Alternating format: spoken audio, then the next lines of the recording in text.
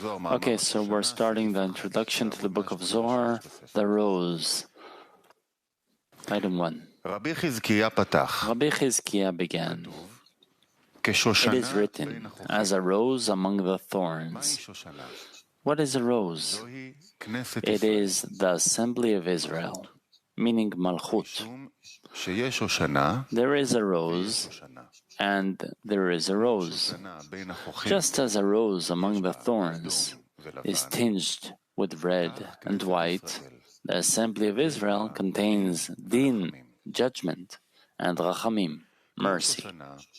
Just as a rose has 13 petals, the assembly of Israel consists of 13 qualities of rachamim surrounding it on all sides. In the verse, in the beginning God created, God too elicited 13 words to surround the assembly of Israel and to keep her, the heaven and the earth, and the earth was empty and chaotic, and the darkness over the face of the abyss and the spirit, up to the words of God hovered. Explanation.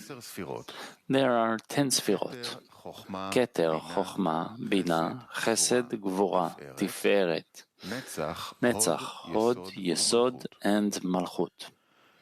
However, essentially, they are only 5: Keter, Chochma, Bina, Tiferet, and Malchut.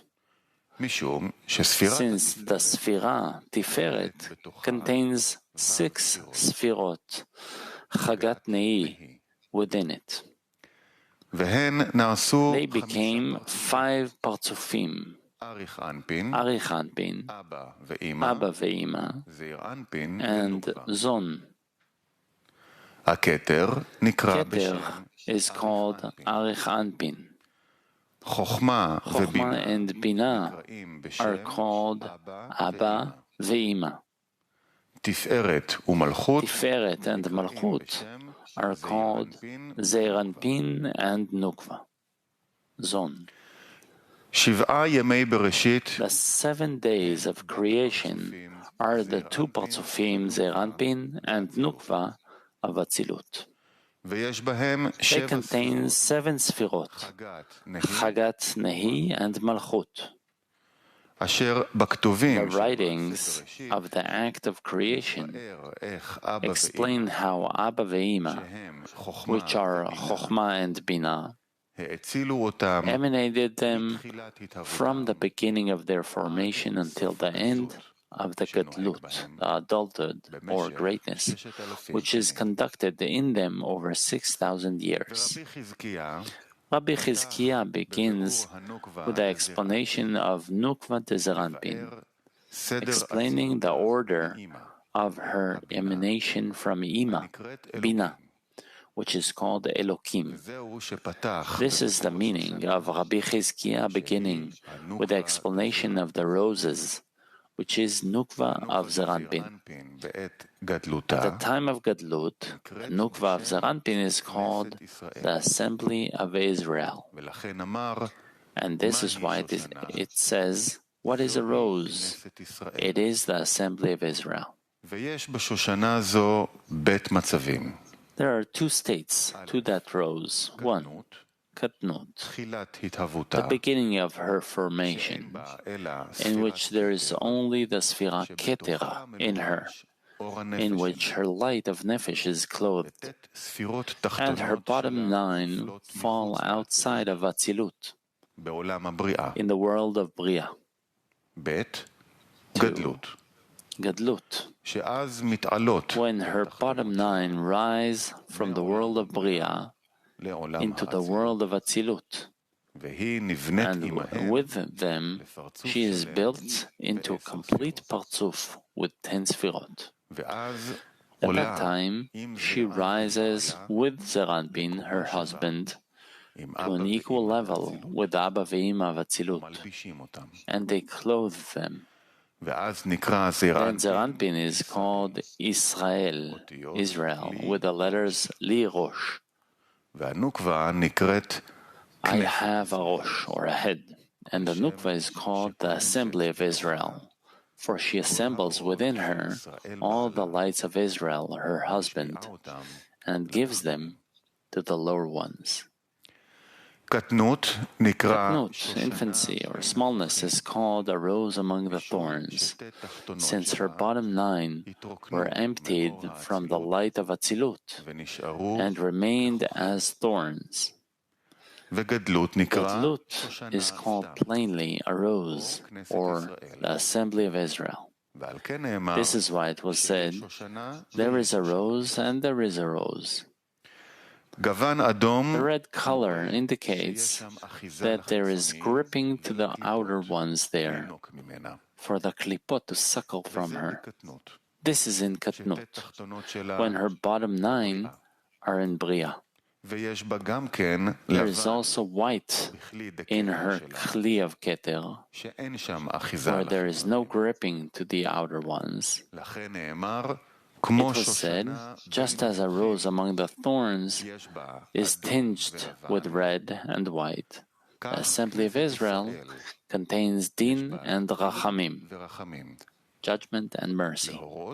This indicates that even in her gadlut, called the assembly of Israel, although at that time she rises and clothes the binah, din still remains in her, because she needs the masach, the screen, that is set up in her for the zivug daka, for the coupling while striking, which strikes the upper light and reflects it back because of the din in the masach, the judgment in the screen. 10 ספירות דאור חוזר, הנקרא אור של דין. By that, it raises 10 sfirot of Or Chozer, reflected light, which is called the light of Din, and within them it draws 10 sfirot of Or Yashar, direct light, called light of Rachamim. Hence, there are Din and Rachamim in the assembly of Israel as well, corresponding to the red and the white that rose among the thorns has.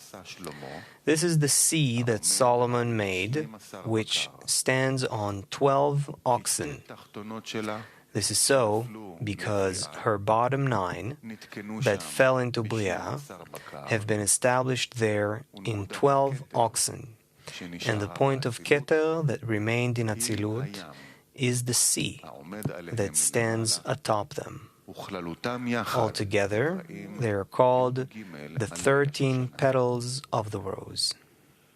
The mochin of gadlut of Nukva that contain illumination of Chokhmah extend from the 13 names, called the 13 qualities of Rachamim. This is why it was said, the assembly of Israel consists of 13 qualities of Rachamim as well. The main thing that Rabbi Chizkiah comes to teach us in this comparison between the rose among the thorns and the assembly of Israel is that everything that the Nukva has in her state of Gadlut must correspondingly have a preparation and qualification in the beginning of her formation, in the state of Katnut. This is why it was said that opposite the white and red in Katnut, Din and Rachamim come out in her in Gadlut. And opposite the 13 petals of in Katnut, 13 qualities of Rachamim appear in her in Gadlut. Elokim in the Bible, in the beginning God created, is the Binah that emanates to the Nukva of Zeranpin. He elicited 13 words, the heaven and the earth and the earth was empty and chaotic, and the darkness over the face of the abyss and the spirit, up to the second Elohim, God. These 13 words imply to the same 13 petals of the rose among the thorns, the sea that stands over the 12 oxen, which are preparation and qualification for the assembly of Israel to receive the 13 qualities of Rachamim. It is written to surround the assembly of Israel and to keep her. This is because the 13 qualities of Rachamim, the complete mochin of Nukva, are regarded as surrounding and illuminating her on all sides from all around. Through them, she's kept from contact with the outer ones, because as long as the great mochin in illumination of Chokhmah from the 13 qualities are not in her, there is suction for the outer ones in her. Item 2. Afterwards, the name Elohim is mentioned another time. Of God hovers, to elicit 5 hard leaves that surround the rose. These 5 leaves are called salvations, and they are 5 gates. This is why it is written, I shall lift up the cup of salvation, it is a cup of blessing. A cup of blessing must be over 5 fingers and not more, like the rose that sits on 5 hard leaves that correspond to the 5 fingers. And this rose is a cup of blessing. There are 5 words from the second name Elohim to the third name Elohim. Hovered over the face of the waters and said, corresponding to the 5 leaves. Henceforth, when it is said, God, let there be light, it is the light that was created and concealed and was included in that covenant, which entered the rose and produced a seed in her. This is called a fruit-bearing tree, in which they sowed. And that seed is found in the very token of the covenant. Explanation. 5 hard leaves are the 5 gvurot of Nukva, which are 10 sfirot of Or Chozer, that the Nukva raises through the zivug of Haka'ah with the upper light, called a light of Din. This is so because the 10 sfirot of direct light are called 5 chasadim, Chagat Na, and clothe the 5 gvurot, Chagat Na, of Or Chozer, reflected light. Those 5 hard leaves are the power of Din in the Masach that detains the upper light from clothing from the Masach down. This is why now it is only called 5 hard leaves, since she is still unfit for zivug on them. At the time of Gadlut, when a Masach comes in zivug with the upper light, they are called 5 gvurot. These 5 hard leaves are 5 words that there are from the second Elohim to the third Elohim, hovered over the face of the waters and said. And why was it mentioned another time? It means that there's a new action here. And he says, in order to bring these 5 hard leaves out of the Nukva, which are preparation for a zivug during the Gadlut. 10 sfirot of Or Chozer are called 5 Gvuot Chagat Na.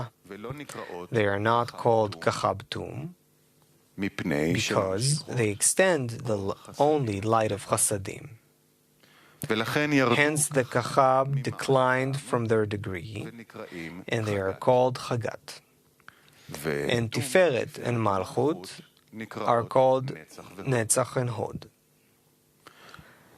In Gadlut, when the 5 hard leaves become 5 Gvurot, they are considered 5 gates, open to receive the 5 Chasadim of Or Yashar, and they are called salvations.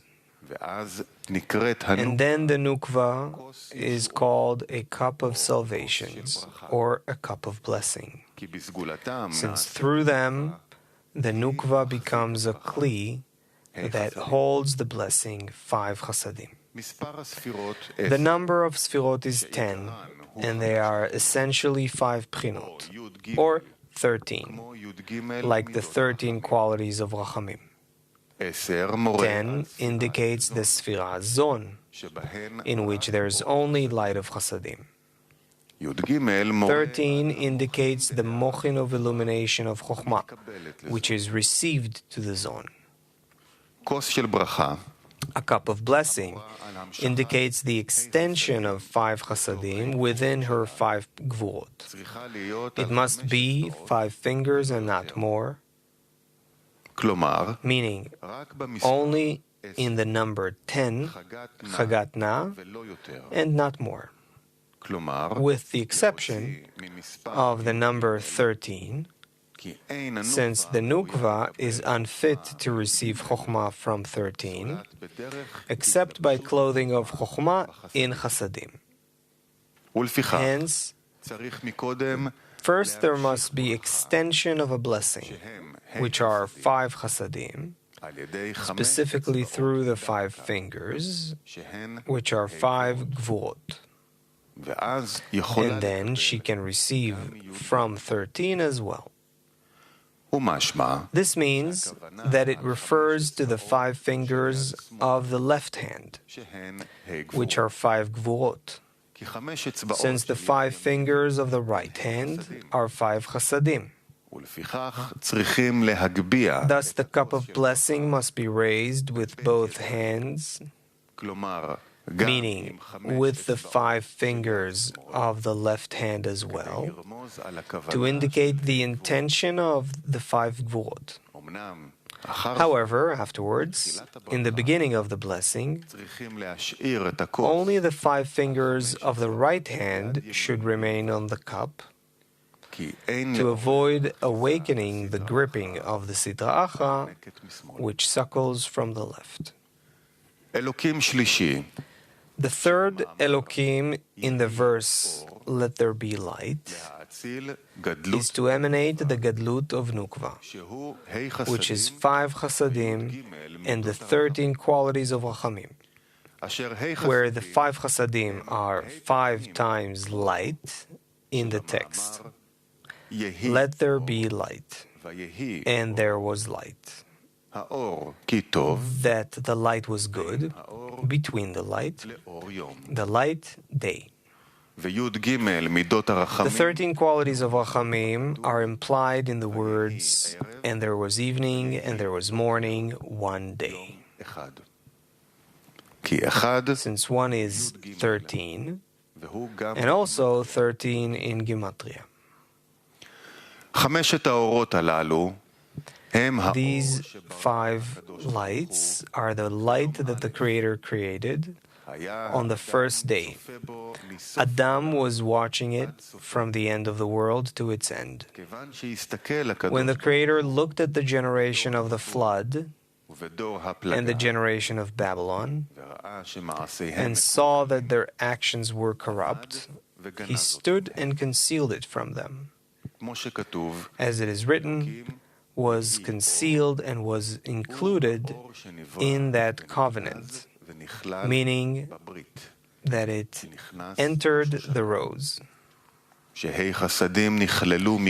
means that those 5 chasadim were first incorporated in Yesod of Zeranpin and did not come directly from Binah, from Elokim, to the Nukva. And the covenant, Yesod of Zeranpin, which entered the rows and gave them to her.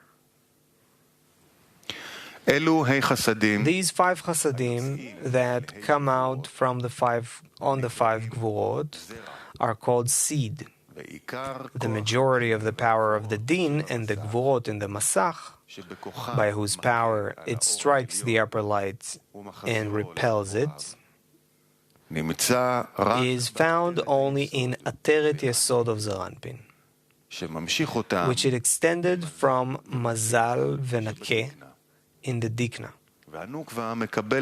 while the Nukva receives only illumination and a branch from it.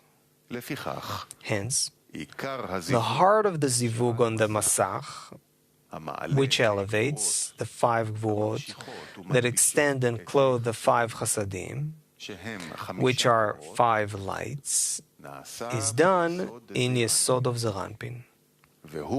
And he is the one who gives them to the Nukva. That seed, which are 5 chasadim and 5 gvurot, is present in the very token of the covenant, since in the sign of the covenant, which is Ateret Yesod of Zeranpin, there is the actuality of the gvurot that extend 5 chasadim, which is called seed. However, the Yesod of the Nukva receives only in the form of his gvurot. Hence, the Yesod of the Nukva is called only by the name of the form of the covenant. Number 3, Article of the Rose. As the form of the covenant was sown in 42 zivugim, couplings from the seed, the engraved and explicit name was sown in the 42 letters of the act of creation. Explanation. The name 42 letters is simple Havaya, Havaya with filling, Havaya with filling of filling, in which there are 42 letters. That seed in the token of the covenant, which are 5 chasadim and 5 gvurot, extends from the name 42. This is why it was said that as the form of the covenant, Yesod the Nukva, was sown in 42 zivugim, from the seed of the token of the covenant, the engraved and explicit name was sown in 42 letters of the act of creation. This is so because there are 2 phases in Nukva. 1, the construction of her Partzuf, which was built through the Binah, and 2, her mating with Zeranpin, called the Zivug. And as the form of the covenant, Yesod of Nukva, was sown in 42 zivugim from that seed of the token of the covenant, where the difference is in the zivug. So you deduce in the order of the emanation of the construction of the nukva, called the act of creation, through the Binah, who was in the name 42 as well. Also, there are 2 states in the construction of the nukva, katnut and gadlut. The katnut is called engraving, meaning engraving into a receptacle of the lights of the time of gadlut. This is because all that is received by the nukva at the time of gadlut requires preparation and qualification for them from the days of katnut. The Gadlut is called the explicit name because all that is concealed during the Katnut is explained and becomes known during the Gadlut. This is why it was said the engraved and explicit name Nukva is called a name. Engraved means her Katnut, explicit is her Gadlut, and they too were sewn and built in the 42 letters, like the 42 zivugim in the zivug of the token of the covenant. Also, the 42 letters of the act of creation are the 42 letters presented from Bereshit through the Bet of Bohu.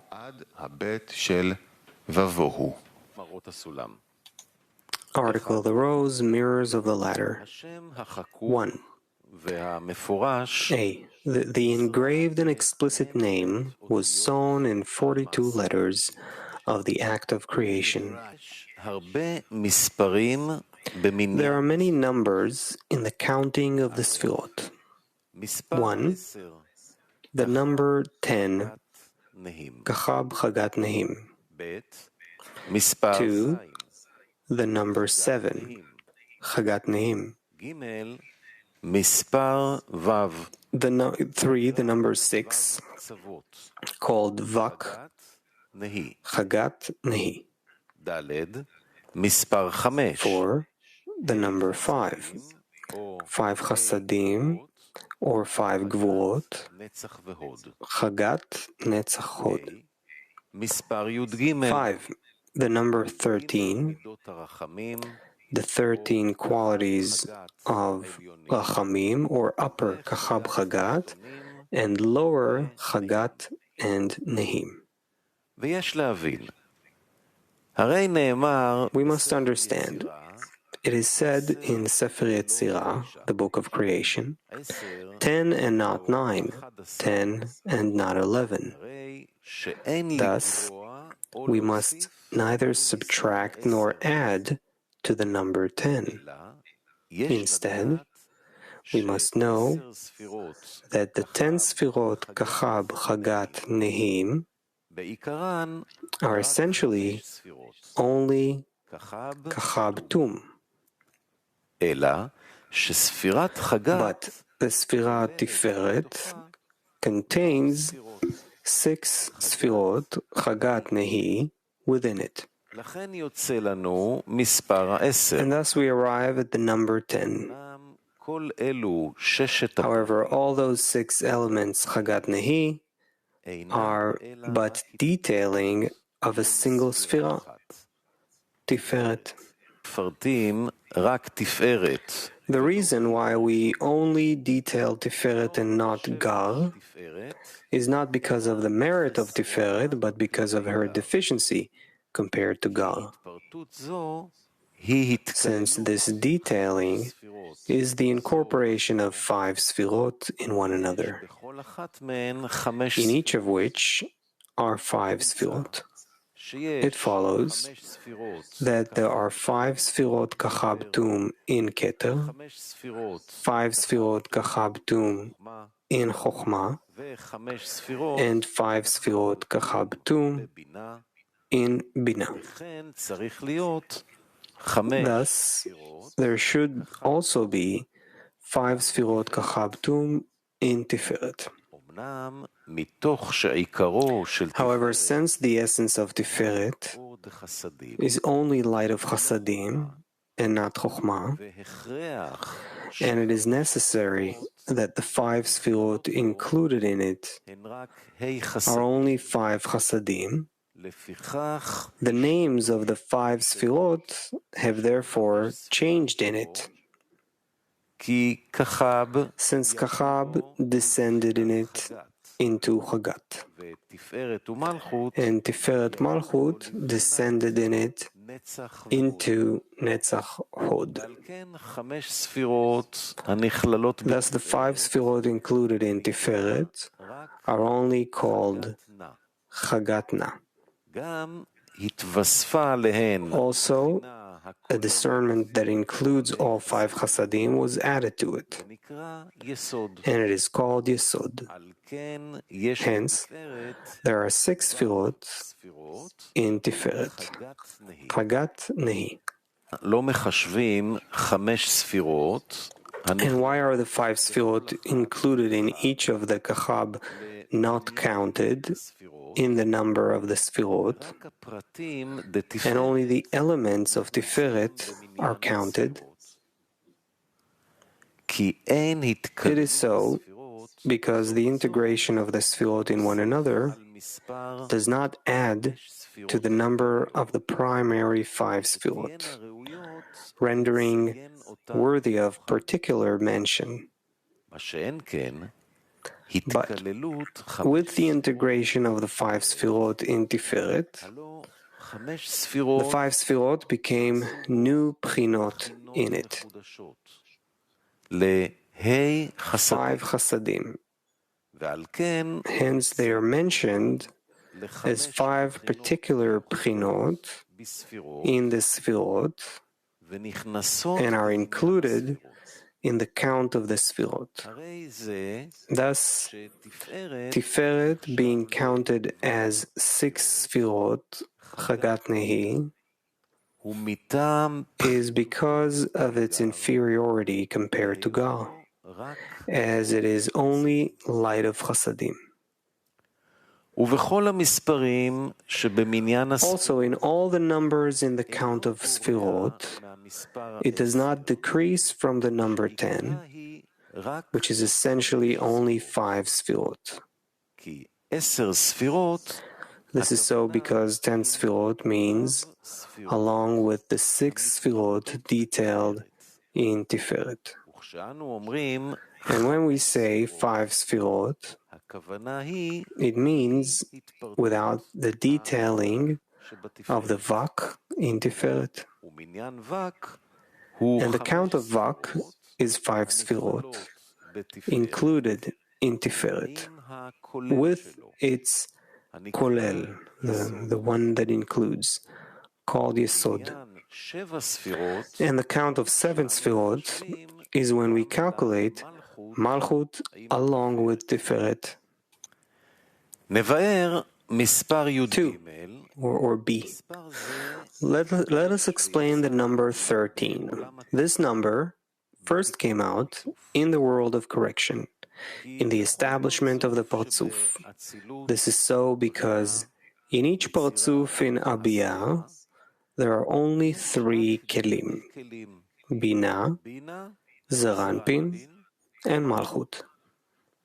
And the kelim Keter and Chokhmah are missing, and the lights of Keter and Chokhmah clothed within the Kli of Bina. However, in particular, each Sphira contains these 3 kelim. Even in Keter Chokhmah, having 3 kelim, Bina and Zon in Keter, Bina and Zon in Chokhmah, and Bina and Zon in Bina.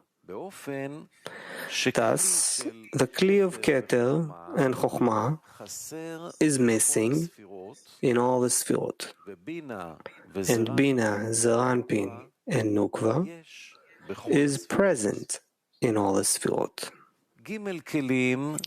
The 3 kelim, Bina, Zeranpin, and Malchut, divide into 10 Sfirot,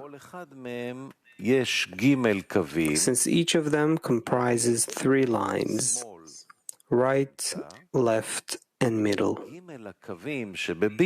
The 3 lines in Bina became Chabad. The 3 lines in Zeranpin became Chagat. The 3 lines in Malchut became Nehi. And with the Malchut that contains them, they are 10 Sfirot. Thus, each Partzuf has 10 Sfirot Chabad, Chagat, Nehi. Also, it is known that Rosh of Arichanpin of Atzilut has only two Sfirot, Keter Chochma, which are called Keter and Chochma Stima, whose Bina went out of Rosh of Arichanpin and became a Guf, Vak, lacking the Mochin of Rosh. This is the meaning of Abba taking Ima outside. For this reason, Bina divided into Gar and Zat. This is so because the flaw of lack of Mochin of Rosh does not blemish the Gar of Bina at all, since she is only light of Chasadim in her essence, in the 10 Sfirot of direct light. And there's no difference in that light when it is in the Rosh or in the Guf, for it always illuminates equally. Hence, the exit of Bina outside the Rosh does not diminish her from Gar and from Mochin of Rosh. Thus, Gar of Bina were separated to be on their own and became the Partzufim of Upper Abba Ve'ima, which are considered Gar, although they stand from Peh of Arichanpin and below. But Zat of Bina, which are essentially Bina, but from the incorporation of Zon in Bina, need illumination of Chochmah as well, to impart to Zon. For this reason, they suffer from this flaw of Bina's exit from Rosh Arichanpin, since by that they became devoid of Chochmah. Thus they are regarded as Vak and Guf, lacking the Mochin of Rosh. And because of that flaw, they were separated from Gar of Bina and became a separate Partzuf called Yeshsut, Israel, Saba, Utvuna. It follows that the exit of Bina from the Rosh of Arichanpin created two distinct Pchinot in her, Gar and Zat. As a result, 3 Sfirot were added to the Partzuf, because now the 3 lines in Gar of Bina were considered Chabad. The 3 lines in Zat of Bina were considered Upper Chagat. The 3 lines in Zeranpin were considered Lower Chagat. And the 3 lines in Malchut as Nehi. And along with the Malchut that includes them, they are 13 Sfirot. Thus, the exit of Bina from the Rosh causes the number 13 Sfirot in the Partzuf, since double Chagat were made in the Partzuf. However, this is not permanent, since by raising Man from the lower ones, illumination from Absag Avak is extended. And this illumination brings the Bina back to Rosh of Arichanpin. And then the Zat of Bina can receive Chokhmah from Arechanpin and impart upon the sons, to Zon. It is considered that the exit of Bina from Rosh of Arechanpin in the beginning was essentially only in order to impart illumination of Chokhmah to Zon. Were it not for the exit, it would have been impossible to extend illumination of Chokhmah to Zon.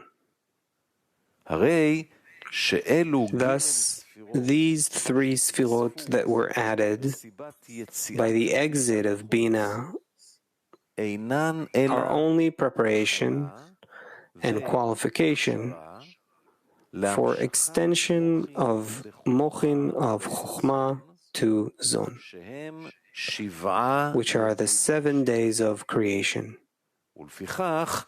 Thus, in every place, the number 13 is regarded as extension of Chokhmah to Zon. This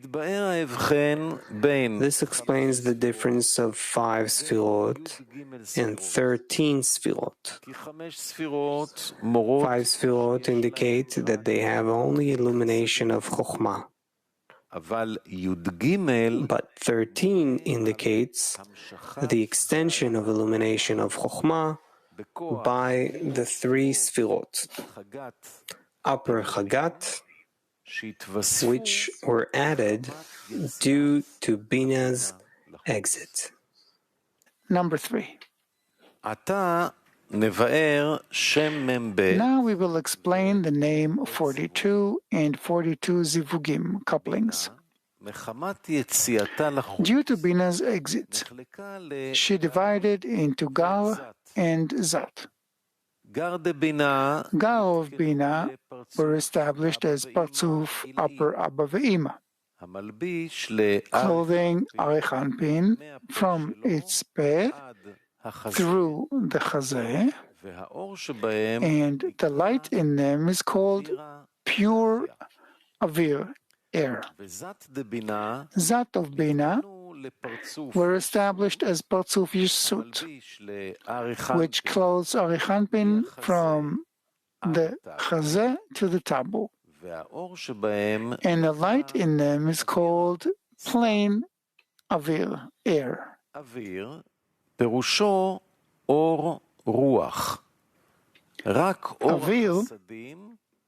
air, means light of Ruach, meaning only light of Chasadim without Chokhmah. For this reason, Bina is considered to have departed the Rosh of Arechanpin into being Avir, since due to the exit outside of Rosh of Arechanpin, which is Chokhmah, there is only light of Chasadim in her, without Chokhmah, which is called Avir.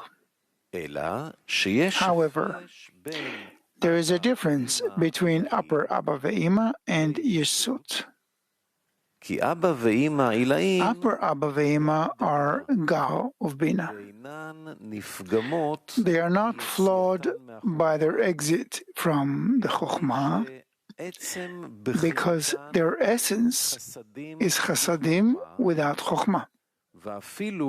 Thus, even while the lower ones raise Man and Bina returns to Rosh of Arechanpin, even then Upper Abba Ve'ima do not receive Chokhmah, but only Yeshut,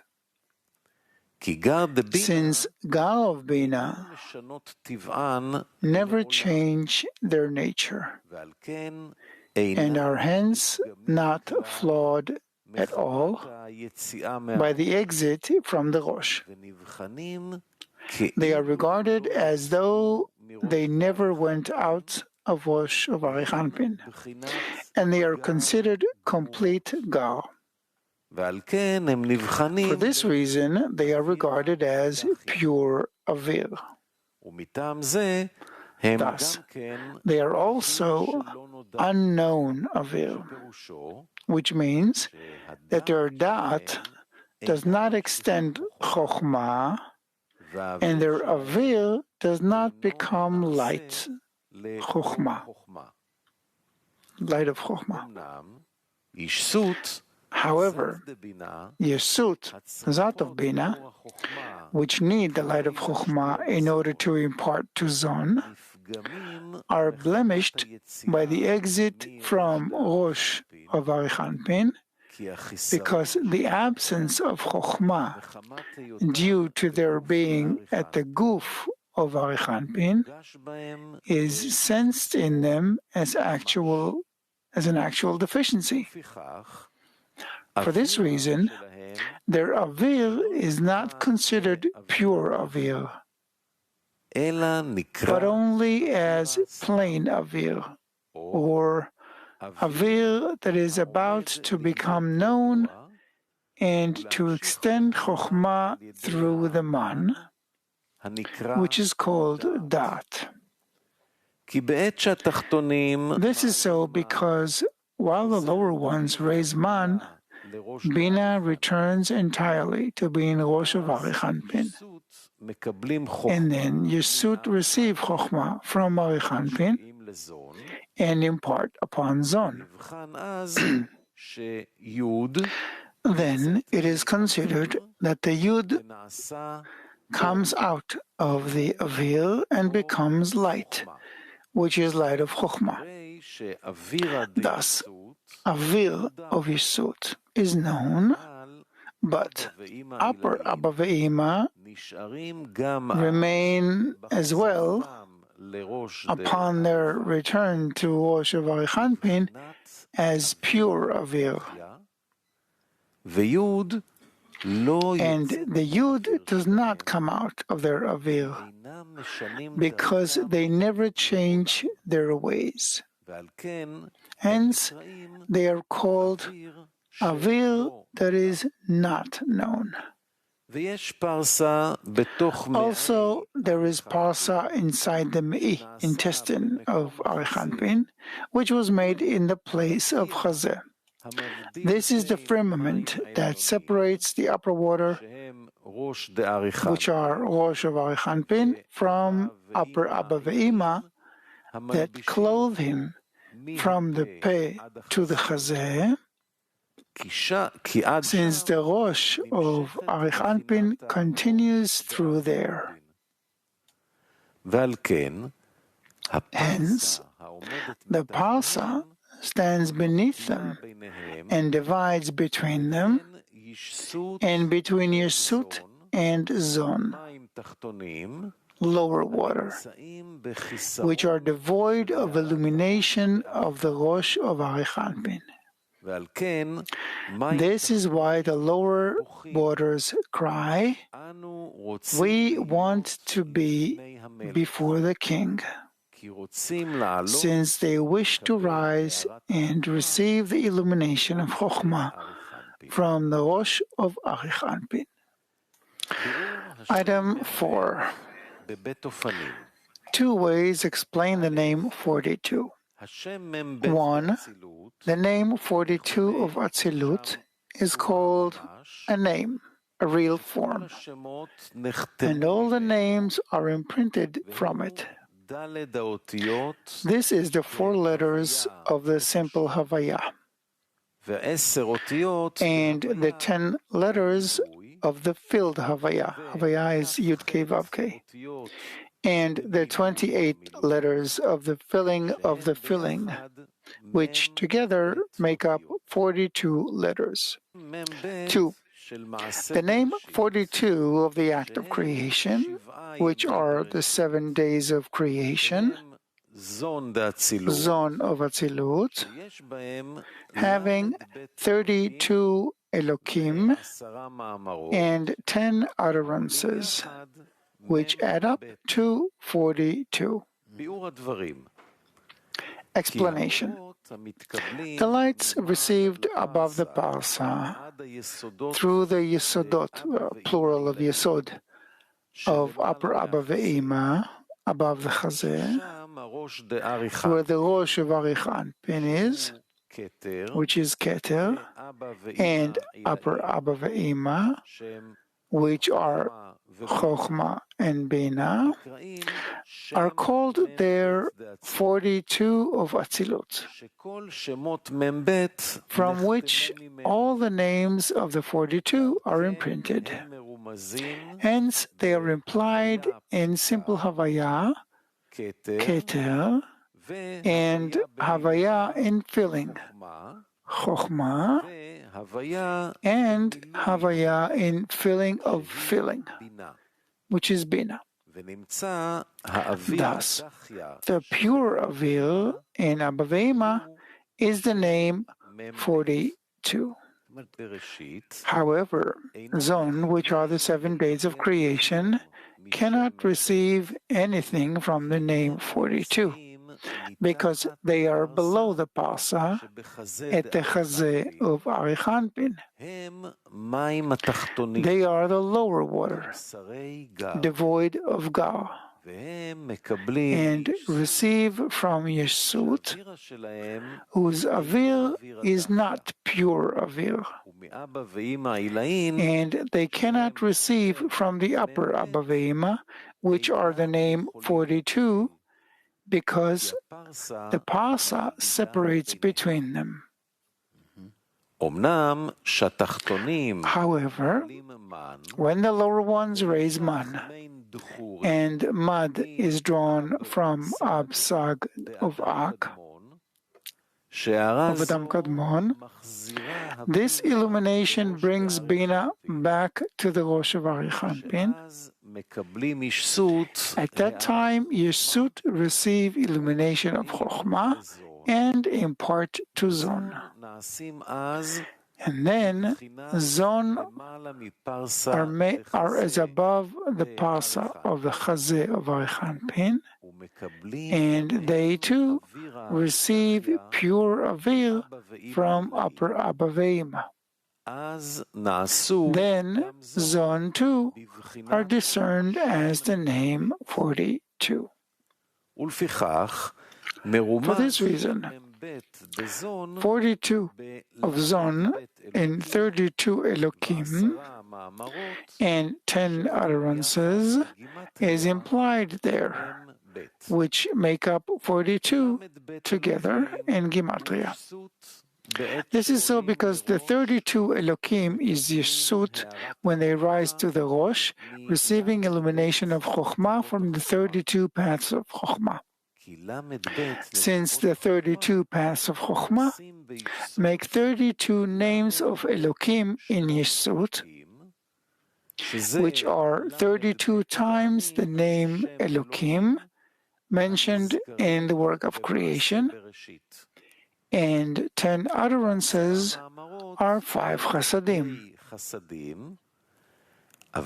However, when Zon received the illumination of Chokhmah from the 32 Elokim, the 5 chasadim that they receive, which come from upper Abba Ve'ema, are the pure Avir, which is the name 42, considered upper water.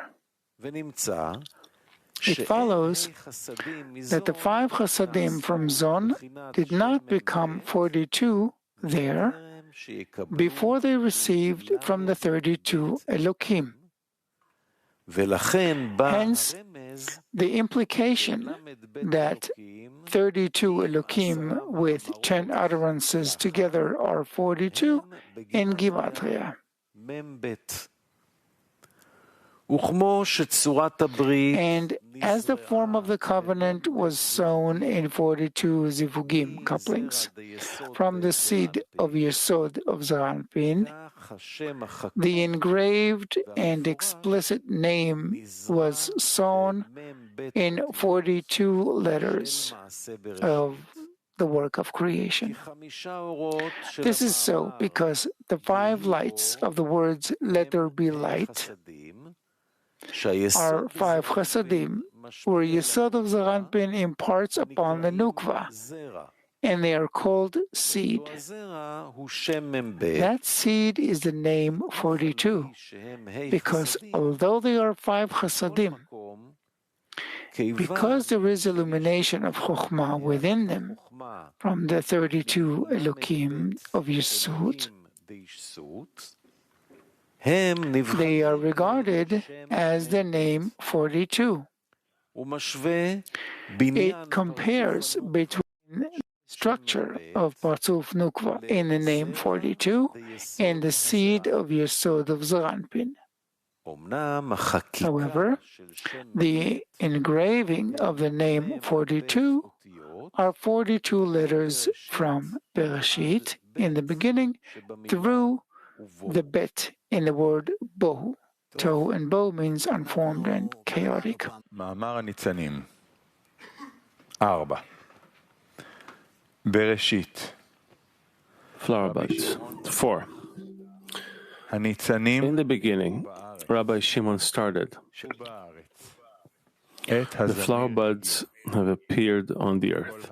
The time for pruning has arrived, and the voice of the turtle dove is heard in our land. The flower buds are the act of creation, have appeared on the earth on the third day. As it is written, and the earth shall spring forth grass. The time for pruning has arrived is the fourth day, in which there was the pruning of the tyrants. This is why it is written about it, let there be lights without a vav, which is a curse. And the voice of the turtle dove is the fifth day, of which it is written, let the waters swarm to produce offspring. Is heard is the sixth day, of which it is written, let us make men, who is destined to put doing before hearing. In our land is the Sabbath, which is like the land of life in the next world. Explanation. The flower buds are the 6 days of the act of creation, Vak, Chagat Nei of Zeranpin, from which the 10 Sfirot of Parzuf Nukva de Zeranpin are built. This is so because the Nukva has nothing of her own, and her whole construction is from what Zeranpin gives her. He interprets how the Nukva is built from the Vak of Zeranpin. He says, appeared on the earth on the third day, since the Nukva is called earth. The flower buds, Sfirot de Zeranpin, were received and appeared in the Nukva, who is called earth, on the third day of the act of creation. This was on the third day, Tiferet, since first she was emanated in the 2 great lights, and then she was equal to Tiferet of Zeranpin. It follows that she was emanated on the third day, equally with Tiferet of Zeranpin, who is called the third day of the act of creation.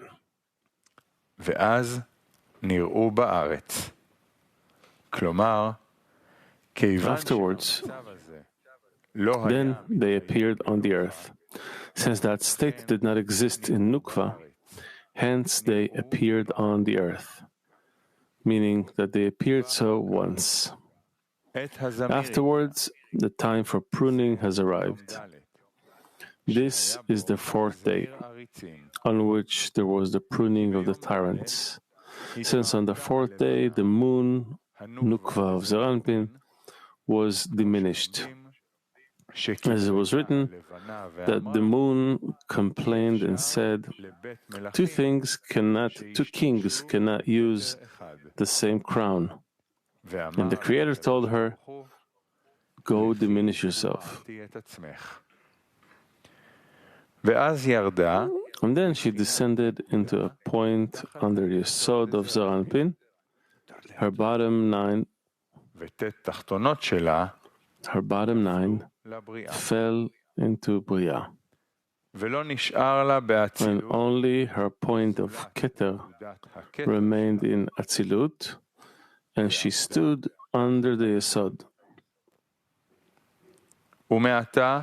And henceforth she is built by Netzach Hod of Zer Anpin. This is called pruning of the tyrants, since the diminution became a preparation and a receptacle for receiving mochin of Chaya. And these mochin cut off all the klipot that cling to the nukva. And pruning means cutting off. And the tyrants are the external ones, and the klipot that surround the rows. The voice of the turtle dove is the 6th day. The 5th day. The turtle dove is Netzach of Zer Anpin. The voice of the turtle dove is Hod of Zer Anpin, who receives from Hod that is included in Netzach of Zer Anpin. For this reason, this reception is called the voice of the turtle dove. Is heard is the 6th day. The voice of the turtle dove is received in the nukva only through the 6th day, Yesod of Zer Anpin, which includes Netzach Hod, and imparts them upon the nukva. It is heard to the nukva only on the 6th day. The rule is that the nukva receives only from the middle line of Zer Anpin, which is Dat Tiferet Yesod, or from Dat, or from Tiferet, or from Yesod. It was said, "Let us make man," was destined to put doing before hearing. Hearing is Bina, since seeing and hearing are Chub. Doing is Malchut. In doing, or Asiya, is Malchut. In Tzimtzum Bet, the bottom hay rose to Nikve Naim, to associate her with the quality of mercy, Upper Bina. Yet Abba moved Ima outside, and Abba himself was established as male and female. This is so because Anaim is Abba, and through the ascent of the bottom hay to him, the zivug of Rosh was established in the bottom hay, who is called Nikve Enaim. And Ima, Bina, went because of that from Rosh to Guf. Thus,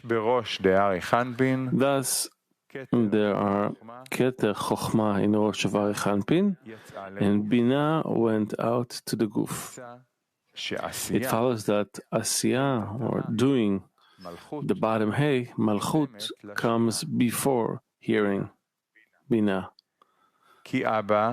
Since Abba was established in the Nukva, who is called I, and the Nukva became like Abba, the second Sfira after Keter. From the ascent of Malchut to Nikve Enaim, she was mitigated there and became fit to rise and clothe upper Abba Ve'ima and receive mochin of Chaya, like upper Ima. This is the meaning of the moon being full. Hence, Upon the giving of the Torah, Israel said first, we shall do and we shall hear, putting doing before hearing. And by that they were rewarded with the reception of the Torah. Since Asiyah, or doing, Malchut rose and clothed upper Abba Ve'ima, and the Yovel, the 50th gate, appeared.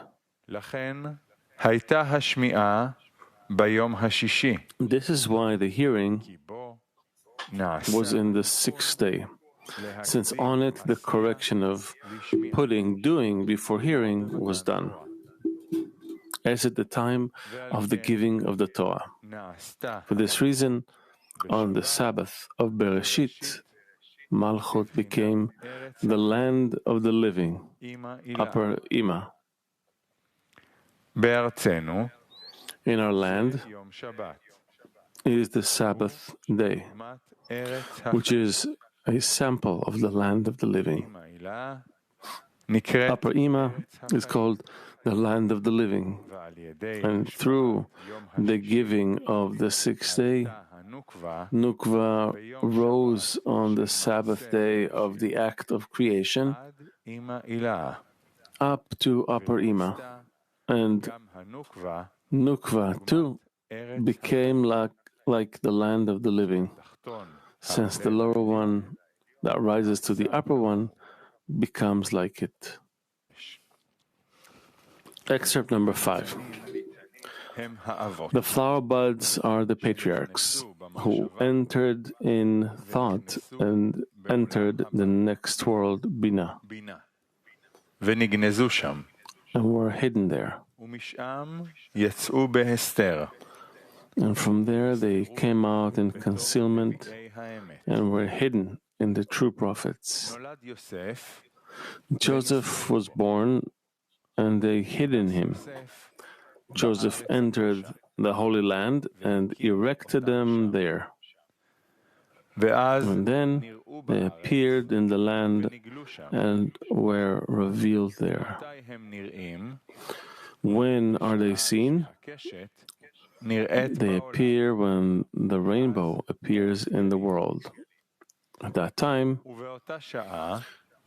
the time of pruning has arrived, the time to cut off the wicked from the world. Why were they saved? It was because the flower buds appeared on the earth. Had they not appeared already, they would not have remained in the world, and the world would not have existed. Explanation.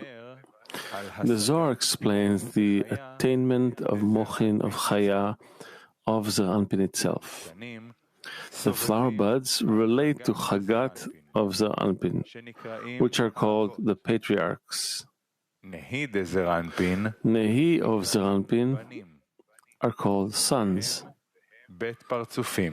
and there are 2 Parzufim, a plural of Parzuf, that divide in the Chazeh of Zeranpin.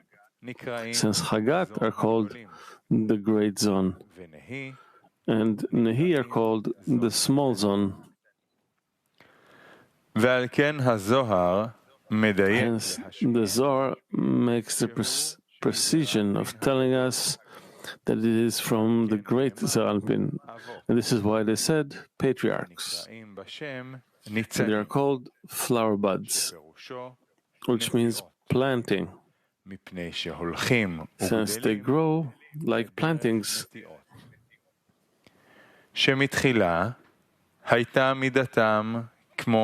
First, their measure was as that of Nehi. Afterwards, in Yenika, they become Chagat. Then, in the first Gadlut, they become Chabad of Neshama. And in the second Gadlut, they become Chabad of Chaya.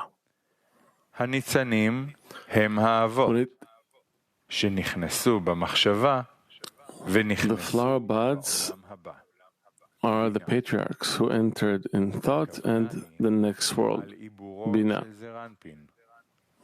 The intention is the construction of Zeranpin, because during his Ibu, he rises to Abba Ve'ima, who are called thought and the next world. Abba is called thought, and Ima is called the next world. And there is the beginning of the construction of Zeranpin in 3 within 3, which means that Chagat are clothed within Nehi. This is why it was said the plantings were as antenna of grasshoppers, uprooting from there and planting elsewhere and rising and raising. The plantings are the patriarchs, Chagat from their root. Through their ascent to Ibu into Chokhmah or Bina, when he plants them elsewhere, they obtain there the mitigated Malchot, which is fit for Mochen at the time of Gadlut. By that, they grew slowly in Ibu, conception, then through Yenika, then through the first Gadlut, and finally through the second Gadlut.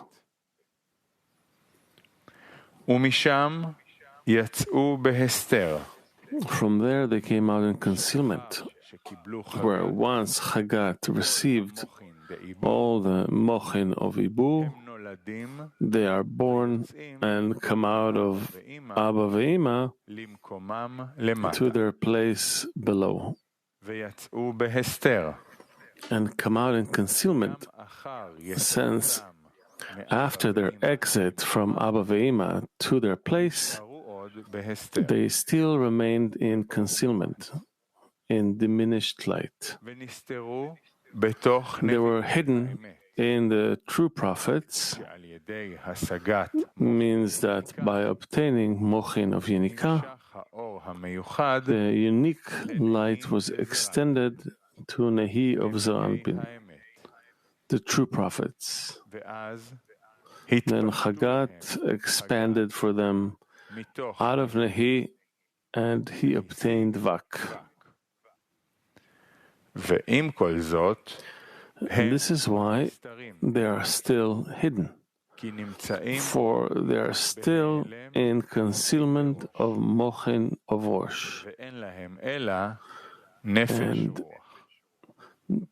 and they only have Nefesh Ruach. This is why it was said that they were hidden in the true prophets. They are Netzach Hod, that they obtained through the Yenika. But they were hidden in them because the light disappeared and is no longer revealed. You should know that there is always an inverse relation between kelim and lights. This is so because in relation to the lights, the light of Chagat, meaning Ruach, is obtained through Yenika. In relation to the kelim of Nehi are obtained in Yenika, and the light of Nefesh that was in Chagat descends in them. Similarly, in Mochin of Gadlut, in relation to the lights, it is considered that light of Chabad is obtained. And in relation to the Kelim, it is considered that they obtained the Kli of Yesod of Gadlut.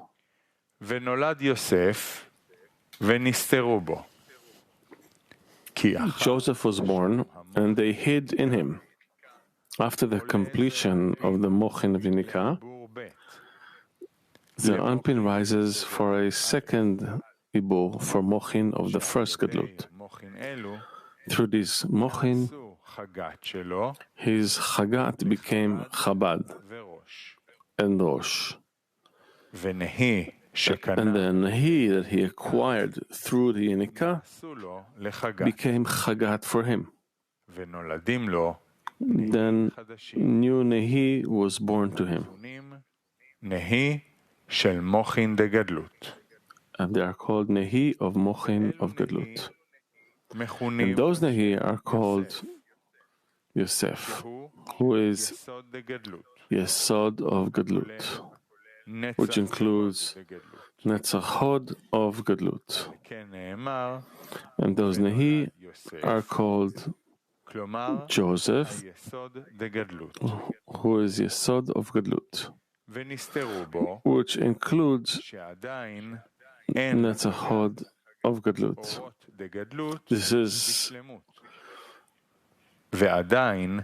This is why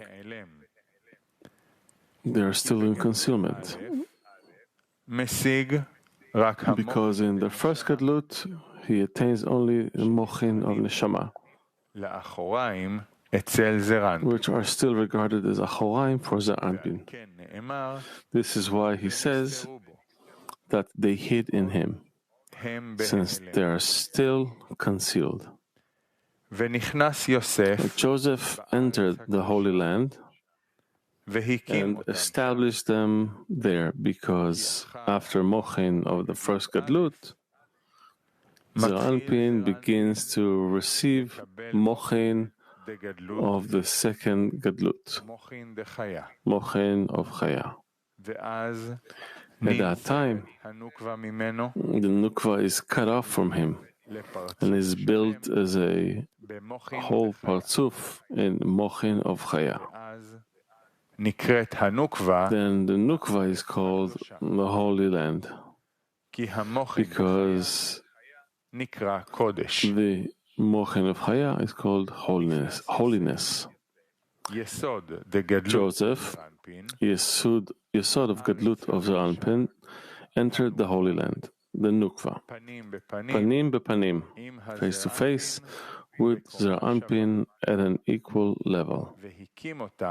And he established them in the Holy Land. Since Mochin of Chaya, the light of Chokhmah, are drawn out only in Zivug of Zon as one. And they remain only with the Nukva, because only by her are they drawn during the Zivug.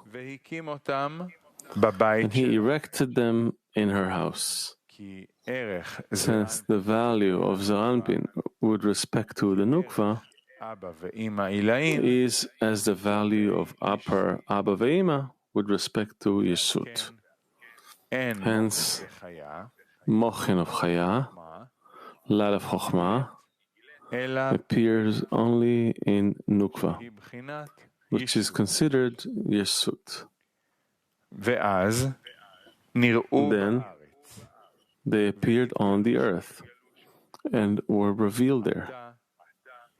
Now they have become sufficiently revealed in the quality of Gadlut. But until now, they were regarded as hidden and concealed. When are they seen? The Zohar has already explained that they appear when Joseph entered the Holy Land, meaning at the time of the Zivug. And the place of disclosure is in the Nukva. Thus, why is he asking again, when are they seen? The thing is that even during the Zivug, there are two discernments.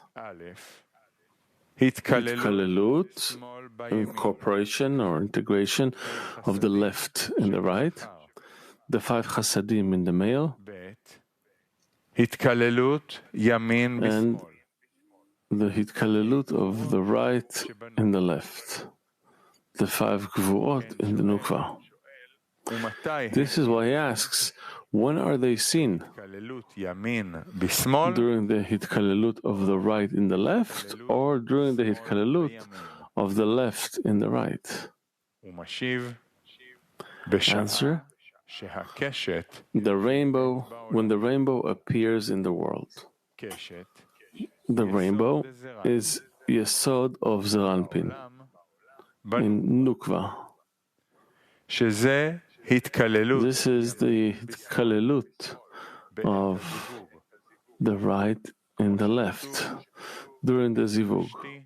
As it's written, I have set my bow in the cloud. Only from that are the upper mochin extended, as then they appear from the hitkalelut of the right in the left. At that time, the time for pruning has arrived, a time to cut off the wicked from the world. When the wicked multiply in the world, and there is much gripping to the klipot and the sitra achra because of them, as was at the time of the generation of the flood, for which the whole universe was wiped out. At that time, the people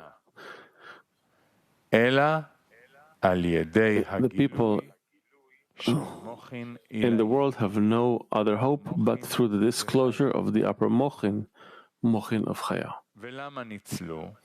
And why were they saved? It is because the flower buds appeared.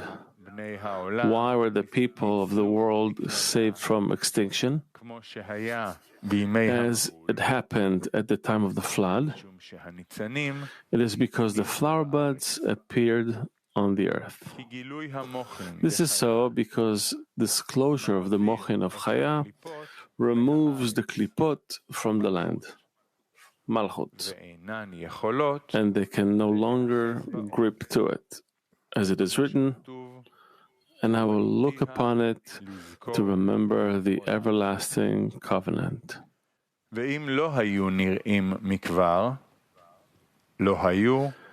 It was said, but if they were not already seen, they will not remain in the world. First, the nukva is built with the 2 great lights, and she has an equal level with Zeranpin. However, she stands at the back of Zeranpin, which is why the moon complained that 2 kings cannot use the same crown.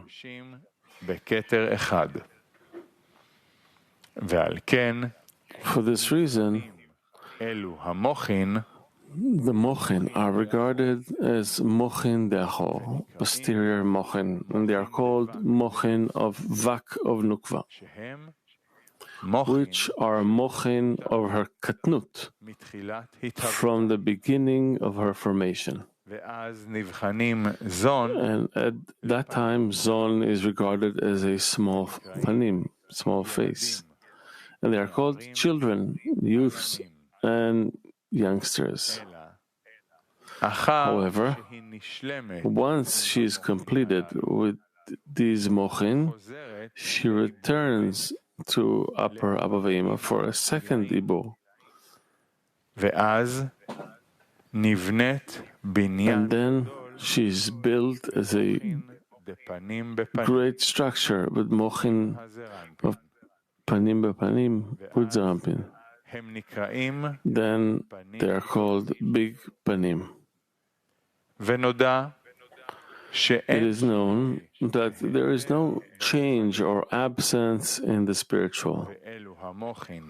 And those mochin of the Acho, small panim, remain in her even at the time of Mochin and Gadlut. Moreover, the reason for the extension of the Mochin of Chaya is primarily in the Kelim of Mochin of Acho, in the small panim.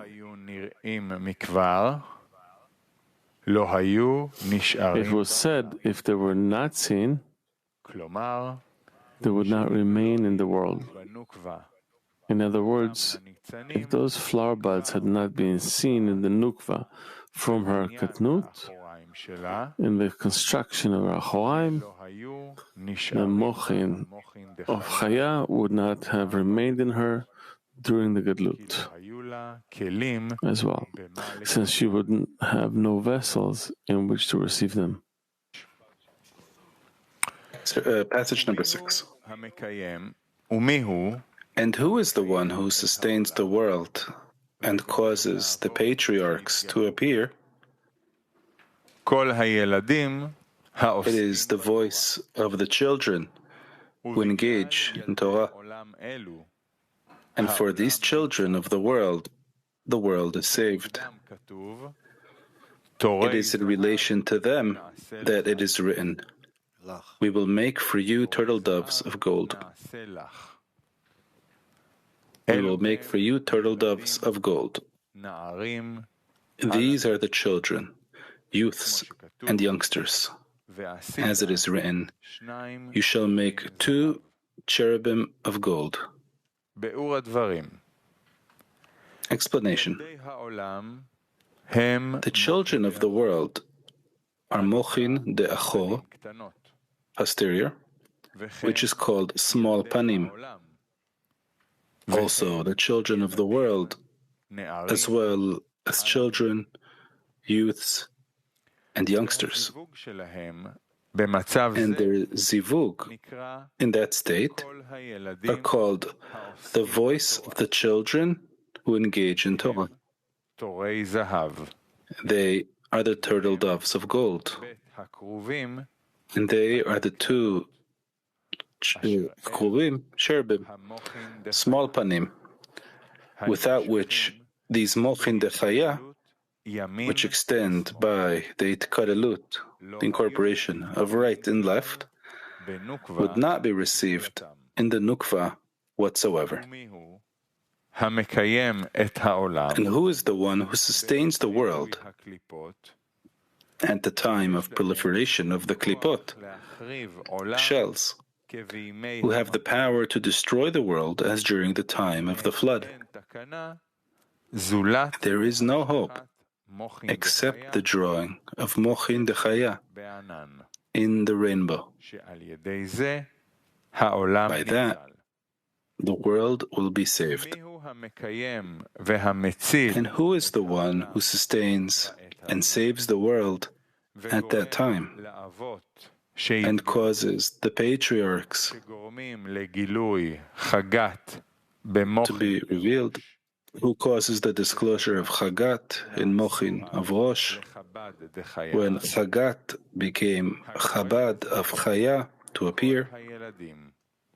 The voice of the children who engage in Torah causes that. The Mochin of Acho, which is the voice of the children and the turtle doves of gold. Introduction of the Zohar. Who created these? 7. Bereshit, Rabbi Lazar started. Lift up your eyes on high and see who created these. Lift up your eyes to which place? To the place to which all look in anticipation. The opening of the eyes. Malchut of Rosh Arichanpin. Then you will know that this hidden Atik, to whom the question, who created these, applies. Who is he? He is the one called Me, Zat of Bina, the one who is called from the edge of the heaven above, and who is in possession of everything. And since the question lies in him, and he is concealed, he is called Me, as in a question. This is so because there are no questions above him, and this edge of the heaven, where questions are found, is called Me. Explanation. Rabbi Elazar explains the meaning of the creation of heaven and earth in the text of Bereshit. Heaven and earth are the whole of the 7 days of creation. They are zon of Atzilut. Hence, why does it write bara, created, which is Bina and not Atzilut? It should have said He'etzil, emanated. The Zohar says, who is the opening of the eyes? Malchut of Rosh Arichanpin of Atzilut is called the opening of the eyes, because the Sfira Chochma of the 10 Sfirot of Rosh is called Enaim. Also, there are only Keter Chochma in Rosh Arichanpin, and hence his Malchut is called the opening of the eyes, since by her opening the Mochin of Chochma pour down from Rosh Arichanpin to all the Partzufim of Atzilut. This is why it was said, to the place to which all look in anticipation, since Mochin of Chochma is called Enaim. And there is no Mochin of Chochma in all the Partzufim of Atzilut, except by opening of the Malchut of Rosh Arichanpin. And there, in the opening of the eyes, in Malchut of Rosh Arichanpin, you will know how Bina created the zon.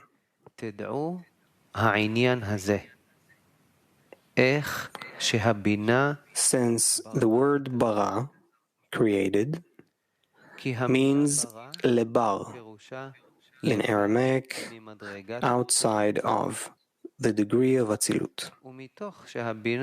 And since Bina herself went outside the degree of Rosh of Arichanpin, and thus became regarded as Bria in relation to Rosh of Arichanpin, she necessarily created the zon as well.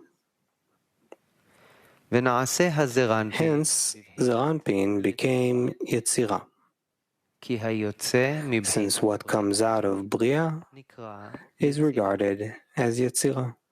And the Nukva became Asiyah, since all that comes out of Yetzirah is called Asiyah. However, they must not be compared to the actual Bia behind Parsa of Atzilut, because these Bina and Zon stand above Parsa in the world of Atzilut. Rather, it refers only to the Rosh of Arichanpin. Hence, there are two kinds of Bia in it. Separated Bia, which parted from Atzilut through the Parsa, which is the ground of the world of Atzilut, standing over them from above. Bia of the world of Atzilut itself, which are its Bina, Zeranpin, and Nukva. They are outside the Rosh of Arechanpin, and they are still Atzilut. But the parsa inside the intestine of the Arechanpin, at the place of his chazeh, stands over them from above. For this reason, they are separated from Rosh of Arechanpin and are considered guf without a Rosh, meaning lacking mochin of Chokhmah, which is called Rosh with respect to the world of Atzilut. This is because usually the world of Atzilut is regarded as Chokhmah of all four worlds, Abiyah. Hence, that which lacks Chokhmah is regarded as Guf without a Rosh. It was said that this hidden Atik, in whom there is a question, created these. In other words, Bina came out of the Rosh of Arechanpin by the Nukva that rose to Chokhmah of Arechanpin, and ended the Rosh of Arechanpin there, and thus parted into being Bria and Guf of Arechanpin, and was therefore divided into two Pchinot, Gar and Zat.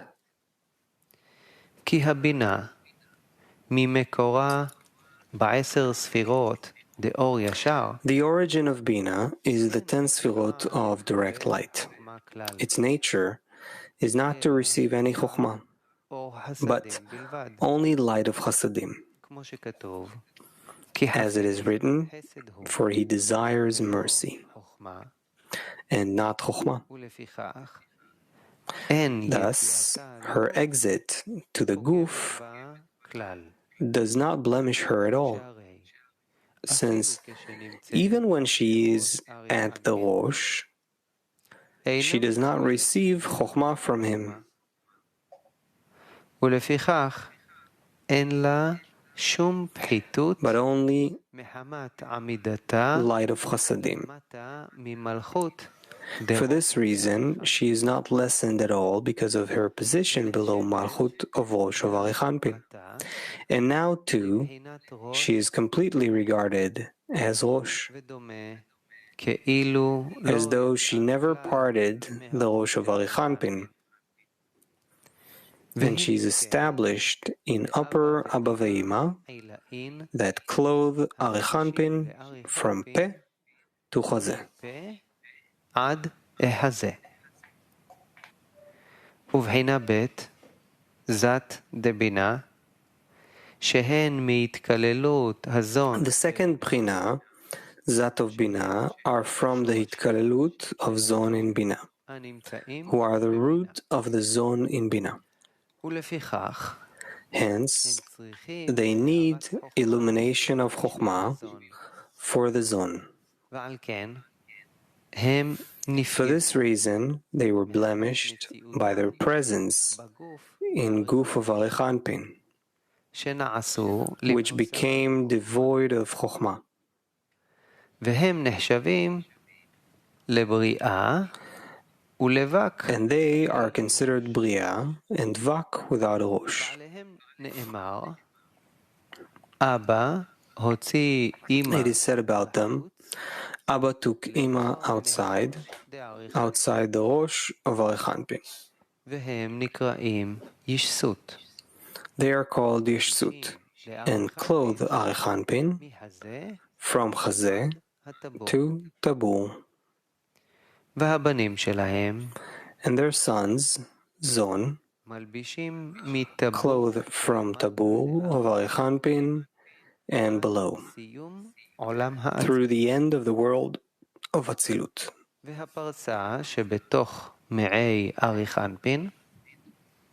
The parsa inside the intestine of Arichanpin stands at his chazeh, because she is the force of Malchut at the Rosh of Arichanpin, which brings Zat of Binah outside the Rosh, disrupting them from receiving Chokhmah.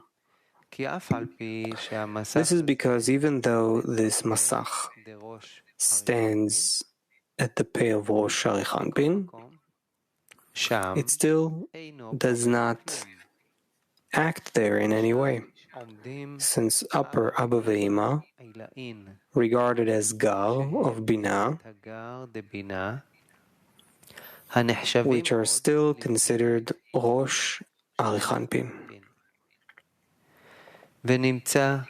are standing there.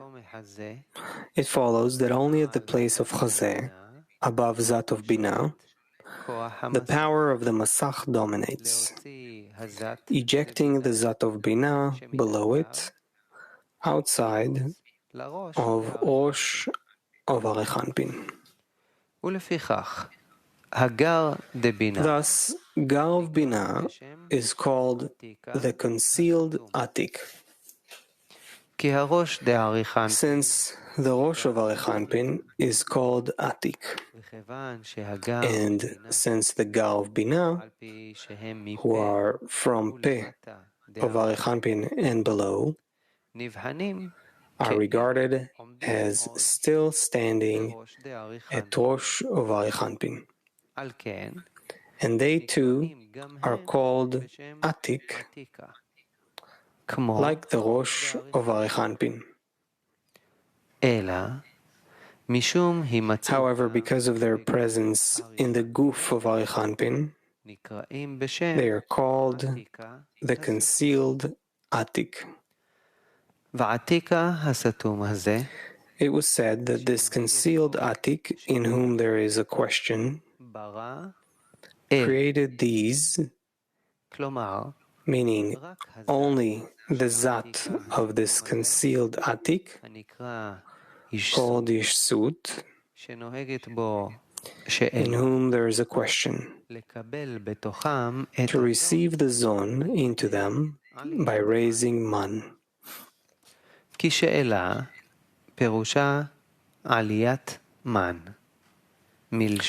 is so because these means ascent of Man, as in asking about the rains. And he says that only this hidden Zat of Atik, called Ishsut, are poised for a question. To receive Man for extension of light of Chokhmah, since they are devoid of Chokhmah. Before that, they are regarded as Bria. Hence the Zon created those who are called these. And they too were created without a Rosh, like him, since the word created indicates a lack of Rosh with respect to Atzilut. And who is me? It is the Zat of Binah, which are poised for a question. They are called me. And the word created relates to them, because they themselves became Bria. Due to the parsa at Chazeh of Arichanpin, which separates them from the illumination of Rosh of Arichanpin.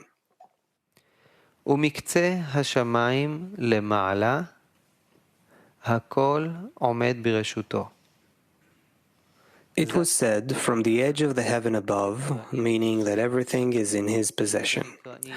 Zat of Binah, which are called Yishsut and are called me, are considered the edge of the heaven above. This is so because heaven is Ranpin, who receives only from Yeshut, who is called me. This is why me is called the edge of the heaven above, that everything is in his possession.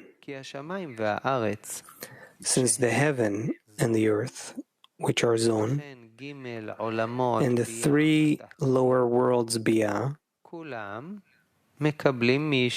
all receive from Yeshut, who is called me. Everything is in his possession. This is so because there are no questions above him.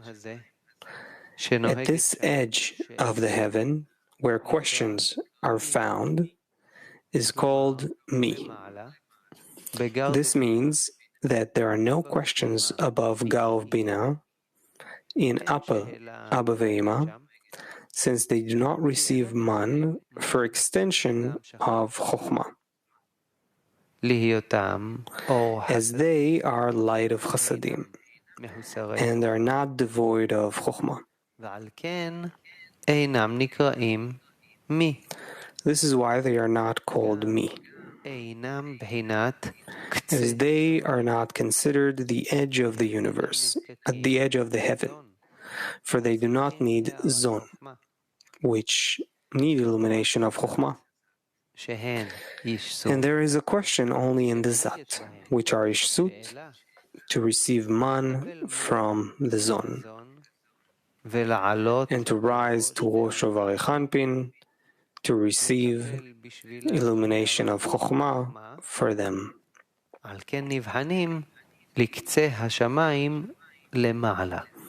Hence they are considered the edge of the heaven above, because Zaranpin, who is called heaven, receives from them. Number 8. And there is another one below, called Ma. What is the connection between one and the other? The first one, called Me, is hidden. There is a question in him. Since men questioned and researched to look and to know from degree to degree through the end of all the degrees, the Malchut, once he has arrived there, he is Ma, which means what in Hebrew? Meaning, what did you know? What did you observe? What did you research? After all, everything is as concealed as before. Explanation. When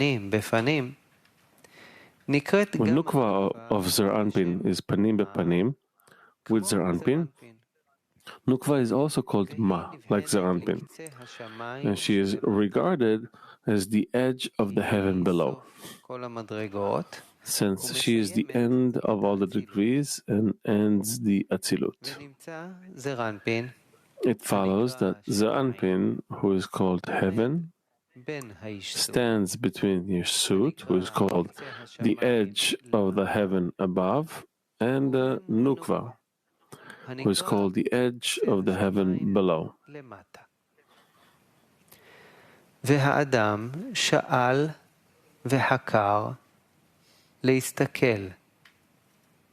It was said, since man asked and researched to observe refers to the zivug of Abba Ve'ima called histaklut, looking of Abba Ve'ima at each other through their ascent to Rosh of Arichanpin. At that time, the Bina returns to receive illumination of Chokhmah for the Zon. This is because while Yeshut, Zat of Bina, do not need illumination of Chokhmah for themselves, since in and of themselves, the Zat of Bina are similar to their Gar, and do not need to receive Chokhmah when Zon rise from Man to Yeshut,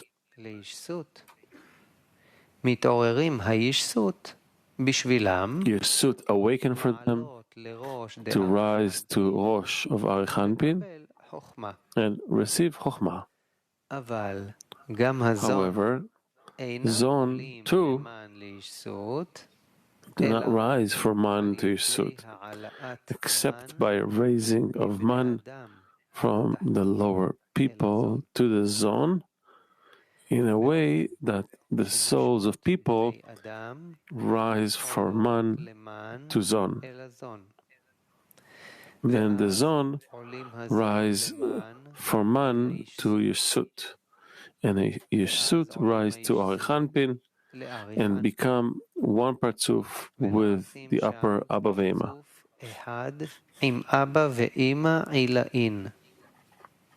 At that time, Abba Ve'ema look at each other and extend Chokhmah for the Zon. And since man asked, meaning that he raised Man and researched, meaning scrutinizing his actions to raise the Zon for Zivug Abba Ve'ema, to look so that Abba Ve'ema would look at each other and extend Chokhmah,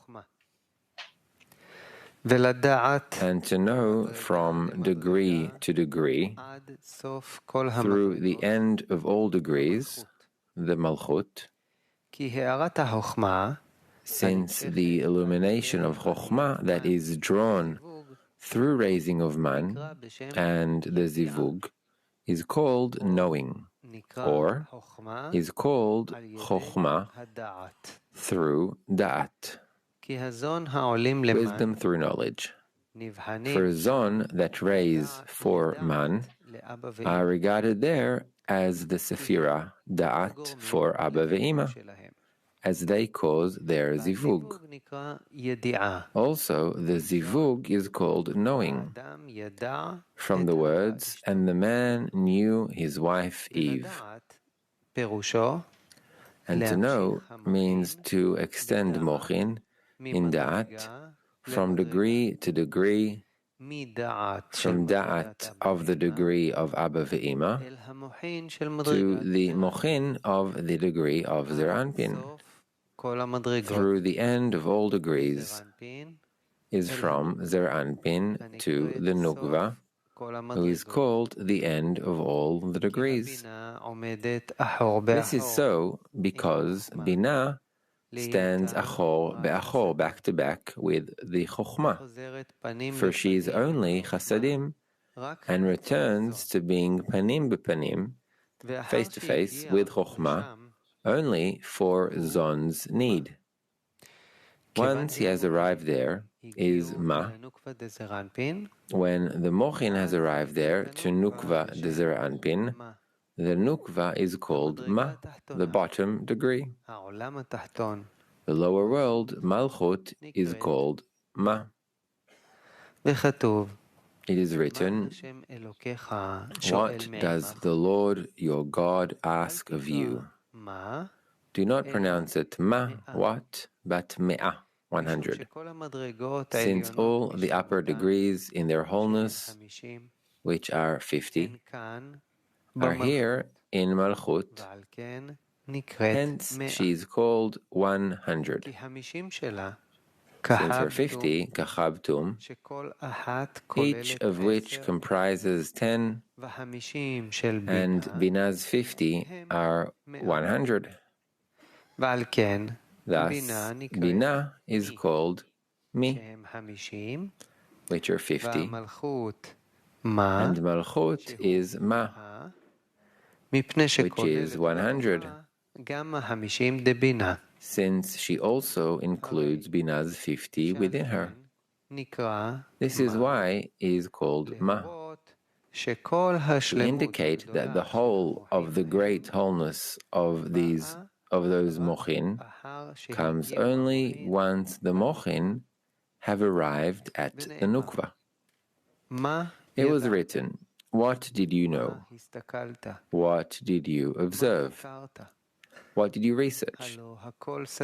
After all, everything is as concealed as before. Malchut is called Ma, because although the upper extension of Chokhmah extends through the upper degrees, B9, Zera, and Pin, she does not appear until she is completed here in Malchut, the place of the end of all the degrees, the end of the extension of everything. She stands revealed in illumination of Chokhmah, and even though she became more revealed than all, she is poised for the questions, what did you see? What did you know? As it is written, since you did not see any image. And even though the upper mochin have already been extended to her through raising man, and she was already completed with them, there is still a question in her, as Yeshut were prior to raising man. This is why it was said, what did you know? What did you observe? What did you research? After all, everything is as concealed as before, since after the raising of man and extension of the mochin, everything is still hidden in the nukva, as prior to the raising of man, which is still poised for questioning, meaning raising man. Thus, how do the lower ones help in raising man, and why were the mochin drawn to her, since they are not revealed at all? Do not pronounce it ma, what, but me'ah, 100. 100 blessings that the nukva gives to the lower ones. Accordingly, how is she still poised for questioning, and everything is hidden as before? There are two mochin de gadlut in the nukva, which are called first gadlut and second gadlut. In the first gadlut, only upper Abba ve'ima rise to Rosh the Arich Anpin and not Yeshut. And even though they became one partzuf, Yeshut still remained in Guf Arich Anpin, but rose to the place of Abba ve'ima as before, clothing from Peh to Chazeh the Arich Anpin. Hence, on the one hand, Yeshut became Rosh Arich Anpin, since they became one partzuf with upper Abba ve'ima that now stand at Rosh the Arich Anpin, and they also rose above Parsa the Chazeh the Arich Anpin, where the Rosh de Arich Anpin illuminates, as it was explained in Abba ve'ima themselves, who stood there prior to raising man.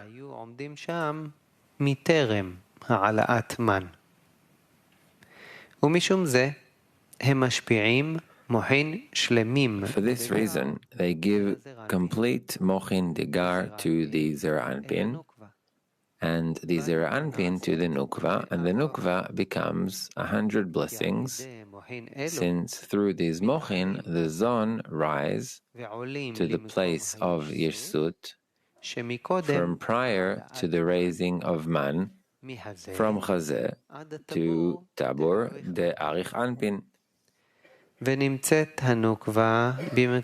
It follows that the Nukva is in the place of Ima, and for this reason the Nukva becomes 100 like Ima, because 100 is in Ima, thousands is in Abba, and the lower one that rises to the upper one becomes like him.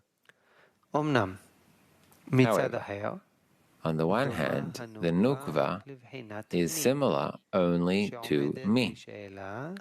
who is poised for a question like Yirsut prior to the raising of man and extending of the mochin due to her clothing of the place of Yirsut de Katnut from Chazeh to Tabur de Arich Anpin.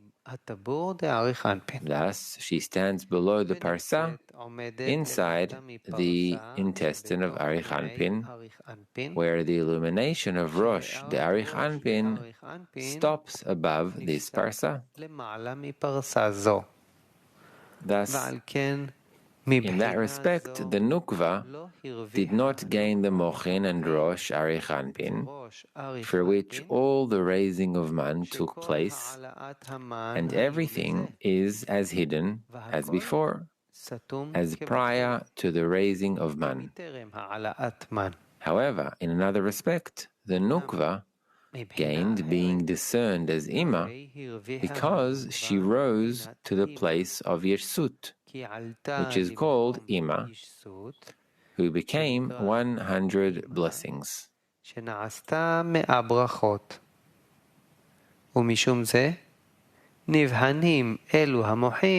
For this reason, these mochin are only regarded as vak de gadlut,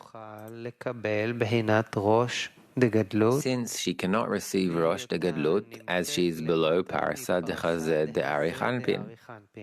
However, her degree is now equal to Yirsut, while it is vak prior to the raising of man, when he stood from chazeh to tabur de arich anpin.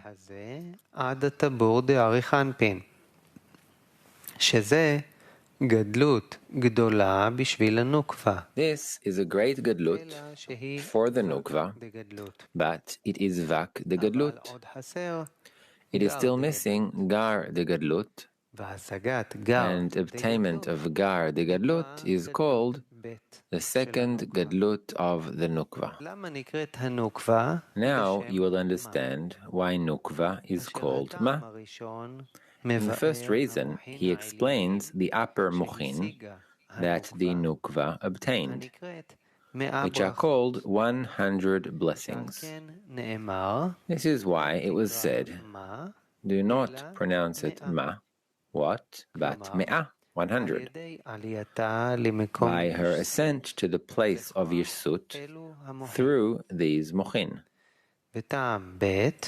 The second reason is that since she only rose to the place of Yirsut de Katnut, and she is poised for a question from Chazeh to Tabur de Arich Anpin, thus the mochin, the nukva, are completely similar to him as well, and nukva becomes poised for a question too, meaning vak without gar. However, there is a great difference, because he is vak of upper Abba ve'ima, vak of gadlut. Also, when it was said, what did you know, since everything is as hidden as before, it does not mean what it did before, as the nukva was prior to raising man, but rather as Yirsut were prior to raising man. But the nukva gained much by raising man, since now she received ima, 100 blessings, albeit they are vak de gadlut. Thus she is still poised for a question, as did Yirsut prior to raising of man. Item 9. It is written about that, what shall I testify to you? To what shall I compare you, O daughter of Jerusalem? This is so because when the temple was ruined, a voice came out and said, what shall I testify to you? Meaning, to what shall I compare you? Meaning, I will admonish you with the ma. Each day I testify to you from ancient days, as it is written, I call heaven and earth to witness against you today. To what shall I compare you? In that very way, I have crowned you with holy crowns, and I made you governor over the world. As it is written, is this the city of which they said, the perfection of beauty? I have called you Jerusalem, which is built as a city that was put together. To what shall I liken you and comfort you? As you sit, so it is above, in the Jerusalem above. And just as now the holy people do not enter you in holy arrangements, I swear to you that I will not enter above until your armies enter within you below. This is your comfort, since I compare that degree to you, the Jerusalem above, the Malchut, in everything. Now that you're here, your shattering is as great as the sea. And if you say that you have no healing and cure, who will cure you? It is that uppermost hidden degree called me, by which everything exists, which is Bina. She will heal you and erect you. Explanation. The ruin of the temple was because Israel sinned in idol worship and did not wish to raise man for the zivug of Zon. Instead, they wished to extend the abundance for Sidra Achra, called other gods. This is why the zivug of Zon was separated, the 100 blessings from the Nukva were cancelled, and the temple was ruined. It is said, a voice comes out and says, what shall I testify to you, since each and every day, since the ancient days, I have testified for you. These vak of Gadlut that the Nukva receives in Ma are called ancient days. As it is written, indeed, ask now concerning the first days, and from the edge of the heaven to the edge of the heaven.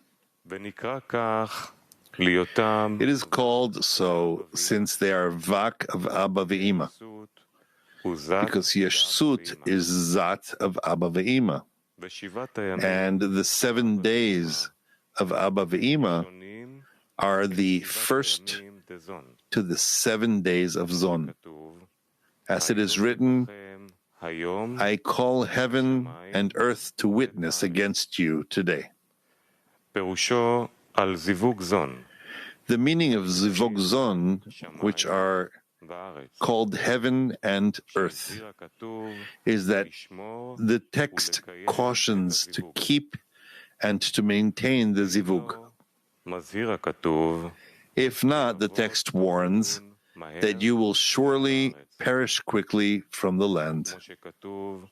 It is written, Ma, what shall I testify to you? I have warned in regard to those 100 blessings to keep them and to do them, and you broke them. This is why you will surely perish quickly from the land. Occurred in you. It was said, to what shall I compare you? In that very way, I have crowned you with holy crowns and have made you governor over the world. I have called you Jerusalem, which is built as a city that was put together. It is so because in these 100 blessings that the Nukva receives from the Zeranpin in Zivug, Ma is in their ascent to Yeshsut, and Zeranpin becomes as Israel Saba, and the Nukva becomes as Tvuna. And at that time, her lights become 100 blessings, like the lights of Tvuna. It is written about it as a city that was put together. Since the Nukva, who is called city, conjoined with Tvuna, and the Nukva was discerned as Tvuna, and she received from there Mochin de Tvuna, which is called holy crowns. And then she is called the perfection of beauty, a joy to all the earth, and receives governance over the world. It was said, "To what Ma shall I liken you and comfort you? As you are seated, such it is in Jerusalem above." In other words, because of the sin of Israel, that the temple was ruined and they were exiled from their land, by that they inflicted separation upon the Nukva too, since her bottom 9 fell into the Klipot, and she returned to a point under the Yesod. And it was written, "Who will heal you? If the children of Israel repent and correct their actions, raising man to zon, then the upper mochin will once again be drawn to zon, and Nukva will rise again to Yeshsut, who is called Mi. And then you will have healing." From 10. From the edge of heaven. Mi is the edge of heaven above. Yeshsut. Ma is the edge of heaven below. Malchut. This is what Yaakov, Zeranpin, inherited, fastening from end to end.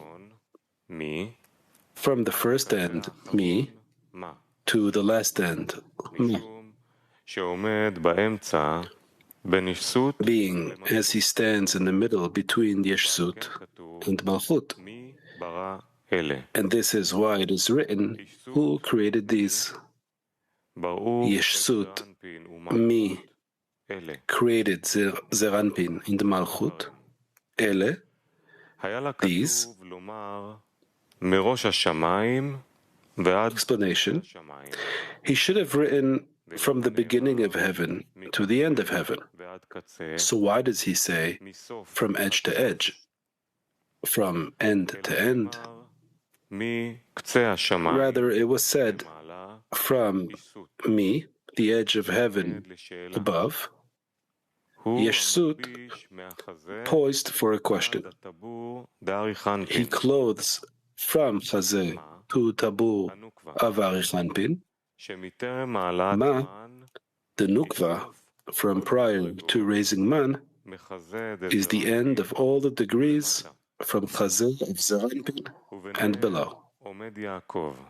And between them stands Yaakov, Zeranpin, who begins to clothe from the place of Tabur of Arichanpin through the Nukva.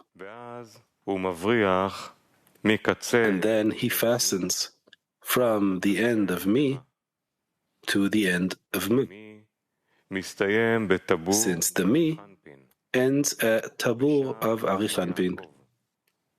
And there Yaakov begins. In the Nukva, Ma stands at his end. However, the writing speaks of after the extension of Mochin to the Zon, as it is written, "Indeed, ask now concerning the first days, which then the Zon rise and receive the mochin of Yirsut, called first days. That at that time, the edge of the heaven below, Ma, the Nukva, rose and clothed the edge of the heaven above, Mi, Yeshsut, and both are in the very same place. This is why it is written, from the edge to the edge, since now both of them have become one edge of the heaven, since Zeranpin receives the first days, which are Vak from Israel Saba, Chagat Nehi, and the Nukva takes the Tvuna, Malchut of Bina, which is now at the edge of Zeranpin, called heaven. However, with respect to what precedes the Mochin, she is regarded as the head of the heaven. And there is another meaning. The heaven above is Israel Saba, who comprises the first 6 days, Chagat Nehi of Bina, and the edge of the heaven above is the Tvuna, Malchut of Bina. And the meaning of the words will be from the edge of Israel Saba to the edge of Zeranpin, who is called heaven below. The writing says about those mochin, who created these? Because Mi is Yeshsut, who stands at the place of Bria of Arichanpin, from Chazeh to Tabur, below Parsa, inside the intestine of Arichanpin, where there the illumination of Rosh of Arichanpin no longer reaches. And this is why it is considered Bria, meaning Bar, outside of Rosh of Arichanpin. And hence, he is poised for a question. It follows that once Zon obtains these mochin, which rise and clothe that Mi, and take his place from Chazeh to Tabur of Arichanpin, being their mochin too, are now discerned as only Bria of Arichanpin. And it is written, who, Mi, created these, meaning the Zon took mochin of Bria from the Mi. Who created these of Elijah? 11. Rabbi Shimon said, Eliezer, my son, cease talking, and you will discover the concealing of the uppermost secret that the people of the world do not know. Rabbi Eliezer went silent. Rabbi Shimon wept and said, Eliezer, what is Ele, these? If you say that is the stars and the signs, are they always visible? And in Ma, what? Which is Malchut. Were they created? It's written, the heavens were made by the word of the Lord. The heavens were made by Malchut, who is the word of the Lord. And if Ele was said about hidden things, it should not have written Ele, since they are disclosed stars and signs. Explanation. Here, Rabbi Eliezer disclosed the mochin of the first gadlut, and Rabbi Shimon wished to disclose the mochin of the second gadlut, the upper mochin of Chaya. This is why he commanded him to cease his words. So he would reveal to him the hiding of the uppermost secret, which the people of the world do not know. For these mochin were not revealed in the world, and Rabbi Shimon revealed them here. When it was asked, what is ele? Which innovation does the text bring us here? In mi created ele, which are the zon. If you say that it is the stars and the signs, the mochin devak, the gadlut that they obtained, and that this is what the words who created these concern. Since mochin devak are created stars, are called stars and signs. He asked about that. What innovation is it? After all, they are always visible, since they are zon's usual mochin, which can always be extended, even on weekdays. They are not such a great innovation that the words who created these will appear on them.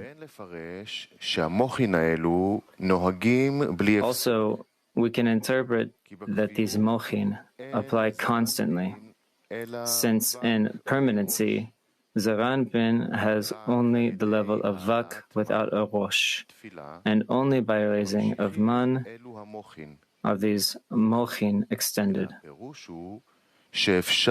Rather, the meaning is that they can always be extended, even during the weekdays, since this is how they are drawn each day during the morning prayer. He also asks, with ma were they created? With what? These mochin are not as ascribed to Bina, but to Zon de Atzilut, which are called Ma, and from which they came.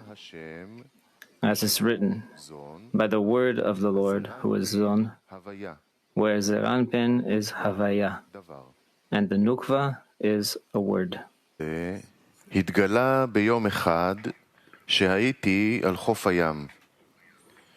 ובא אליהו ואמר לי, רבי, הידעת... 12. However, the secret was revealed only in a single day when I was at the beach, and Elijah came and told me, Rabbi, did you know what is who created these? I told him, it is the heaven and their host, the work of the Creator, which people should observe and bless Him. As it is written, when I consider your heavens, the work of your fingers, O Lord, our Lord, how great is your name in all the earth. 13. 13. He told me, Rabbi, there was a hidden thing before the Creator, and He disclosed it in the assembly above. When the more hidden of all that are hidden wished to be revealed, He first made a little point, Malchut, which rose into being a thought, Bina, meaning that Malchut rose and was included in Bina. In it, He formed all the images and carved all the engravings. Explanation. Atik, the first Rosh of the world of Atzilut, is called more hidden of all that are hidden. We learn about it that any leader of a nation who is not corrected first, the people are not corrected. From where do we know that? From Atik Yomin. For as long as he was not corrected in his corrections, all those who need correction were not corrected, and all the worlds were ruined. When Atik which is more hidden than all that are hidden, wished to be corrected. He corrected everything as male and female. He raised Malchut to Bina, and Malchut became the Nukva and all the Sfirot, where each Sfira consisted of male and female. And this Chokhmah, which is the whole of everything, Chokhmah of the 32 paths, when she came out and illuminated from Atik, she illuminated only in male and female, meaning that Chokhmah spread and elicited Bina out of her. It follows that they are male and female. And this is the correction of Tzimtzum Bet, the second restriction.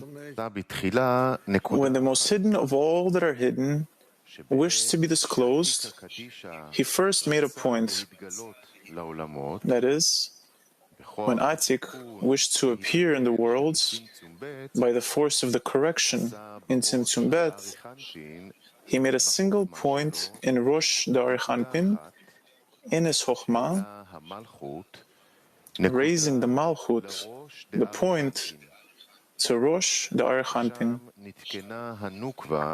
where the Nukva that raises Or Choser was corrected, clothing the 10 Sefirot, the Rosh Arichanpin.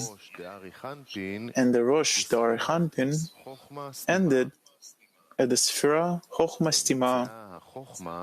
Thus, Chokhmah was as a male, and Nukva, Bina, and Zon, the Rosh Arichanpin, went outside the Rosh to the degree of Guf, the Arichanpin. This is the meaning of Chokhmah expanding and ejecting the Bina out of her into being Guf. It was said, this rose into being a thought, which is Bina, this point of Malchut, which rose to Chokhmah, and by which Chokhmah was established as male and female. Rose because of it and became a thought, Bina. This is so because she stands in Zivug with Chokhmah, receiving from Chokhmah. And one who receives from Chokhmah is regarded as Bina, not as Malchut. It follows that even though at her root Malchut is but a point, she became Bina because of the ascent. This is why it was said, this rose into being a thought, which caused the point to be Bina, who is called a thought. You should know that sometimes the Zohar calls by the name thought to Chokhmah and sometimes to Bina. This is so because thought means Nukva, the Chokhmah. Hence, she should be called Chokhmah, for she is the Nukva of Chokhmah. However, in and of herself, she is Bina and not Chokhmah. Yet, Bina is called thought only when she is discerned as Rosh, together with the Chokhmah. It was said, in it, he formed all the images and carved all the engravings.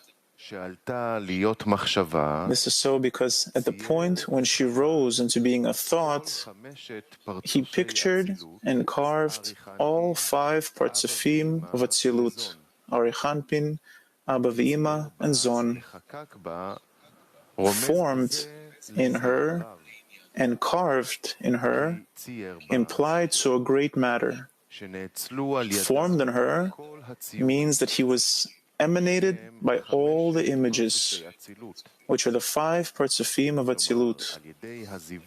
That is, through the zivug that was done on the masach at the point that rose into being a thought, the level of vak, the or choser, and or yashar, in kelim of keter chokhmah, came out in each partsuf. However, he carved all the engravings in her, a deficiency.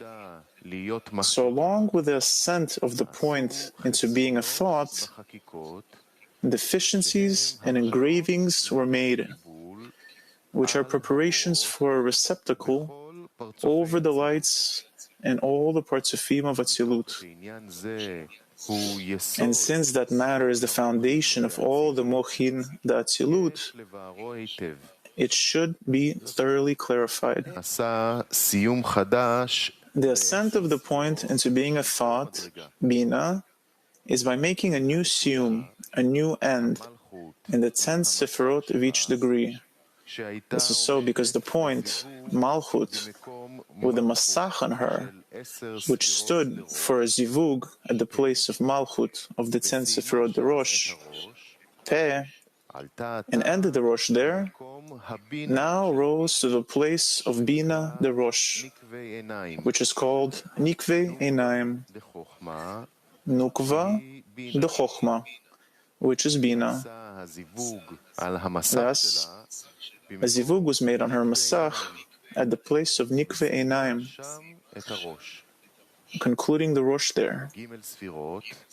And the 3 sephirot, Bina, Zeranpin, and Malchut of the Rosh, are called Achap, Ozen, Choten, Peh, descended below the place of Siyum of the Rosh into the degree of Guf. In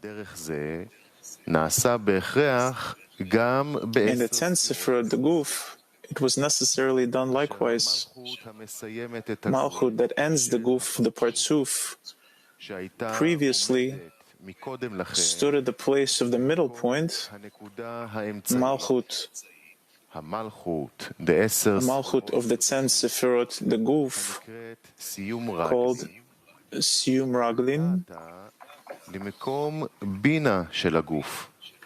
Now she rose to the place of Bina, the Guf, Tiferet, since Hagad, the Guf, are Kahab, concluding the Guf at Tiferet, the place of the Chazeh. And those 3 Sephirot, Bina and Zon, the Guf, which are called Tanhim, came out of Atzilut and fell into the separated Bia. Thus, because of the ascent of the point into being a thought, each degree was split into 2 halves, where the upper half, Keter Chokhmah, remained in the degree, and Bina and Zeranpin and Nukva of each degree were lost from it and descended to the degree below it.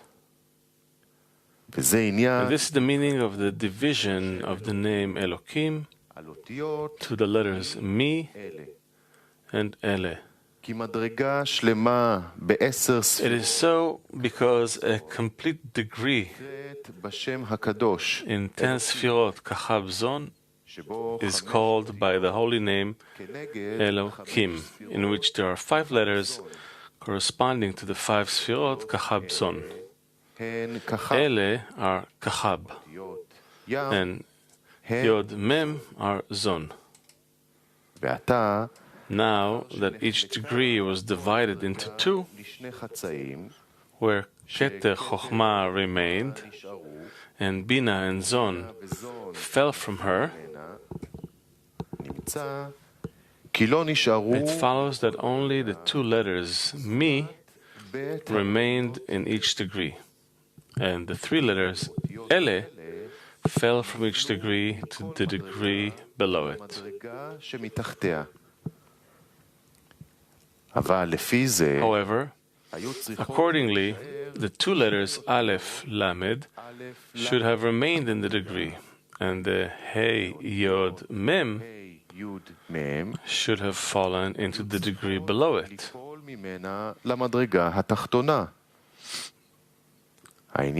The thing is that there is always an inverse relation between vessels and lights. In vessels, the upper ones come first. First comes the vessel of Keter, then the vessel of Chokhmah, all the way through to the vessel of Malchut. It is the opposite in the lights. In them, the lower ones come first. First comes the light of Malchut, then the light of Zeranpin, then the light of Binah, through to the light of Keter. Thus, if there are two vessels, Keter, Chokhmah, there are also two lights, light of Malchut and light of Zeranpin in them, which are called Vak. For this reason, we discern that only the two letters Mi remained in the degree, the light of Malchut and the light of Zeranpin of the name Elokim. But the three letters Ele fell from them. Hence, each degree became devoid of the Gar in her. It was said, in it, he formed all the images and carved all the engravings. This implies to the division of each degree into two halves through the ascent of the point into being a thought. In it, he formed all the images.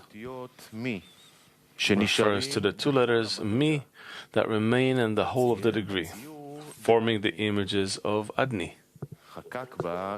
Carved all the engravings.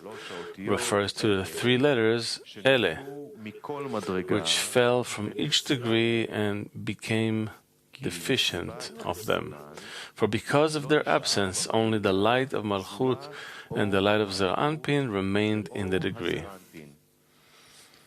And the three lights Kachab are missing in them, since there is no light without a vessel. Thus, if they were to obtain the vessels of Binah and Zon once more, they would immediately obtain Gar of lights as well, for they are interdependent. 14. He engraved within the holy hidden candle, refers to the Malchut that was included in Binah, a carving of a single hidden image, the Holy of Holies, which is a deep structure that comes out of the thought, Gar, and is called Mi, the beginning of the structure. It stands and it does not stand, deep and hidden in the name Elokim. Also, it is called Mi the Elokim, meaning that the letters Ele are lacking from the name Elokim. He wished to be revealed and be called by the name Elokim. He clothed in the luminous garment of honor, the light of Chasadim, and created these, Ele.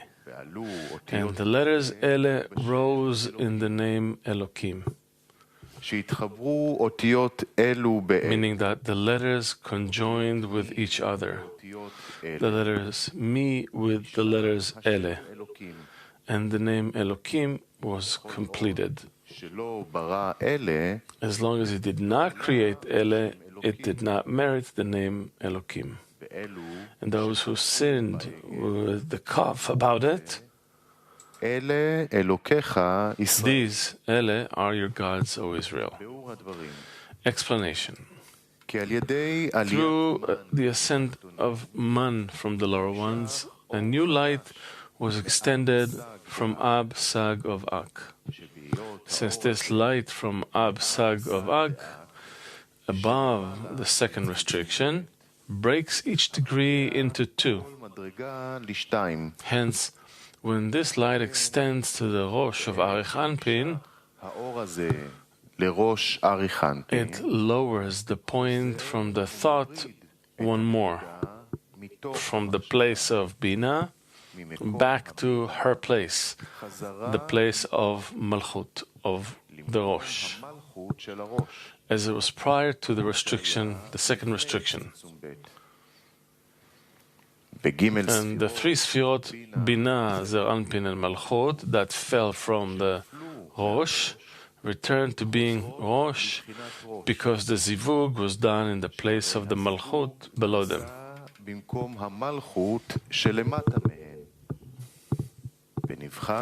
This is considered that the name Elokim was revealed once more, since the three letters Ele joined the Mi at the same degree once more. And the name Elokim was completed in the degree. And since Bina and Zon of vessels returned, the Gar of lights returned as well.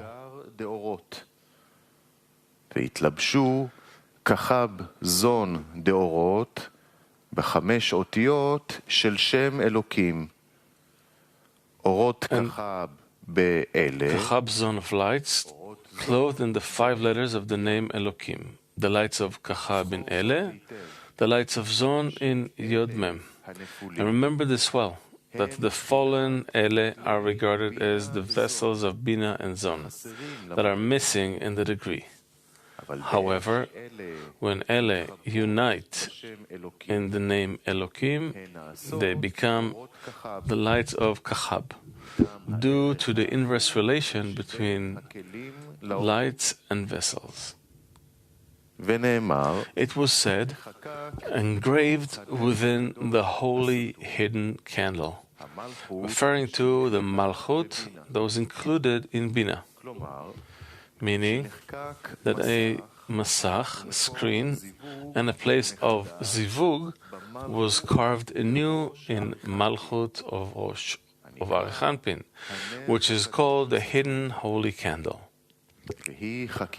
This is an engraving of a hidden image, the Holy of Holies. This new carving extends an image, a level of 10 Sfirot, the Holy of Holies, the level of Gar, which is called the Holy of Holies. And because it comes out of a thought, since the point that rose to being a thought has now come out of a thought and arrived at its real place, the place of Malchut of Rosh, the 3 vessels, Bina, Zer Anpin, and Nukva, Ele, have now returned to the degree of Rosh, and the name Elokim was completed. He calls this level of Gar by the name a hidden image. It is said that it is called Mi, the beginning of the structure. For although Ele have already conjoined with Mi and the name Elokim was made, it is still only called Mi, and it is the beginning of the structure. It is the beginning of the structure of the name Elokim, because the structure is still incomplete. מצד אחד, כבר עומד הבניין בכל השלמות. שהרי מקום הזיווג, on the one hand, the building stands in wholeness, since the place of zivug returned to its place in Peh of Rosh, and Bina and Zon returned to the degree, and also Gar of lights, and the name Elokim was completed. לא עומד עוד בניין השם. But on the other hand, the structure of the name is still not standing because it is deep and hidden in the name Elokim. Since the lights of the name Elokim are still deep and hidden and do not shine in Ele, which are Bina and Zon, who rose to the place of the Rosh. This is so because, due to their ascent to Rosh of Arichanpin, where only Chochmah shines, there's only lights of Chochmah at this level. And since they are Zat,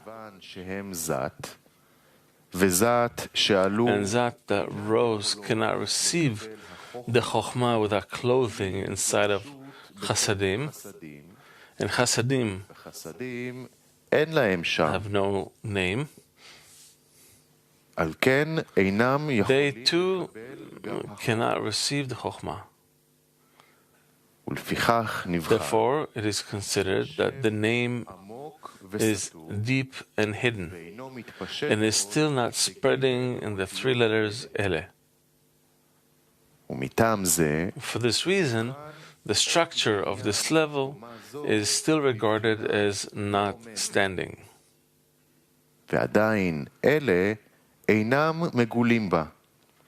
Ele are still not revealed in her. This is why it was said that before that it is only called Mi, since the letters Ele are still hidden in the name Elokim, and there is only Mi there.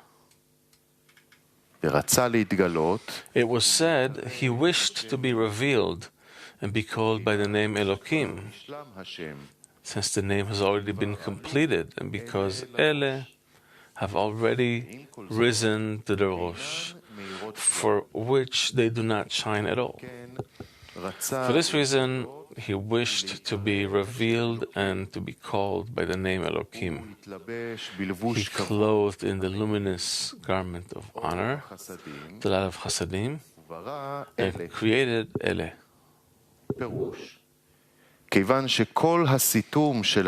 Interpretation: since the whole concealment of the name, that it cannot shine in Ele, is due to the lack of clothing of Chasadim, because Zat cannot receive the light of Chochmah without Chasadim.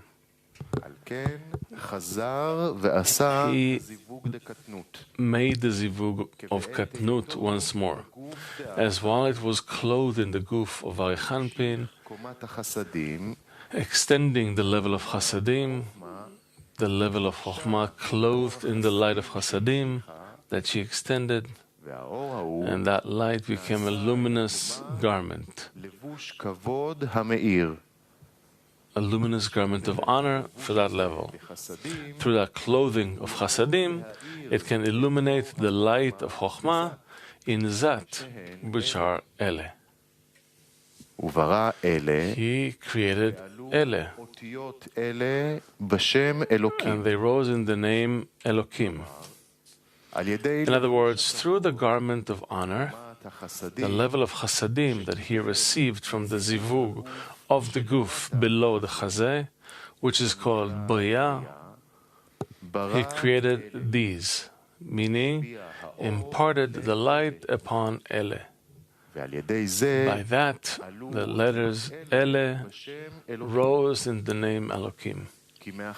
This is so because since they already have a garment of honor from Chasadim, they can receive Chochmah in it. Then,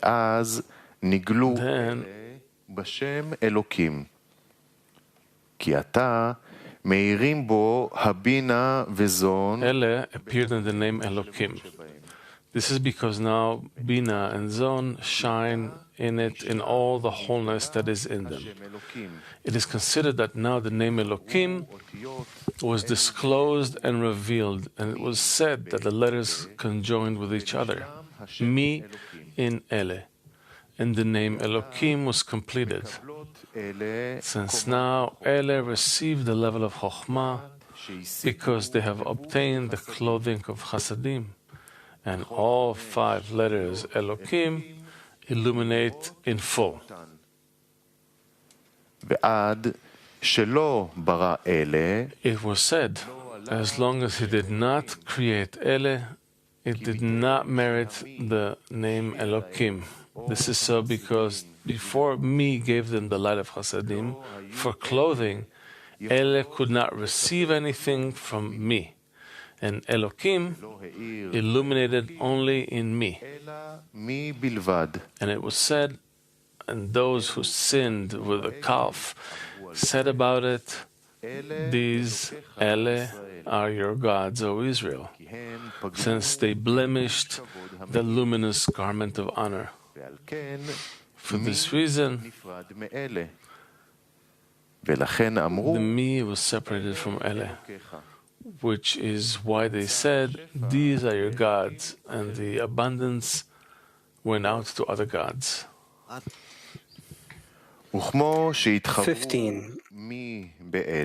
And as me conjoined with Ele and became the name Elokim through the luminous garment of honor, the light of Chasadim, the name always bonds through the luminous garment of honor. It is on that the world exists. As it is written, a world of chesed shall be built. Elijah fled, and I did not see him, but I knew the matter from him, for I perceived his secret and concealment. Rabbi Elazar and all the friends came and bowed before him. They wept and said, if we came to the world only to hear that, we would be content. Interpretation. In the same way that it is explained that he did not merit the name Elokim before the level of Chokhmah, clothed in the luminous garment of honor, and me conjoined with Ele, and became the name Elokim. The name always bonds and exists forever, and does not merit the name Elokim without the luminous garment of honor. And by that, the world exists.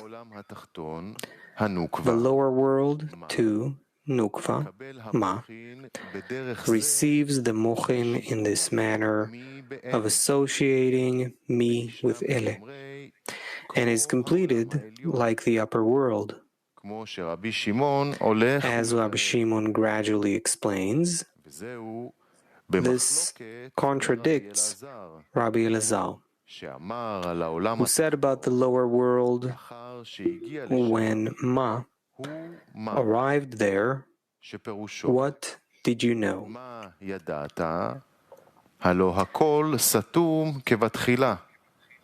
When, after all, it is as concealed as before.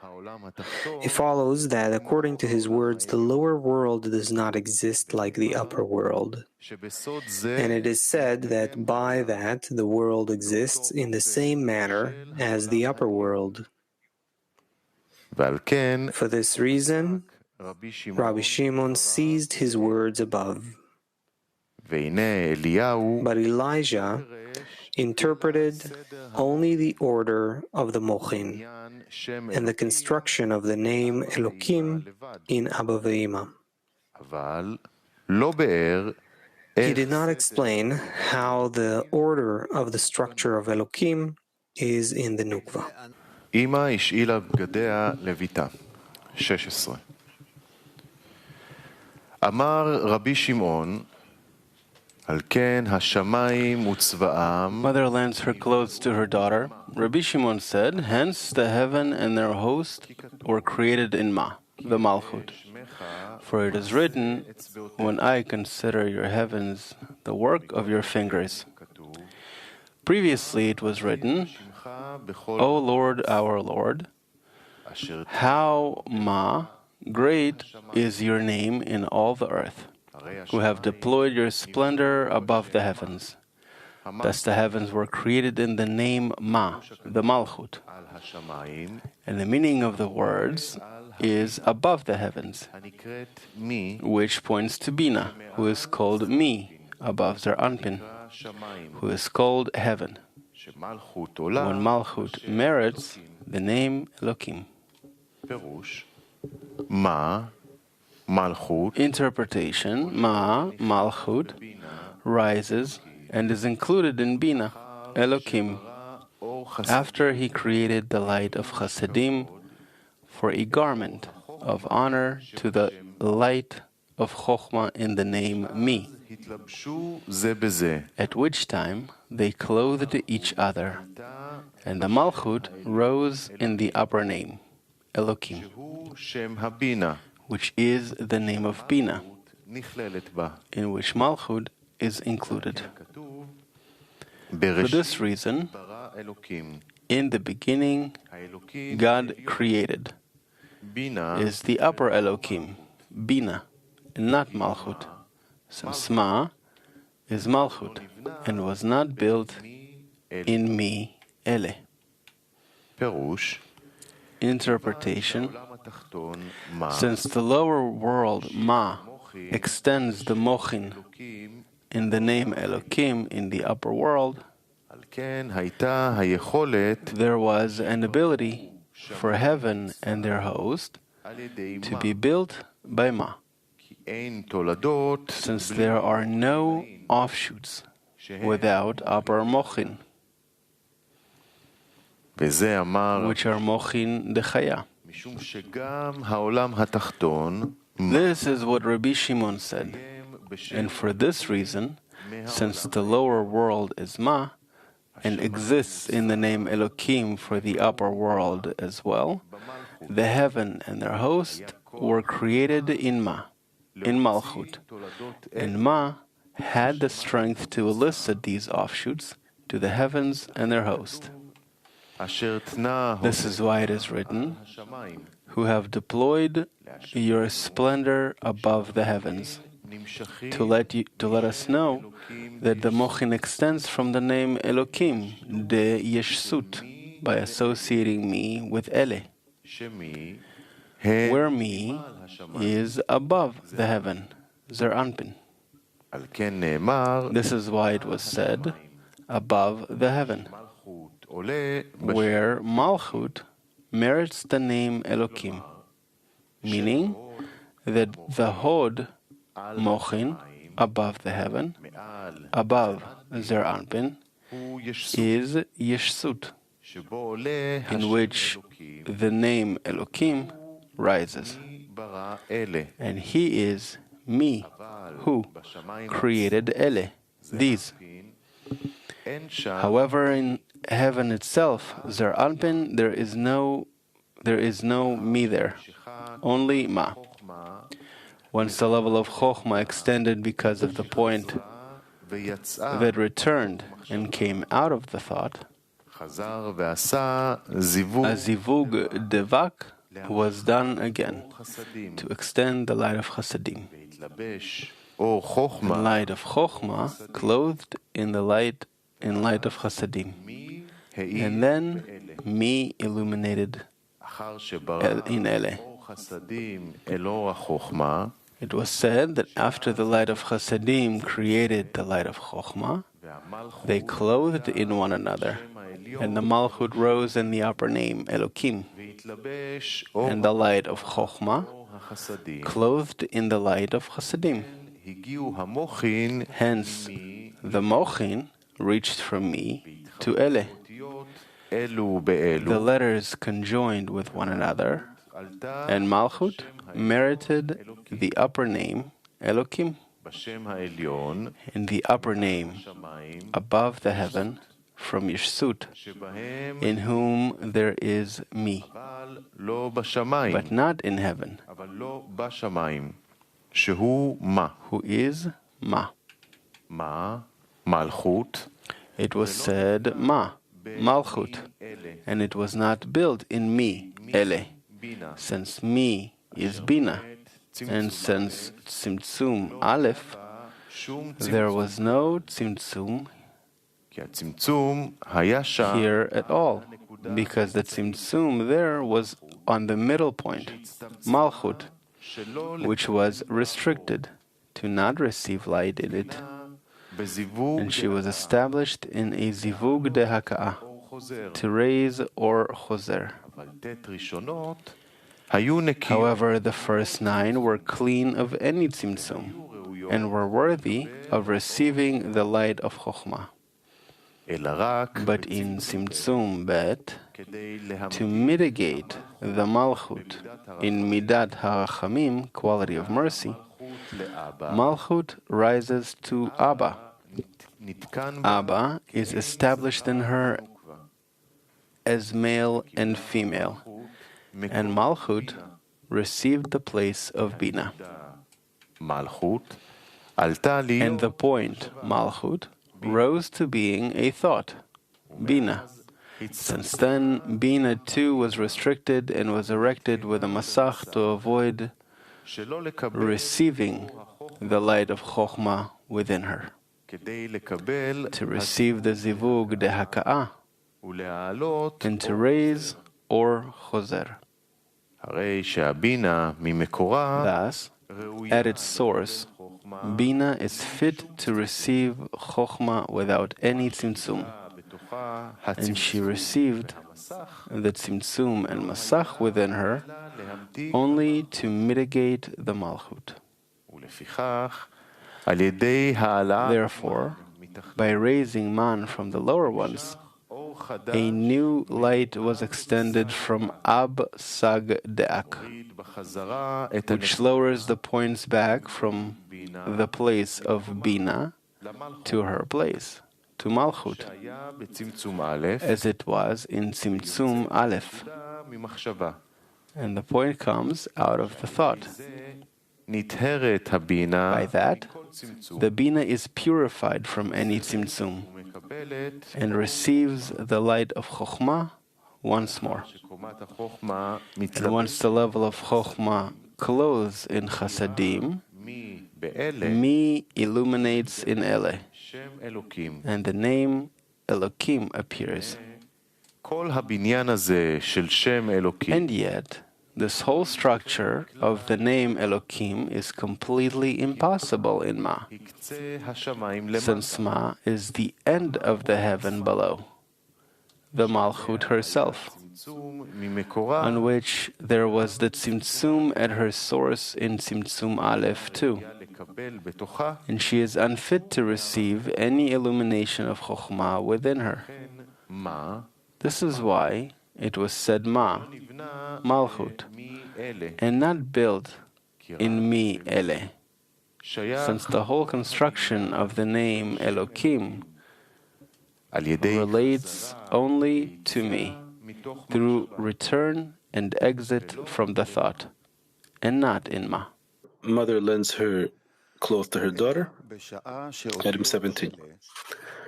But when the letters Ele extend from above, from Bina, below to Malchut, since the mother lends her clothes to her daughter and adorns her with her decorations, then the name Elokim extends from Bina, the mother, to Malchut, the daughter, and she adorns her with her decorations when any male appears before her. At that time, it is written about her, before the Master, the Lord. This is so because then Malchut is called Master, in masculine form. It is written about it, behold the Ark of the Covenant of the Lord of all the earth. But the text names the Malchut, who is called Ark of the Covenant, by the name Lord of all the earth, a masculine name. It is so because she received the kelim, the vessels, called clothes, and the mochin, which are called ornaments, from the mother, Bina. Since then the He comes out of Ma, Yod, enters in her stead, and Malchut is called Mi, like Bina. At that time, she is adorned in male clothes, clothes of Bina, opposite the whole of Israel. Explanation. Once he has made a point at Rosh of Arichanpin, and it rose to being a thought, since the Chokhmah was erected in her as a kind of male and female, being that then he formed all the images in her. This means that all the levels of the 5 Partzufim of Atzilut were formed in her in a way that there is no more than Keter Chokhmah of each level in Arichanpin and Abba and Dima and Zon. Also, he carved all the engravings in her, by whose force the 3 Sfirot, Bina, Zeranpin, and Malchut, parted from each level to the degree below her, since Bina, Zeranpin, and Malchut of Arichanpin fell into Abba and Dima, and Bina, Zeranpin, and Malchut of Abba and Dima fell to Zon, and Bina, Zeranpin, and Malchut fell to Bia. And these 2 Sfirot, Keter Chokhmah, remained in the degree. They are called Mi. And the 3 Sfirot that parted from each degree are called the 3 letters Ele. It was said that when these letters Ele were drawn from above, from Bina, down to Malchut, when the point rose to being a thought, being that then the 3 letters Ele parted from Abba and Dima and fell to the degree below them, Zon. Then it is considered that Ele of Abba and Dima, which are in Zon, extended from above to below and clothed inside the Zon, since Ele of Abba, who is Israel Saba, extended to Zeranpin, and Ele of Ima, who is Tvuna, extended to Nukva. Ima, mother, lends her clothes to her daughter and adorns her with her decorations.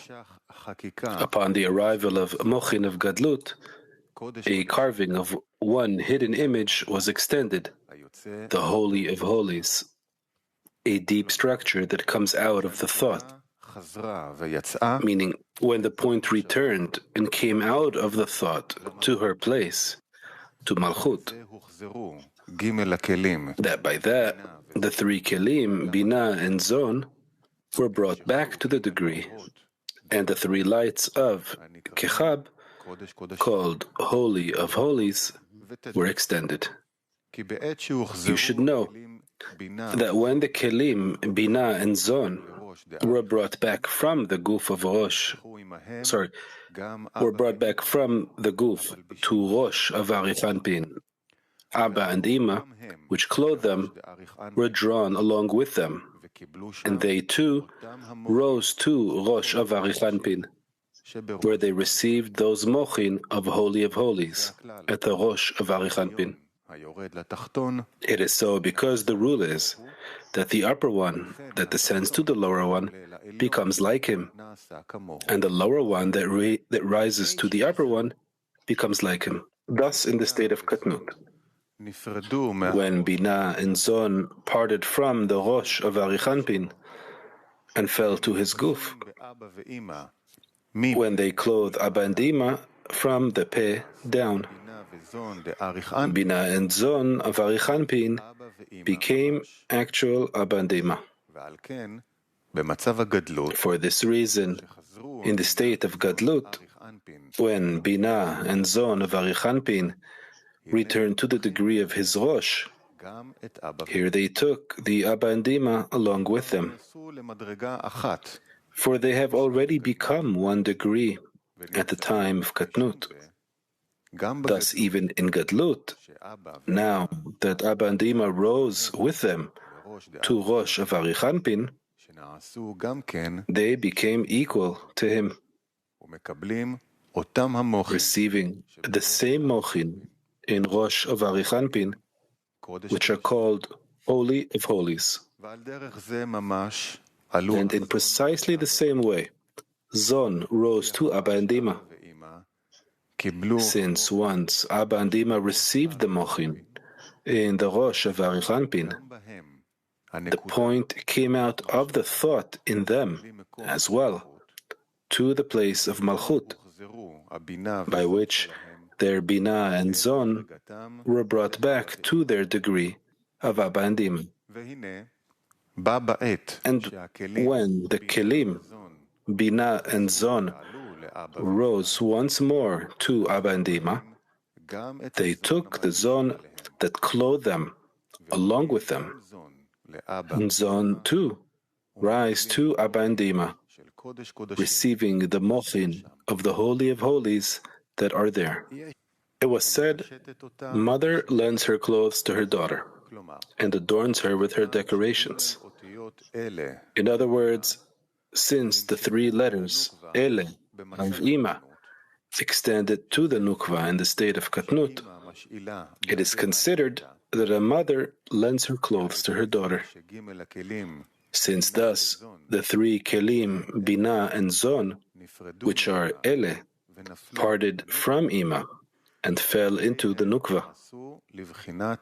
Thus, they became actual Nukva, because the upper that descends to the lower one becomes like him. It is considered that Ima lent her Kelim of Ele to the daughter, the Nukva, since now the Nukva is using them. And yet, it also means that she adorns her in her decorations. In other words, at the time of Gadlut, the three Kelim, Ele, Bina, and Zon of Ima return to Ima. Then the Nukva rises to Ima along with them, and the Nukva receives the mochin of the Holy of Holies that are in Ima, since the lower one that rises to the upper one becomes like him. It follows that now, since Ima lends her clothes, Ele, to the daughter at the time of Katnut, she adorns her with her decorations, with mochin, at the time of Gadlut. Thus she adorns with the decorations of Ima. And when does she properly adorn her with her decorations? There are two kinds of decorations from Ima to the Nukva, which are the mochin of Gar. One, from the lower Ima, Tvuna, who stands from Chazeh of Arichanpin and below. Two, from upper Ima, who stands from Chazeh of Arichanpin and above. And when the Nukva rises to Tvuna, and Tvuna adorns her with her decorations, it is considered that these adornments are still not as they should be, because then the Nukva is still poised for a question, like the Tvuna prior to raising man. Hence, they are not as they should be. Rather, when the Nukva rises to the place of upper Ima, from Chazeh of Arichanpin and above, and upper Ima adorns the Nukva with her decorations, then it is considered that her decorations are as it should be. It was written, when any male appears before her. At that time, it is written about her, before the Master, the Lord. This is so because then Malchut is called Master, in masculine form.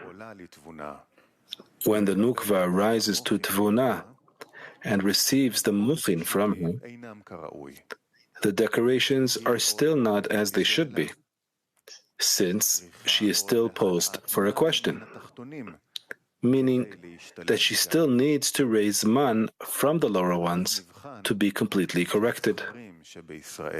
Then it is considered that the males in Israel receive from Zeir Anpin, who rose to Israel Saba. But when the Nukva rises to Upper Ima, she is completed entirely and is no longer poised for a question to receive man.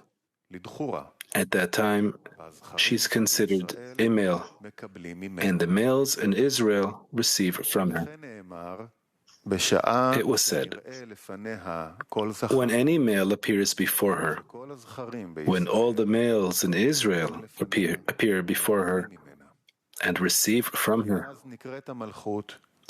this is because then the Malchut is called Lord. She is not called Adni, a female, but Adon, Lord, male, since she is not poised for a question. As the issue of raising man does not apply to her anymore, this is why she is considered a male. It is written, "Behold the ark of the covenant of the Lord of all the earth." The ark is called the Nukva, since the Yesod of Zeir Anpin, who is called covenant, entered her. Thus, the text calls the Nukva by the name Lord of all the earth, a male. It is so because then the Hey comes out of the Ma, the Hey comes out of the Ma, Yod enters in her stead, and Malchut is called Mi, like Bina. The Hey of Ma exits her because the Hey of Ma indicates that she is poised for a question. What did you know?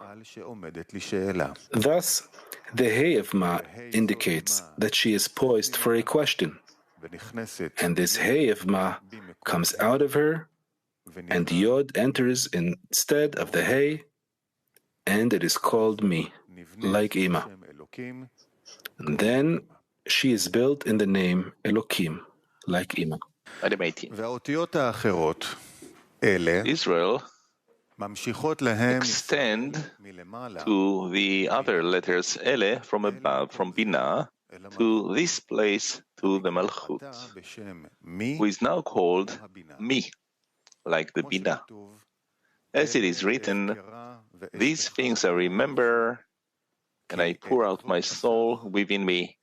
For I used to go along with the throng and lead them in procession to the house of God, with the voice of joy and thanksgiving, a multitude keeping festival.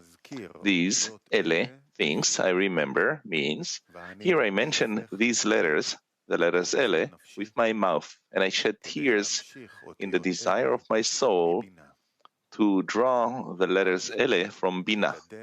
Then I will lead them in procession from above, from Bina, to the house of God, Malchut, so that Malchut will be called God, like the Bina, Elokim.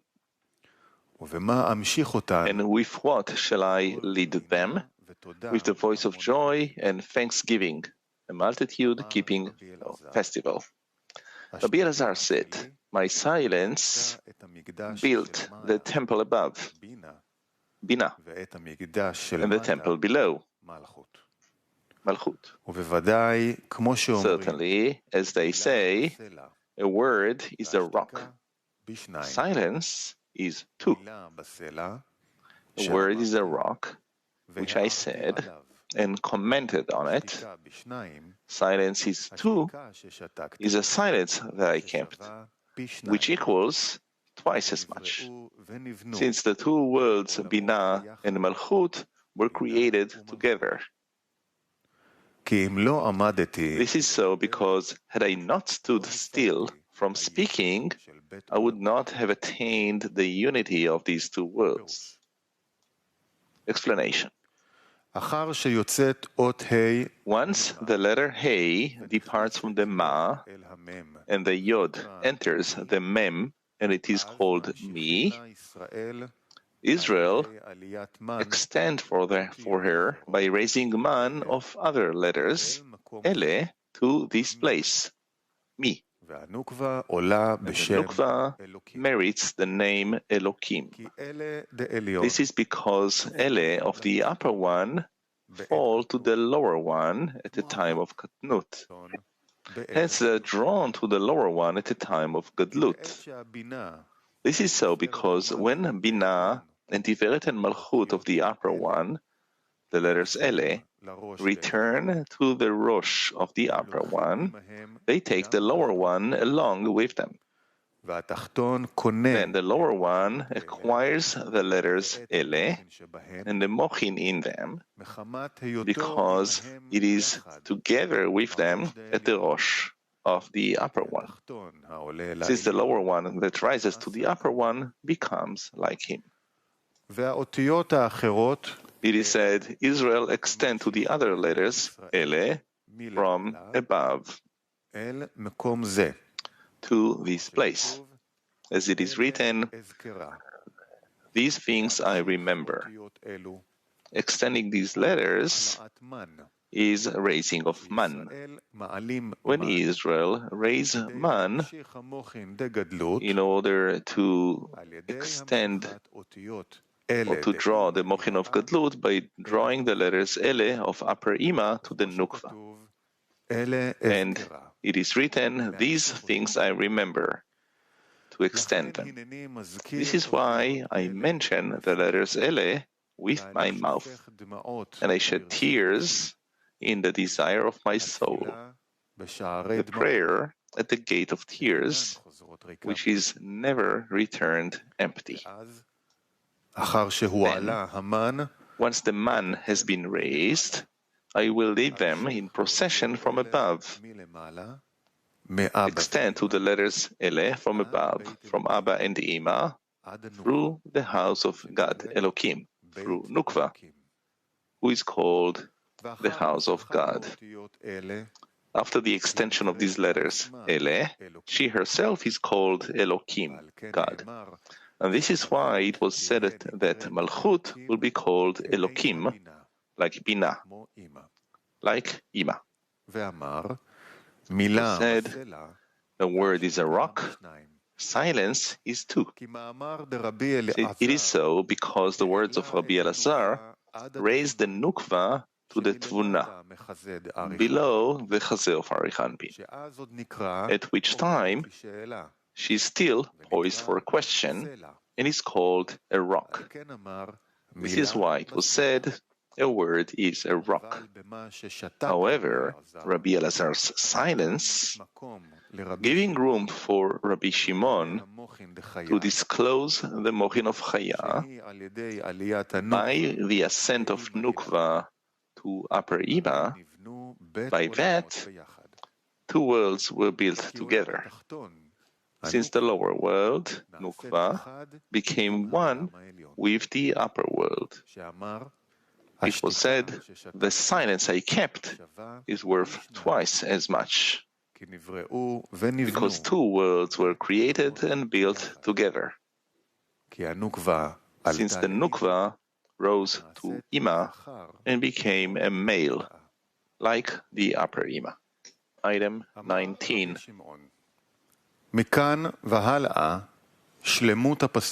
Rabbi Shimon said,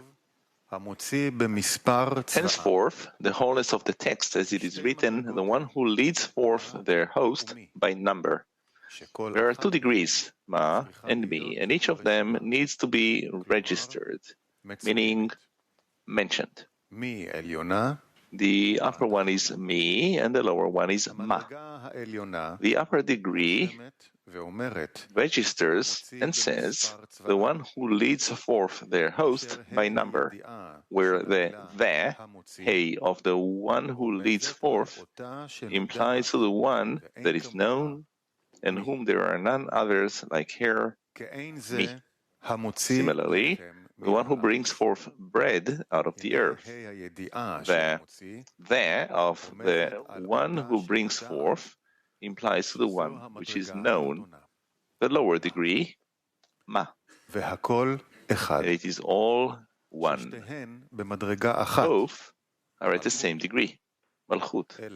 But the upper one is mi of Malchut, and the lower one is ma of Malchut. The one who leads forth their host by number, since the number 600,000 are the stars that stand together, eliciting hosts by their kinds, and they have no number. Explanation. After the text implies to us in lift your eyes on high and see who, me, created these, ele, to observe the structure of the nukva in the name Elokim, which she draws from the upper Abba Ve'ima, by which upper Ima adorns her with her decorations. It fills and completes that explanation in the rest of the text. The one who leads forth their host by number. He calls them all by name. Because of the greatness of his might and the strength of his power, not one of them is missing. It was said that there are 2 degrees, and each of them must be registered, mentioned in the. That is, the 2 degrees, mi and ma, must be mentioned in the nukva. The mochin of one, the mochin of Gar that she receives through her ascent and clothing of the upper world, when the nukva becomes like the upper world itself. It is called mi. Since the hey of ma exits and the yod enters in her stead. The nukva is called mi, too, in the upper world, since she adorns herself with the male vessel. 2, however, at the same time, her former degree, which is ma, is not removed from her. Rather, ma, too, should be in her as before. The degree of mi is necessary to draw the wholeness, and the holy of holies to the consequences, the offshoots. But begetting sons and multiplication depend only on the name ma. Therefore, if any of those degrees is missing in the nukva, she will be unable to beget. It was said that the upper degree registers and says, the one who leads forth their host by number, which is the degree of mi, which the nukva inherits from the upper world. It says about it, the one who leads forth their host by number, since the of the one who leads forth implies to the complete mochin that she receives from the upper Abba Ve'ima, which are the adornments in the male vessel, when the hey exits and the yod enters. It was said, the one who brings forth. The of the one who brings forth implies to that one which is known and whom there is none like her, which is the ultimate height of the mochin that applied to the nukva during the 6,000 years. It was said, one who brings forth bread.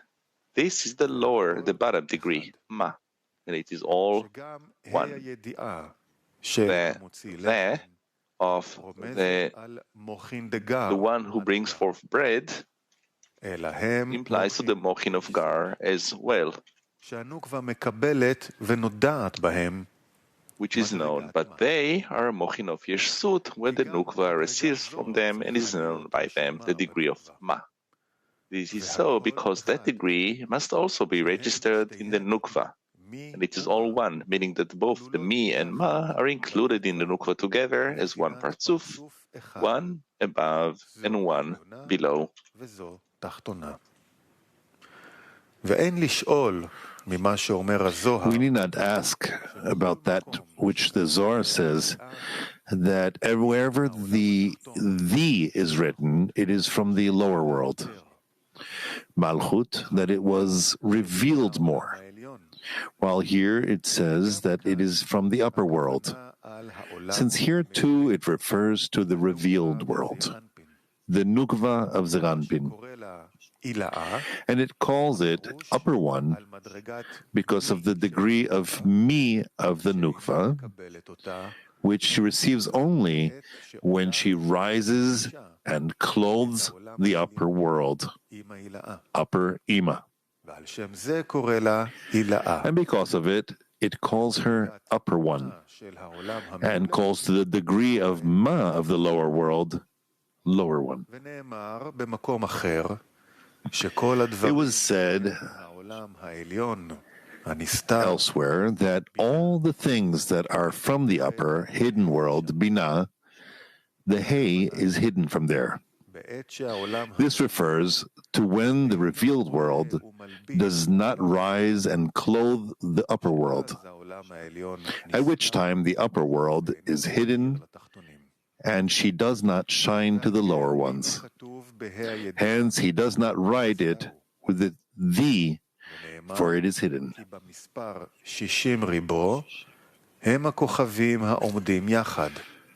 It was said that the number of stars that stand together is 600,000.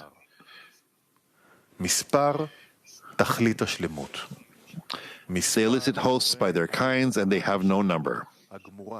A number is the complete wholeness. A number indicates complete illumination of wholeness, and the incomplete illumination is considered having no number, or that he has no number to indicate that they are devoid of wholeness, which is called a number. You should know that these mochin of upper Abba ve'ima, which Zeranpin gives to the Nukva, is the heavens are telling of the glory of God. This is so because the heaven is Zeranpin, the glory of God is the Nukva of Zeranpin, and telling are the abundance of mochin of upper Abba ve'ima. These mochin are regarded as 600,000. Because the degrees of Nukva are regarded as units. Those of Zeranpin are considered tens. Those of Yeshut are hundreds. Those of Upper Abba ve'ima as thousands. And those of Arichanpin as tens of thousands. Also, there are two discernments in Upper Abba ve'ima. One, themselves, which are regarded as thousands.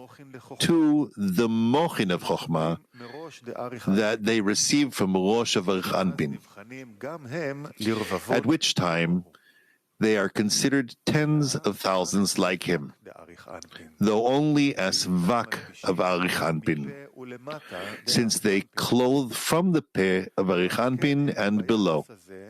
For this reason, in that relation, they are only Vak of Arichanpin, which is tens of thousands, and Vak are 60, hence 60 tens of thousands, 600,000. For this reason, when the Nukva rises and clothes upper Abba ve'ima, she receives a whole number, which is 600,000. 60 means Vak, since then it is still lacking the Rosh of Arichanpin.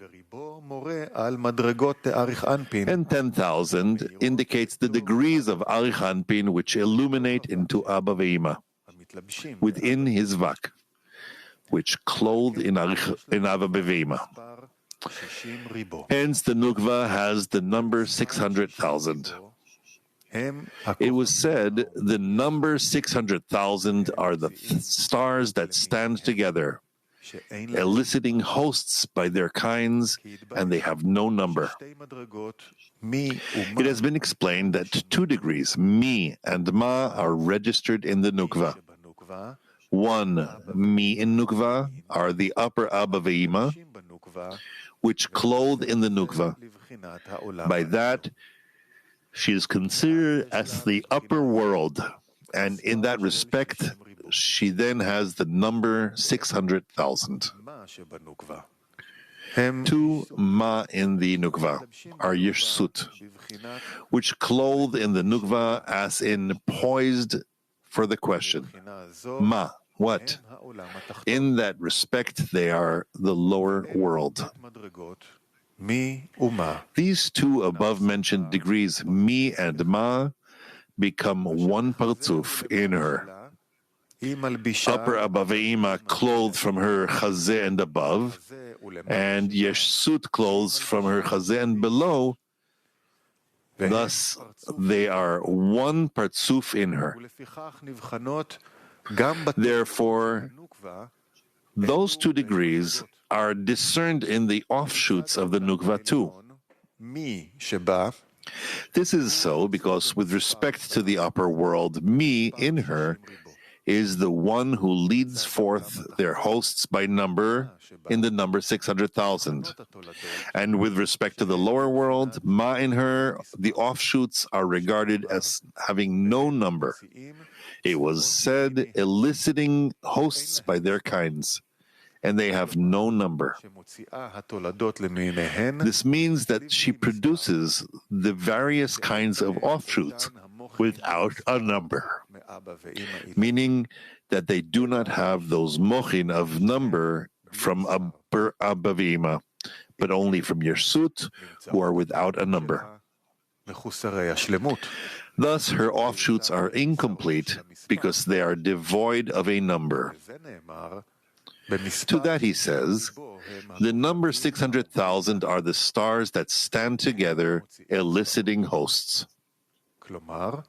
This means that those 2 degrees in her, with a number and without a number, are in her together, connected in her in a single degree. Hence, they are also in her offshoots, and they are 2 degrees together, where on the one hand, her offshoots are considered to be of the number 600,000, and on the other hand, they are without a number. And since it is so, the one without a number is regarded as complete additions only and not any deficiency. The reason for it is that blessing and multiplication by seed are completely dependent upon the lower world, ma, which is regarded as having no number. This is the blessing of the seed which is brought in the words, "Now look toward the heavens and count the stars, if you can count them." And he said to him, "So shall be your seed." The blessing of the seed which is brought in the words, "Now look toward the heavens and count the stars if you can count them." And he said to him, "So shall be your seed." Thus the blessing of the seed comes only without a number from the name ma. Therefore, after all the wholeness of the mochin of a number that was obtained from the upper Abba ve'ima mi, she has an addition to the blessing from ma without a number. For they have no number, and she too has blessing, and both are included in the souls and in the offshoots. Item 20. He calls them all, those 600,000, all their hosts who have no number, by name. What is calls them all by name? He does not call them by their names. For if this were so, it should have said, calls them all by their name. However, when this degree does not merit the name Elohim, but is called me. She does not bear and does not elicit what is hidden in her by their kinds, although they are all hidden in her. In other words, although the letters Ele have already risen, they are still lacking the garment of honor of Chasadim. So then, they are hidden and do not merit the name Elokim. When he created the letters Ele, and they merited his name, they clothed in the garment of honor of Chasadim, at which time Ele conjoin with me, and he is called Elokim. Then, by the force of this name, he elicited them in whole. And it is written, he calls them all by name. He calls them by his name, eliciting each and every kind to exist in whole. Then it is written, the one who leads forth their host by number. He calls them all by name, by the whole name, Elokim. It is written, see, I have called by name Bezalel, the son of Uri, the son of Hur, of the tribe of Judah. In other words, I mention my name so that Bezalel will exist in full existence. Explanation. The great wholeness of the Mochin, the name Elokim, is on her souls and offshoots in both her degrees together, on the degree of 10,000 in her, and on the degree of all their host, who have no number. On both of them there is the name. As it is written, he calls them all by name. And when it is said, me does not bear, it is because he created the letters Ele, at which time Ele conjoin with me, and it is called Elokim.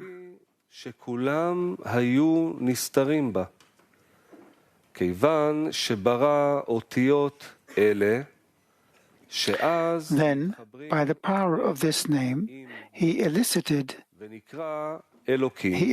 them in whole, since the blessing of the seed is completely dependent upon the name Ma, who have no number.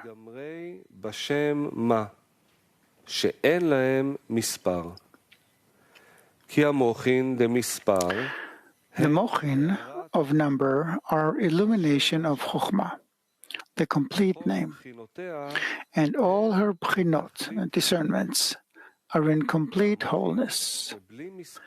And the Mochin without number, that come precisely from the name Ma, are the Mochin of Chasadim. And the illumination of Chokhmah is not received without a garment of honor of Chasadim. Prior to that, even though the letters Ele rose to me, it still did not merit the name Elokim. This is the meaning of who, me, created Ele. That once he created light of Chasadim for a garment of honor for the light of Chokhmah in the name me, they clothed one another, and Malchut merited the upper name Elokim.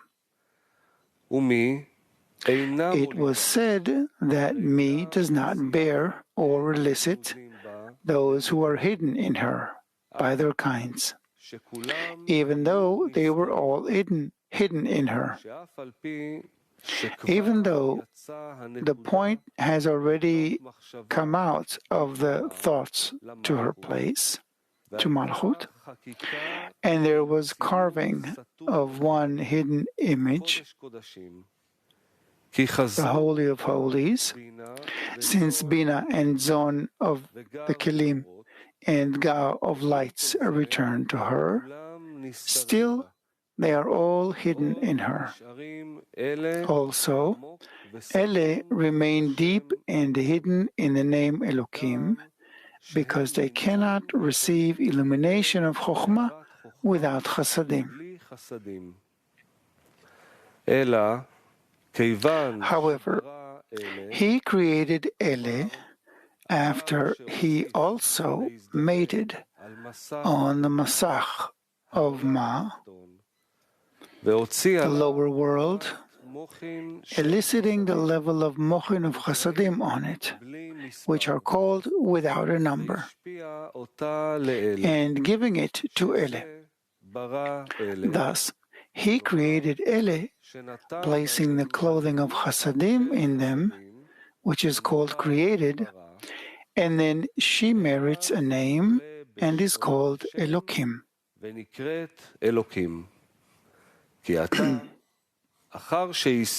This is so because now that they have obtained the level of Chasadim, they can receive illumination of Chokhmah, which are the Mochin of the number 600,000. And then the letters conjoin and Malchut merits the upper name Elokim. Then, through this name, he brought them out in whole. For this reason, that wholeness of the name, which is the clothing of Chokhmah in Chasadim, is on the souls and offshoots that came out of the name Elokim as well. It was written, he calls them all by name, meaning that the name is named after the offshoots in that name of his. He called them and elicited each and every kind so it would exist in whole. In this name, he elicited the offshoots, both in the kind of 600,000, as well as in the kind in which there is no calculation. So they would exist in wholeness of the name. So they would clothe each other as they are clothed in the name. It is written, "See, I have called by name." It brings evidence that the words calling by name indicate existence and wholeness. 21. Because of the greatness of his might and the strength of his power, not one of them is missing. What is because of the greatness of his might?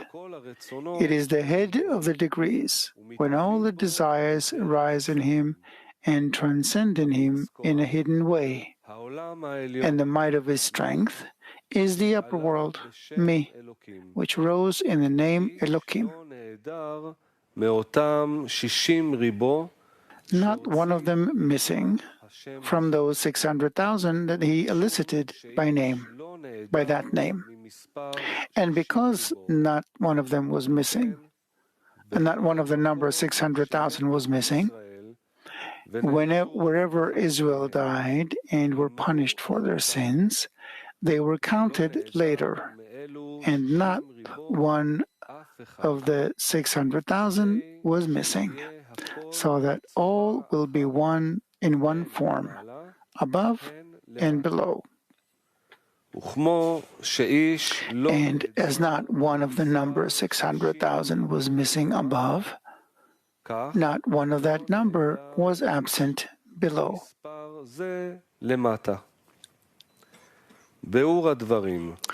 Explanation.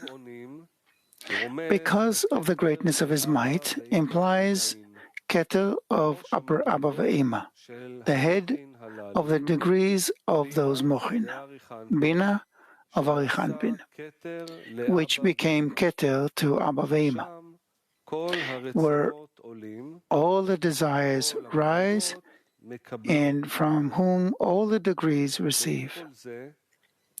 For this reason, they rise in it in a hidden way, since he is unknown avil, air, meaning that the Yud does not come out of his avil, air, as it is written, for he desires mercy. This is why he is in utter wholeness, and this is why he is called pure avil, pure air. Although the level of chasadim, called avil, comes out on the lower world, ma, she is still in complete wholeness, because that light extends from Ga of Bina of Arichanpin, the head of all the degrees of Atzilut, Abba ve'Ima, Yesut, and Zon. Hence, the level of Chasadim in it is regarded as pure air, as well as in Ga of Bina of Arichanpin. It was written, and the strength of his power. This is the upper world, me in Nukva, from which the number 600,000 was drawn. This is so because she closed the upper world, who is upper Abba ve'Ima, which is why it was said, not one of them is missing, of those 600,000, which he elicited by that name, since from there she obtains the mochin of the number 600,000. It was said that as not one was absent from the number 600,000 above, not one was absent from that number below. Because the Nukva clothed upper Abba ve'Ima, Ima, mother, lent her clothes to her daughter and adorned her with decorations. By that, she became completely like upper Abba ve'Ima. And as the mochin of Abba ve'Ima are whole in the number 600,000, not one of them is missing, the Nukva is whole in that number. Not one of them is missing. Otiyot de Rav Hamnuna Saba, item 22. In the beginning, Rav Hamnuna Saba said, we have found in the words Bereshit bara Elokim et, in the beginning God created the, an inverse order of letters. First it writes Bet, and then Bet, Bereshit, Bara. Then it writes Aleph, and then Aleph, Elokim, Et. When the Creator wished to make the world, all the letters were still hidden, and the 2,000 years prior to the creation of the world, the Creator was observing and playing with the letters. Explanation. He asks two questions. One, why did the letters Aleph, Bet come in an inverse order in the beginning of the Torah? First Bet and then Aleph. Two, why were those letters doubled?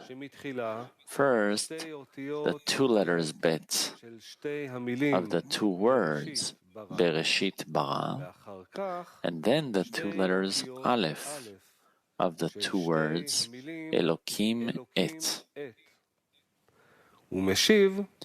He answers, when the Creator, Bina, wished to make the world, to elicit Zon, the world, the letters, Kelim of Zon, were still hidden, included in Gar, Abba ve'ima, and were not known.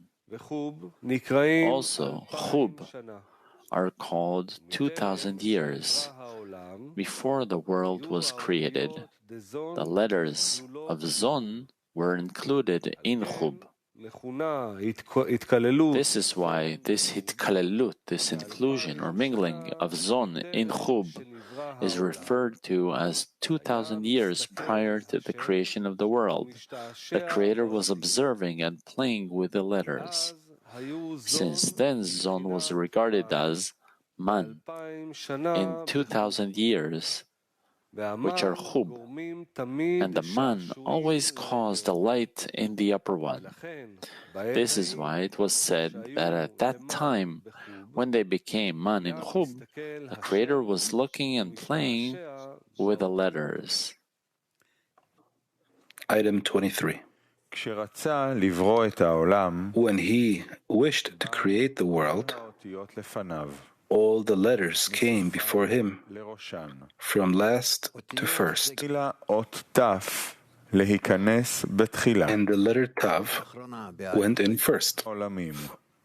It said, O Lord of the world, it is good for you to create the world with me, for I am the seal on your ring, which is emet, truth, meaning the last letter in the word emet. And you are called by the name truth, emet.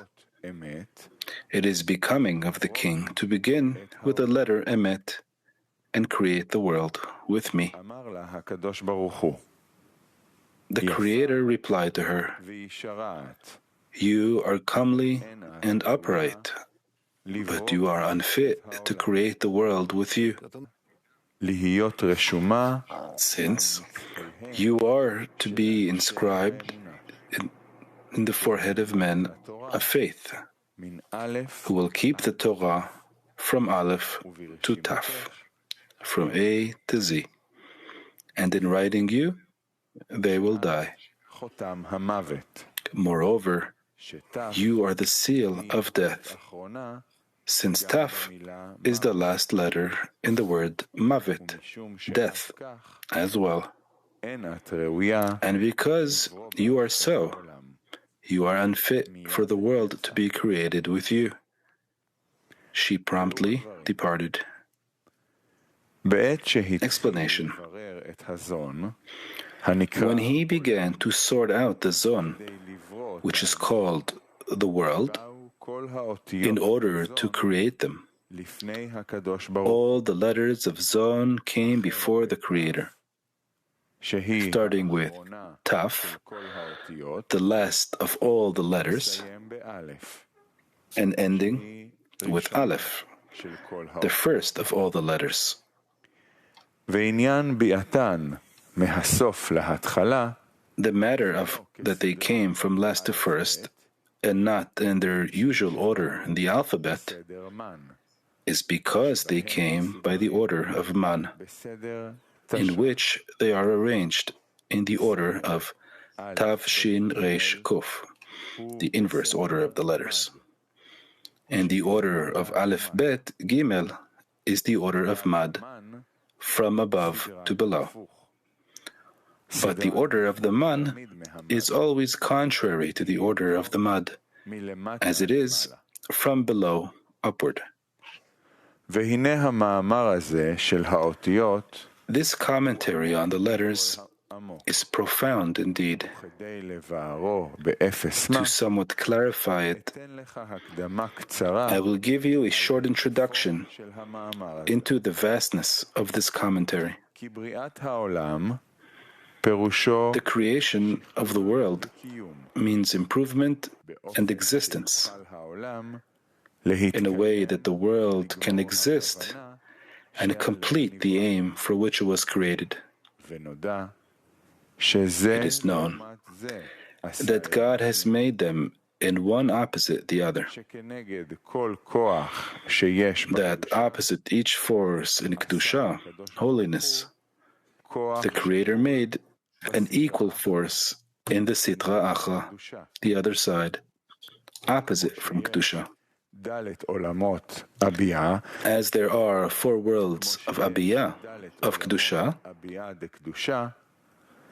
such there are 4 worlds of Abiyah, of Tum'ah, impurity, opposite them. Hence, in the world of Asiyah, there is no distinction between one who serves God and one who does not serve Him, as there is no distinction whatsoever between Kedusha and Tum'ah. Accordingly, how can the world exist? How can we tell good from evil, Kedusha from Tum'ah? However, there is one very important scrutiny, which is that another God is barren and does not bear fruit. Hence, those who fail in Him and walk by the path of Abiyah, of Tum'ah, of impurity, their source dries out and they have no blessing of spiritual fruits. Thus they wither away until they shut completely. The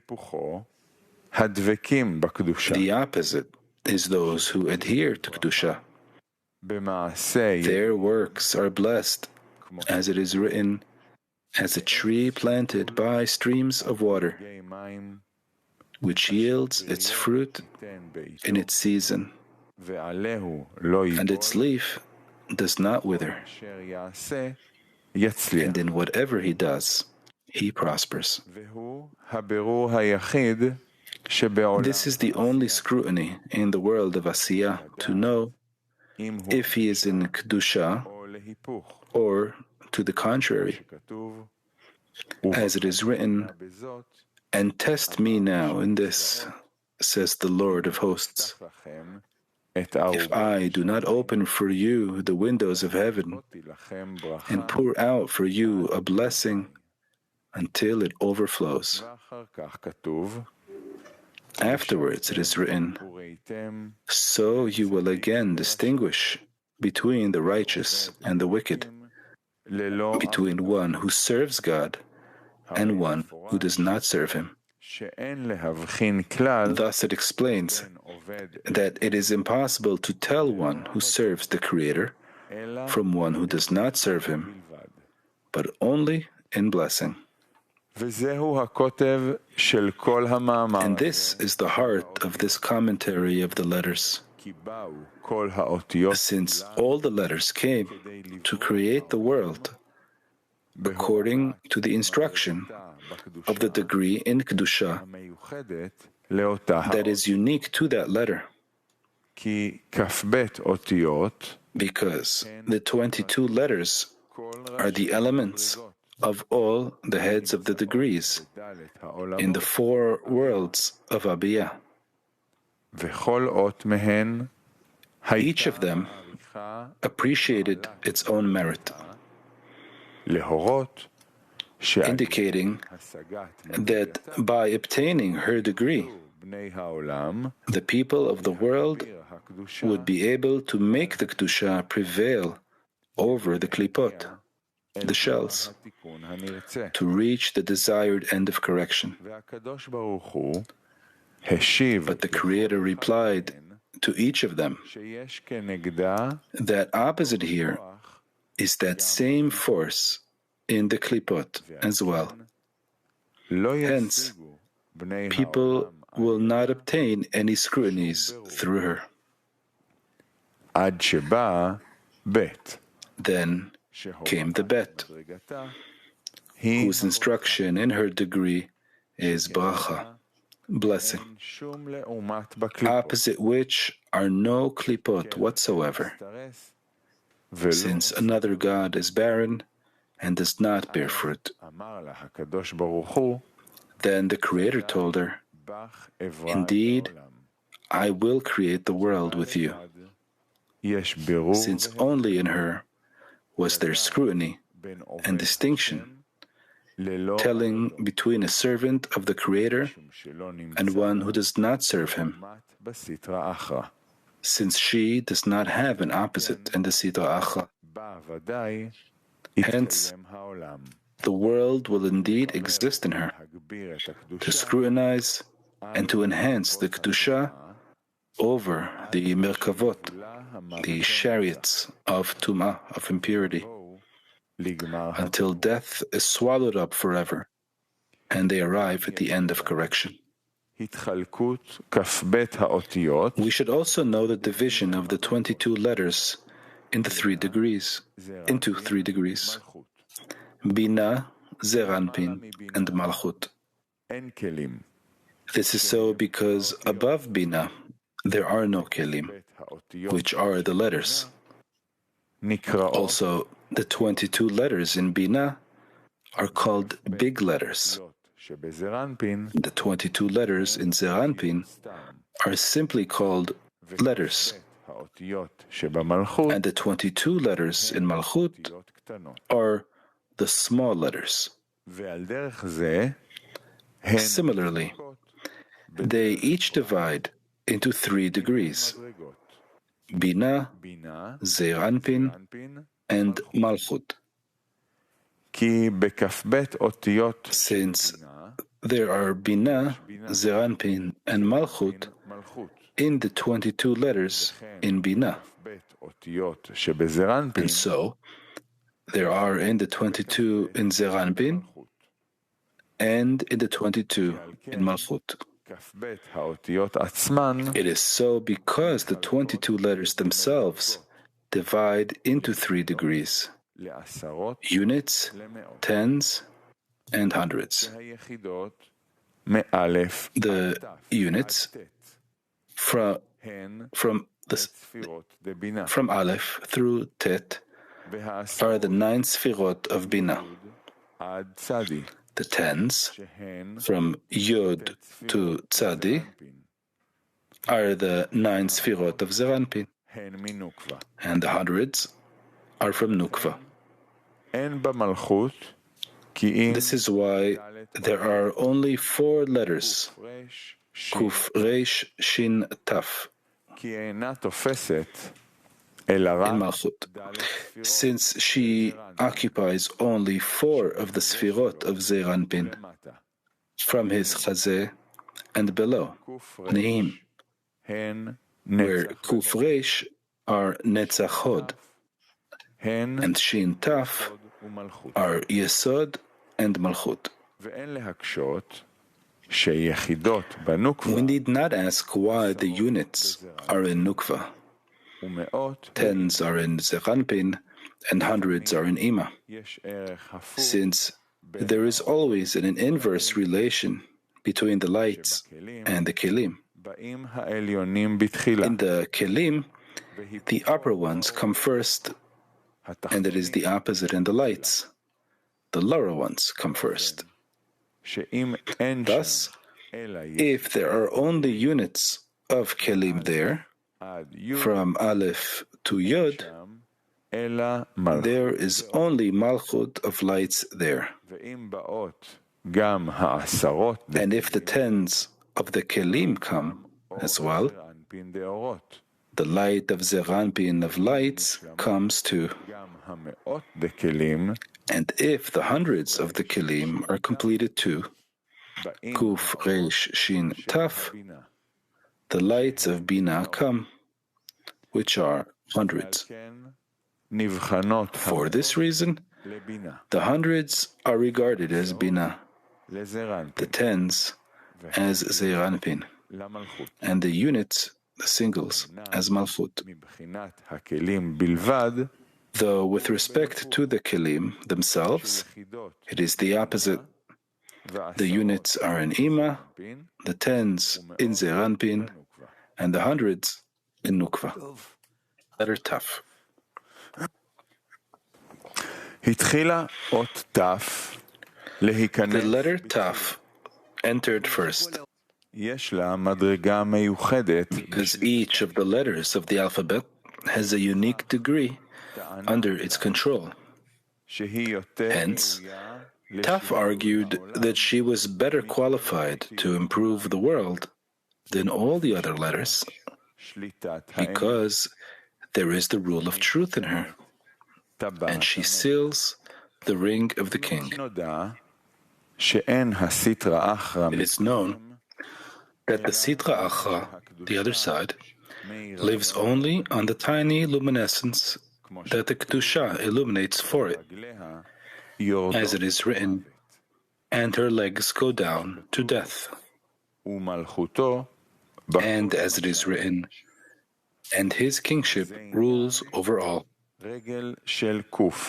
This is the meaning of the leg of the kuf that reaches below the line of letters, indicating the tiny luminescence that Malchut gives to the Sitra Achra. Hence, of all 22 letters, only in the kuf is there an extension of a leg below, for she belongs to the letters of Malchut, because Kuf, Resh, Shin, Taf are in Malchut. However, in the beginning, the left leg of the Taf extended below the line. But the Creator saw that the grip of the Sitra Achra would be too strong. So the Creator stopped her and retreated her leg to the end equally with the line of Kedusha.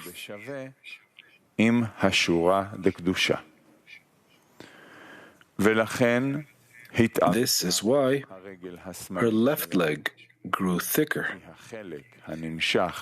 for the part that extended outwards, which he drew back, folded over her there, and thus no illumination reaches from her to the klipot and the Sitra Achra. Moreover, she was established as the seal of the ring, watching over the klipot to not draw near and suckle from the Kedusha through there. And anyone who touches her dies. Also, the tiny luminescence that is needed for the sustenance of the klipot was done in the letter Kuf. Because she was the tallest letter in Malchut, and far from the klipot and the Sitra Achra. Thus, there is no fear of the klipot gripping too strongly. This is why she is called Kuf, indicating that from her comes the beginning of the power to the Sitra Achra and the klipot, called evil man, resembling the Partsufim of Kedusha. As it is written, God has made them one opposite the other, like the Kuf, which is also monkey in Hebrew, which is similar to a man. People mistake them, and they lie in the name of the Creator. This is what the Taf argued. Since I am the seal of your ring, for I stand at the end of every Partsuf, not letting the klipot approach and suckle from the Kedusha and lie in your name. It is benefiting thus that the world will be created with me. Through me will be all the scrutinies between the Sitra Achra and the Kedusha, and all the people in the world will be assured to reach their destiny. This is why it was said, and you are called by the name Truth. It is appropriate for the king to begin with the letter Emet, truth, and create the world with me. זולת על ידי השגת מידת האמת, לכן יפה למלך להתחיל באות אמת, ולברוא בי Commentary. Since your name is truth, כי במידתי which means that it is impossible to cling to you except by obtaining the quality of truth. It is befitting for the king to begin with the letter truth and create the world with me, because with my quality, people will propel the Sitra Achra and the Klipot will cling unto you. Then the end of correction will be guaranteed for all the people in the world. This is the meaning of the Lord is near to all who call upon him. To whom is he near? He repeated and said, to all who call upon him in truth. But is there anyone one to call him falsely? There is. It is one who calls and does not know whom he is calling. It is written, to all who call upon him in truth. What is in truth? It means in the seal of the king's ring, the middle line, the seal of the mochin with the malchut, which is called the king's ring, which is the wholeness of everything. The Creator replied to her that she was unfit for creating the world with her, because with her force, the dinim, the judgments, would be too harsh, that for even a complete righteous, who have already been rewarded with an inscription of her seal, and kept the Torah from A to Z, are still punished by her harsh force, because they did not protest against the wicked. Moreover, she is also the seal of death,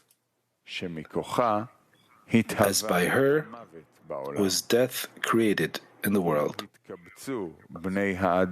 Since people died only because the serpent forged her seal and made Adam Arishon sin with the tree of knowledge. Hence, it is impossible that the world will be able to exist through her. The letter Shin, 24. The letter Shin entered before him. She said to him, O Lord of the world, it is good for you to create the world with me. For in me is your name, Shadi, called, and it is becoming to create the world with a holy name. He said to her, you are comely, you are good, and you are true. But because the letters sheker, which means lie or falsehood, took you to be with them, I do not wish to create the world with you. For there will not be falsehood unless the letters Kuf and Resh take you. Explanation. There are two ends to the Nukva. One is called Malchut of Malchut, which is Tav, and the other is called Yesod of Malchut, which is the Shin. Thing is that when she is without a construction from upper Abba Ve'ema, the Tav is considered the Siyum, and it is a harsh din.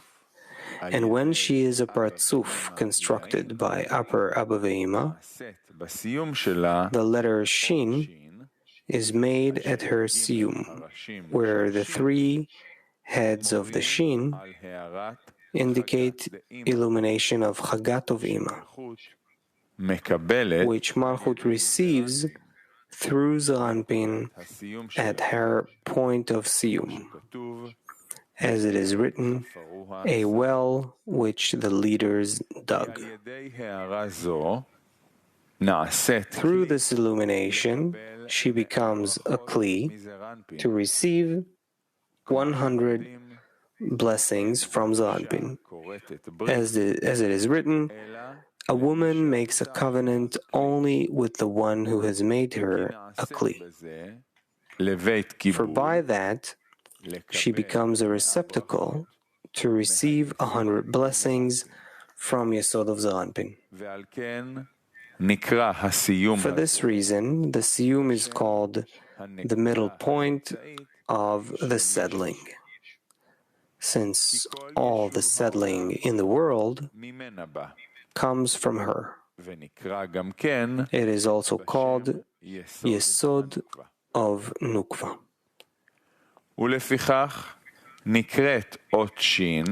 For this reason, the letter Shin is called the letter of truth, like the Tav, and it is called the king's seal, like her.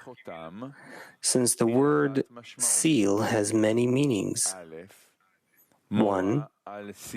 It points to the conclusion of the Parzuf, like the king's seal, which comes at the end of a text that is written in the king's name. 2.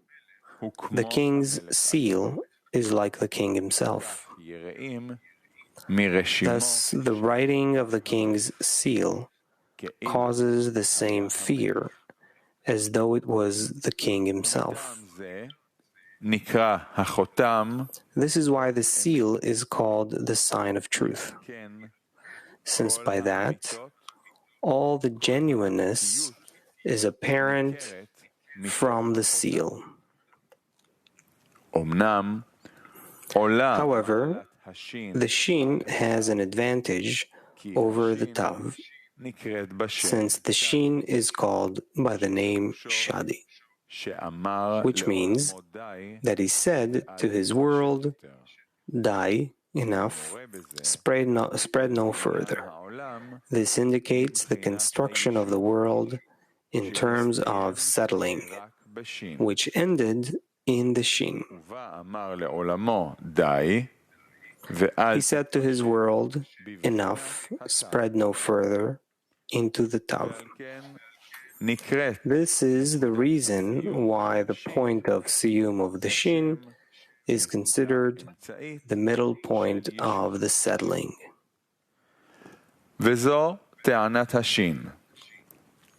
This was the argument of the Shin. It is good for you to create the world with me because your name, Shadi, is called in me. Once she saw that he had rejected the Tav because of the harsh quality of judgment in her, the Shin thought to herself that the Creator would choose her quality for the creation of the world, since she has all the merits of the Tav, for she is the king's seal too, and she too is the letter truth. But she has another merit, that the name Shadi is called in her, for she was selected for the siyum of the Nukva, for the settling of the world, and not to the Tav. Thus she mustered the courage to come before the Creator, so he would create the world with her quality. The Creator replied to the Shin, "Although your virtue is great, precisely because this is so, your opposite in a klipa is very strong. There would not be falsehood in the world had the two letters of forgery and falsehood of the klipot not taken you," meaning Kuf and Reish. Commentary. There are two sources to the Sitra Achra and to all the klipot, tiny luminescence, which the Kedusha, the holiness itself, shines for them, so they can exist and not be cancelled for as long as they are needed to punish the wicked. In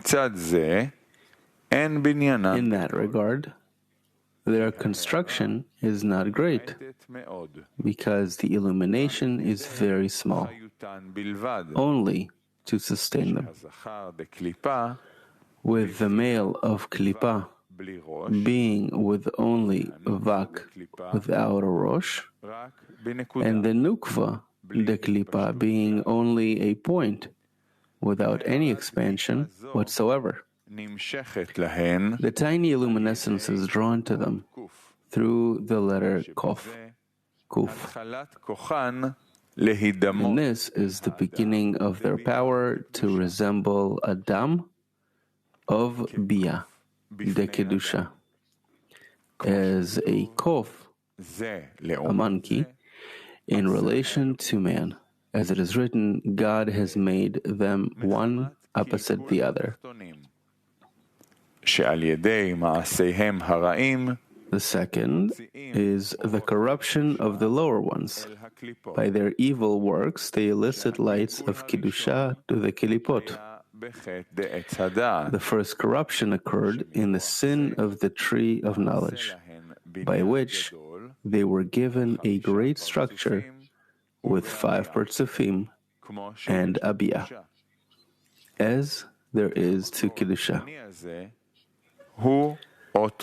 That second source is the letter Resh, which indicates that the letters rise and cling up to Binah de Malchut, which is the letter Daled. This is also because the 22 letters of the Malchut divide in her into Binah, Zer Anpin, and Malchut. The units are Binah, the tens are Zer Anpin, and the hundreds are Malchut. Thus, the Dalet of the 22 letters of Malchut stands at the beginning of her Zat de Bina, since the letters Aleph, Bet, Gimel are Gal, and from the letter Dalet through Tet, they are Vak de Bina in Malchut. This Dalet indicates the poverty and misery in Malchut as a whole, since Malchut has nothing of her own except for that which her husband, Zer Anpin, gives her. That quality of hers is inscribed in her Daled, since when she is full, she is Daled, Lamed, Tav, from the words poor and empty. Also, the Dalet has a protruding angle at her roof, indicating the protrusion of Chasadim in her, which the Dalet takes from the Gimel before her. For Gimel is from her Gal de Bina, who receives from her corresponding Bechina, discernment, in Zer Anpin, while she is from her corresponding discernment or Bechina in Bina, where Chasadim are in great abundance. This is why she is called Gimel, from the word Gomel Chasadim, rewarder of Chasadim, for she rewards the Daled with Chasadim, since she has nothing of her own, and she gives her abundant Chasadim. This protrusion of Chasadim is implied in the angle on the roof of the Daled.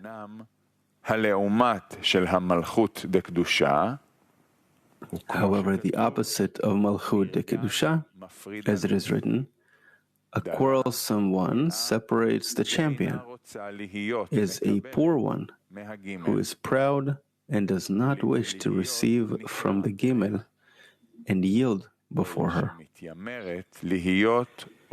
Instead, she pretends to be Rosh, the head, with great pride. By this law, the angle was erased from the Dalet, meaning the protrusion of Chasadim in her, and she became poor and meager, since erasing the angle from the Dalet gives her the form of Resh, Rash, meager or poor. As it is written, even in his kingdom he was born poor.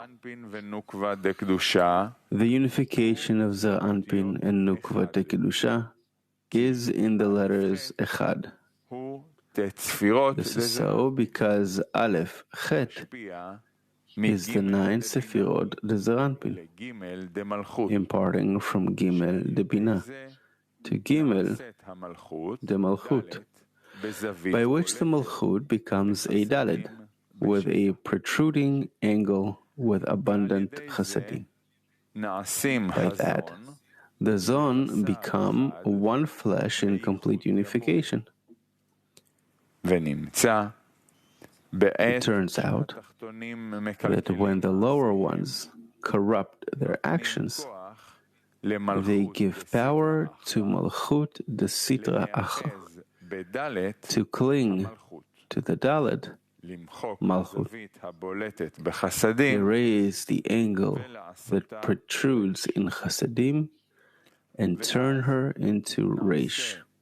At that time, the Echad, one, becomes Acher, other, and other gods cling to Zon de Kedusha.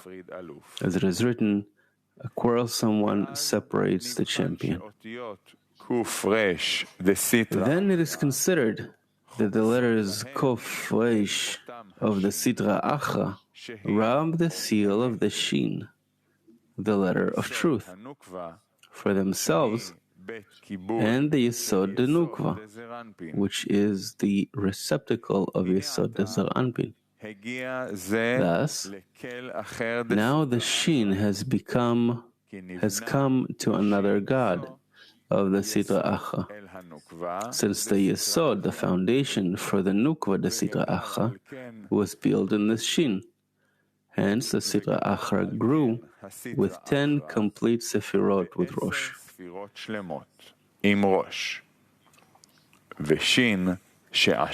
And the Shin that she robbed became a point of ruin to her, since the Sitra Acha is built out of the ruin of Kedusha. From here, were the Abiyah of the evil Adam built. It has been explained how the Kof Reish are the two origins of the Sitra Acha. Hence, they are called letters of forgery, since the Sitra Acha forged them in order to destroy the construction and unification of the Kedusha, to be built on the ruin of Kedusha. It is done primarily by extending the Shin to them, the form of Yesod de Nukva, into their lot and their authority, by forging the Dalet into Resh, forging the one into other, creating a structure for the Patzofim of other gods.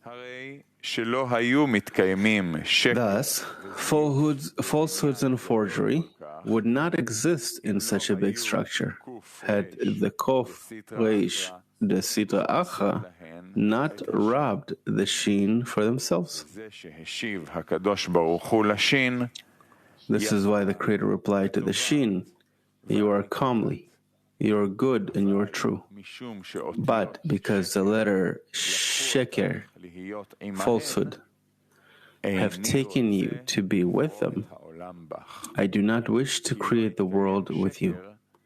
For there would not be falsehood unless the letters of Kof Reish take you. since there would not be construction for the forgery and falsehood of the Sitra Achra had they not robbed the Shin for themselves. Hence, the world must not be created with her quality, because her opposite is equal to her, and the end of correction is not guaranteed through her. Item 25, the letters Kof Resh. This implies that anyone who wishes to tell a lie should first take a basis of truth, and then his lie will hold.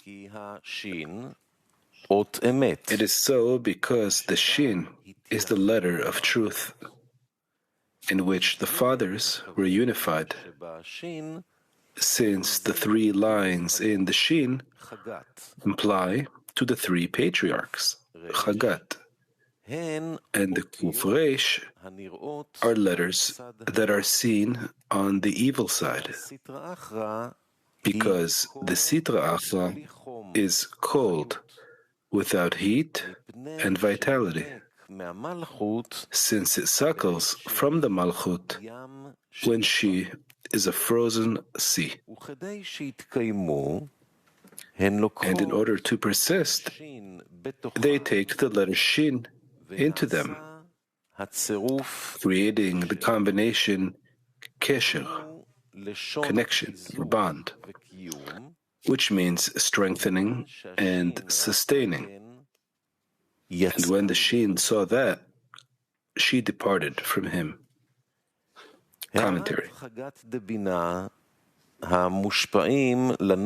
The illumination of Chagat of Binah, which are given to the Nukva through Yesod of Zeranpin, built the point of Siyum of the Nukva into a Kli, a receptacle for 100 blessings from Zeranpin.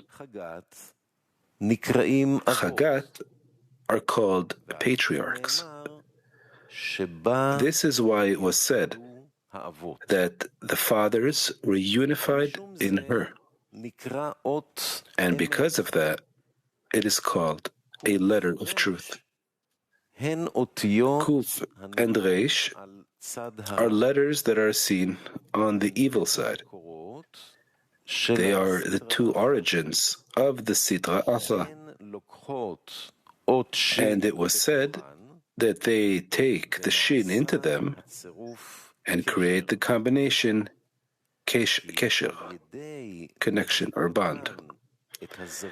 This is so because by erasing the angle of the Dalet of Echad, 1, they rob the Yesod of Nukva, of Kedusha, of sanctity, the Shin, into them, building the Yesod of Nukva, of Klipa, of shells, in the letter Shin.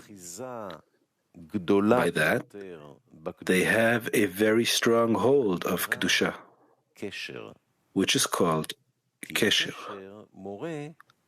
since a bond indicates that the hold is very strong and hard to detach.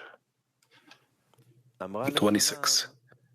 The letter Tzadik entered.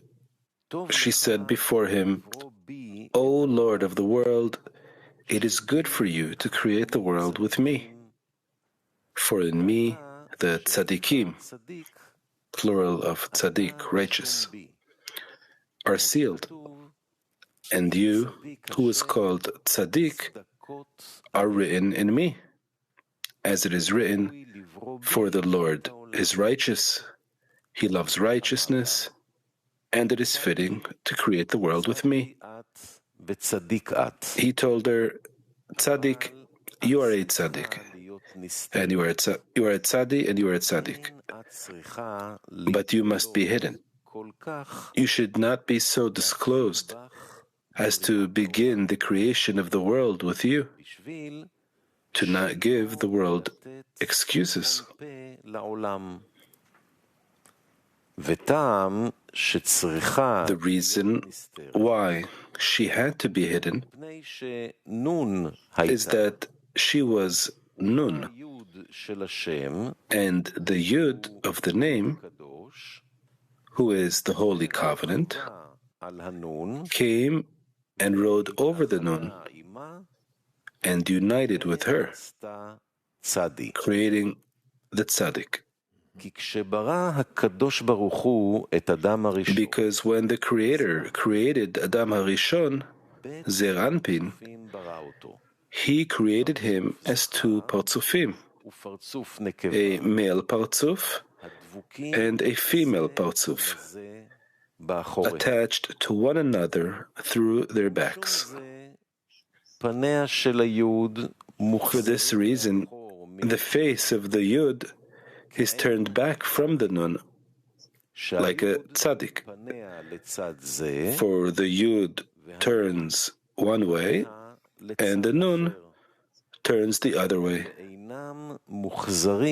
And they are not returned to being panim in panim, face to face. Also, the Creator told her, I will separate your attachment of achor be'achor, back to back, and make you connected panim be'panim.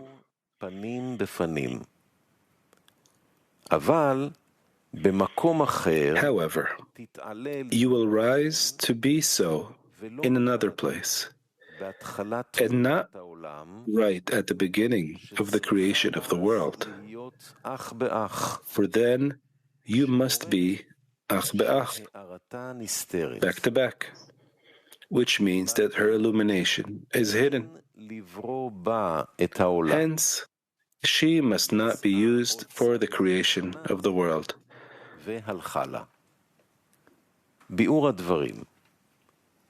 Explanation.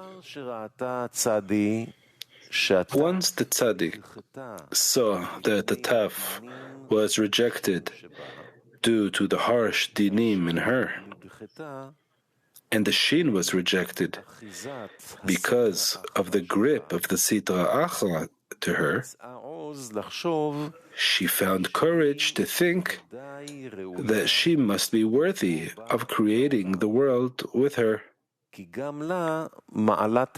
since she too has the merit of the seal. And in addition to them, there is no hold to the sitra achra in her at all. It is written about it, the righteous are sealed in me, meaning the seal of the token of the covenant of holiness, through circumcision and exposure, which repels all the outer ones. And you, who is called tzaddik, righteous, are written in me, since the Creator, Binah, was established as tzaddik and tzedek, justice, like Zer Anpin, which are Gal of Bina, that were established in Abba and Ima, where the trail of Abba sits in the path of Ima. And the beloved Ktarim, many keter, crown, which always embrace in a never-ending zivug, coupling, as it is written, the Lord is righteous. He loves righteousness. Righteous implies to Yesod of Abba. Righteousness implies to Yesod of Ima, Netzach Hod, who are called righteousness of the Creator. And because the righteous loves righteousness, their zivug never stops. This is why she said, I am fit for creating the world with me, and through my quality, the world will exist and is guaranteed to reach the end of correction. He told her, Tzaddik, you are tzaddi and you are tzaddik, because the letter Tzadik is Yesod of Zeranpin. And when Yesod is included with the Nukva, it is called Tzadik. Since there are 9 Sfirot of Zeranpin from the letter Yud to the letter Tzadik, and the Kuf is the beginning of the Nukva. And when the Nukva is attached to Yesod, the Kuf is attached to Tzadik. And then Yesod is called Tzadik. This is why the Creator praised her. You are Tzadik. In your place, in Yesod of Zeranpin, and you are Tzadik in my place. For you are inscribed in me in a never-ending couplet. And you are also Tzadik, since the Nukva is included in you, too, in the Kuf after the Tzadik. And yet, you are unfit for creating the world with you. It was written, you should be hidden. You should not be so disclosed, since she was Nun. This is so because Yesod of Zeranpin includes the Nukva with him, the Kuf in Tzadik. As the Creator implied to her, you are Tzadik. And when the Nukva is included in him, in the form of the Tzadik, she is depicted in him as the letter Nun, since the Nun is Gvura of Zeranpin. This is so because Yud, Kaf, Lamed are Gal, Kechab, Mem, Nun are Chesed and Gvura. And it was said about this Nun, I am understanding Bina, might, Gvura, is mine. This is so because in Gadlut, when Chagat becomes Chabad, this Gvura becomes Bina. And in Katnut, when Abba took Ima out, Bina becomes Gvura, Nun. Hence, Nefilah, falling, is implied in her, since she falls from Gar to Vak by Abba, who took Bina and Zon outside the Rosh. It was said, you should not be so disclosed to not give the world excuses. She must be hidden because there was the Nun, and the Yud of the name, meaning the Holy Covenant, came and rode over the Nun and united with her. Thus, the Nukva included in Tzadik is a depiction of the letter Nun in her, Gvura, with respect to the fallen Bina. And the Yud in her is Yesod of Zeranpin itself, which is the name of the Holy Covenant. They stand depicted as Ach Be'ach, back to back, their Achoraim, their backs, attached to one another, and their Panim, their face, are revealed outwards. Since the face of the Yud looks outwards, and not to the side of the Nun, and the face of the Nun looks outward, and not to the side of the Yud. This implies that there is a gripping in their achoraim, in their posteriors. Hence, their achoraim must be hidden. As it is written, their hind parts turned inward, so the outer ones will not grip to them. It was said, You should not be so disclosed, to not give the world excuses.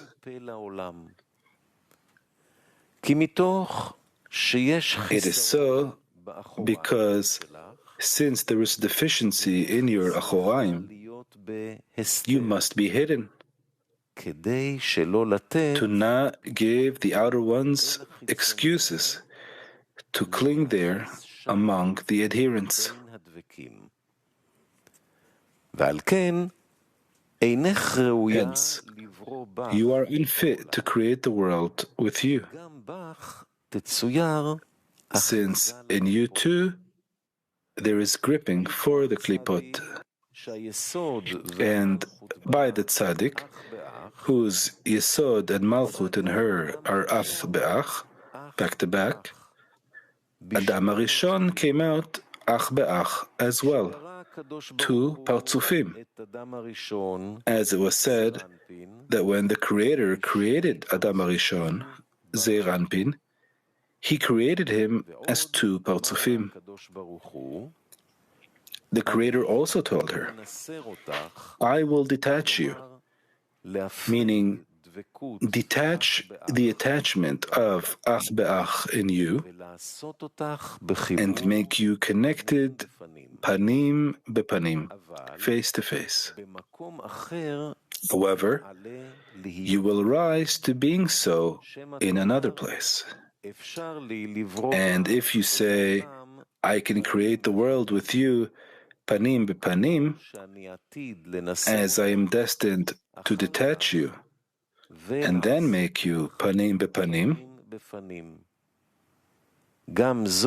that too is not an argument, since even when I establish you panim bepanim with a nukva, it will not be in your place below, but only through ascent to my place, the place of upper Abba and Dima.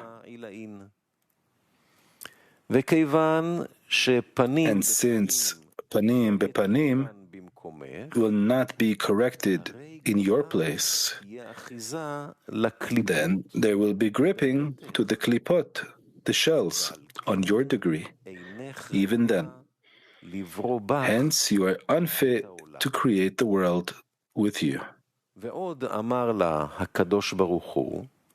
It was also said, the Creator also told her, meaning, moreover, I am destined to detach you, separate the dvekut, the adhesion, ach be'ach in you, and make you panim bepanim.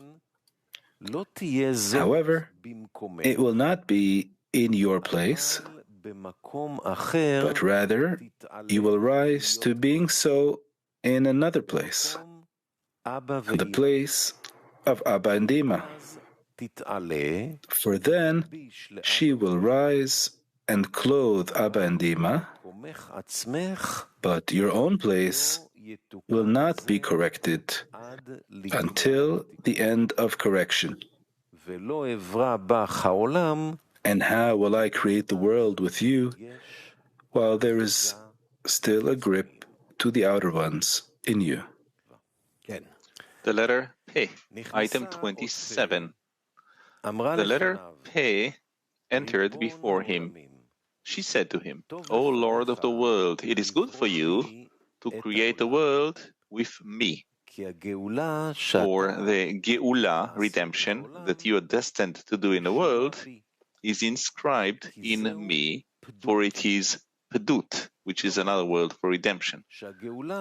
That is, the Geula is Pedut, redemption from our enemies, and it begins with the letter P. For this reason, the world should be created with me. He said to her, you are comely, but Pesha, crime, is written in you in concealment, like a snake that strikes and pulls its head into its body.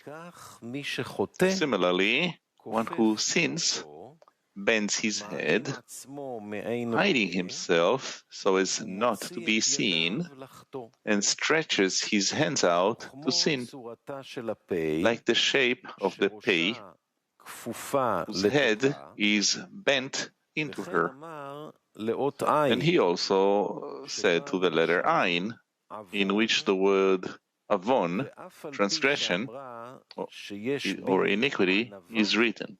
And even though she said there is anava, humility or humbleness in me, the Creator told her, I will not create the world with you. She departed from him. Explanation. The letter Pei said that the redemption that is destined to be in the world is inscribed in her. Hence, she is worthy of the world being created with her. It is so because the exile and redemption in the world depend on the nukva. Since when the nukva has no structure of gal, Mochin, Israel are exiled from their land, the land of Israel. This is because the land of Israel below corresponds to the land of Israel above, the nukva of Zeranpin. And as there is separation above between Zeranpin, Israel, and Nukva, his land, so Israel below are separated from their land.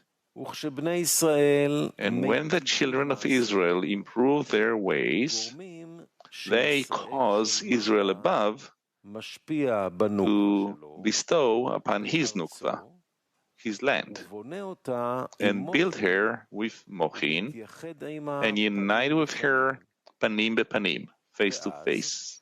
At that time, the children of Israel below are also rewarded with redemption, and they too return to their land.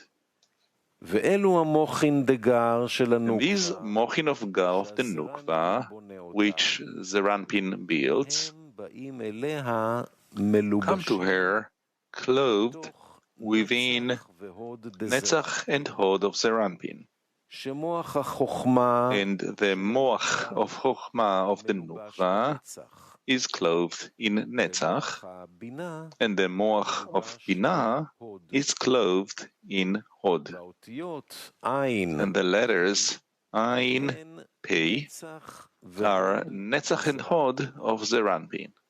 This is the argument of the Pei, Hod of Zeranpin, that the redemption that you are destined to do in the world is inscribed in me, since the mochin of the Nukva that bring redemption to the world are clothed in me.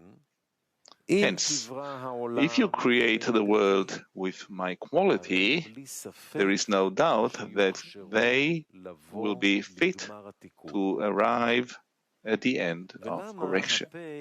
But why did the Pei consider herself better suited for the creation of the world than the Ain? After all, the mochin of Nukva clove in Netzach and Hod, Ain and Pei, and they are essentially in the Netzach, which is the Ain. It is because it was said, this is the Pdut, redemption, since the Pdut is only in the quality of Hod, Pei.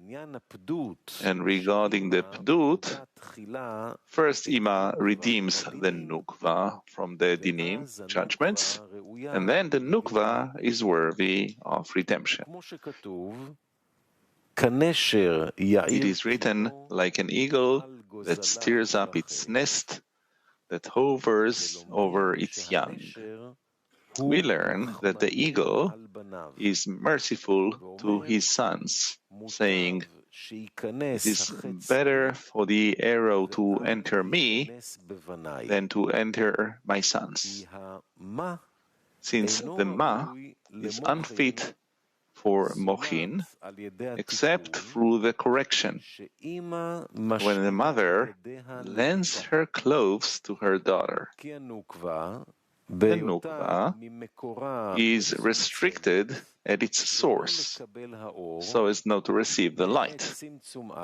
That is, since the first restriction, she could not receive any mochin.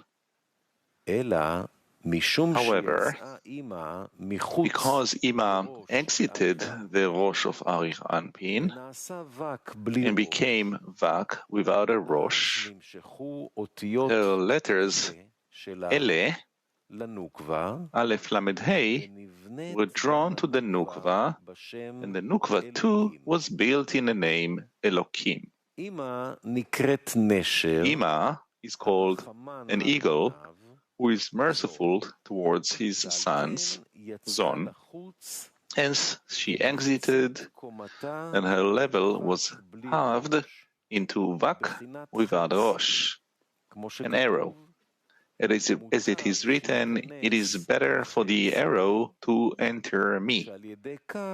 By that, she redeemed the sons from the judgments, and they became fit for the reception of Mochin in her Kelim of Ele.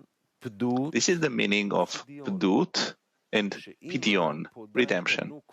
When Ima redeems the Nukva from her judgments, were it not for that, she would be unfit for Mochin. This redemption applies primarily to the left line of the Nukva, where the judgments are present, as well as to Hod of Zeranpin, the letter Pei. This is why the Pei thought that she was better qualified than the Ain, since the Pdut from Ima is clothed only in hair and not in the Ain, since the judgments are on the left line and not on the right line.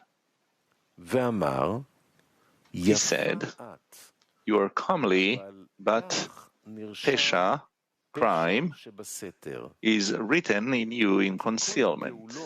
It is so because all the redemptions during the 6,000 years are only in the Vak of Mochin of Chaya. This is because the Gar of these Mochin, the inner Abba Ve'ima that operated in Nikudim, were hidden and will be revealed only at the end of correction, after the correction of the sin of the tree of knowledge that Adam Harishon sinned, drawing the upper Mochin to the separated Biyah below the Parsa, where there are no vessels of Ima there, but only the restricted Malchut, the Parsa below Atzilut, where the bottom hay of the first restriction now stands, ending the lights of Atzilut, preventing them from spreading from her downward. By drawing the abundance below the Parsa of Atzilut, a transgression was inscribed in the Nukva, when the serpent came over Eve and cast filth in her. This filth will be corrected only at the end of correction. As it is written, death shall be swallowed up forever. And the Lord God will wipe a tear away from all faces. Since the lack of mochin of the inner Abba Ve'ima that were concealed is called tears. There are two tears that the Creator brings down to the great sea, corresponding to the two eyes, these inner Chokhmah and Binah that were hidden and are gone. Eyes are Chokhmah and Binah, and tears are a deficiency in them due to the filth that was mixed and was made into a tear through the sin of the tree of knowledge. This caused the ruin of the two temples. And these tears are not wiped away from the face of the Nukva unless when death is swallowed up forever. When the sin of the tree of knowledge is completely corrected, since transgression, death, will be corrected forever. At that time, the Gar of the Mochin of Chaya will shine, meaning the inner Chokhmah and Binah, and it follows that the Lord God has wiped the tear. He said to her, "You are comely, but Pesha, crime, is written in you, crime in concealment is written in you. Although there is Pdut in you through Ima, by which you bring redemption to the world, meaning Mochin of Chaya, through which all redemptions come, yet those redemptions lack wholeness, because they were re-exiled from their land, and the two temples were ruined once more. For Pesha, crime in secrecy, is written in you.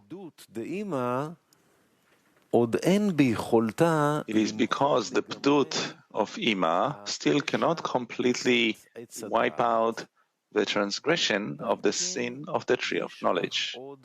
Hence there is still gripping for the klipot in you. Since the mochin, therefore the mochin are only from Vak of Chaya, they lack the rosh of the mochin of Chaya. And since there is gripping to the klipot, shells in you, you are unfit for the world to be created by you.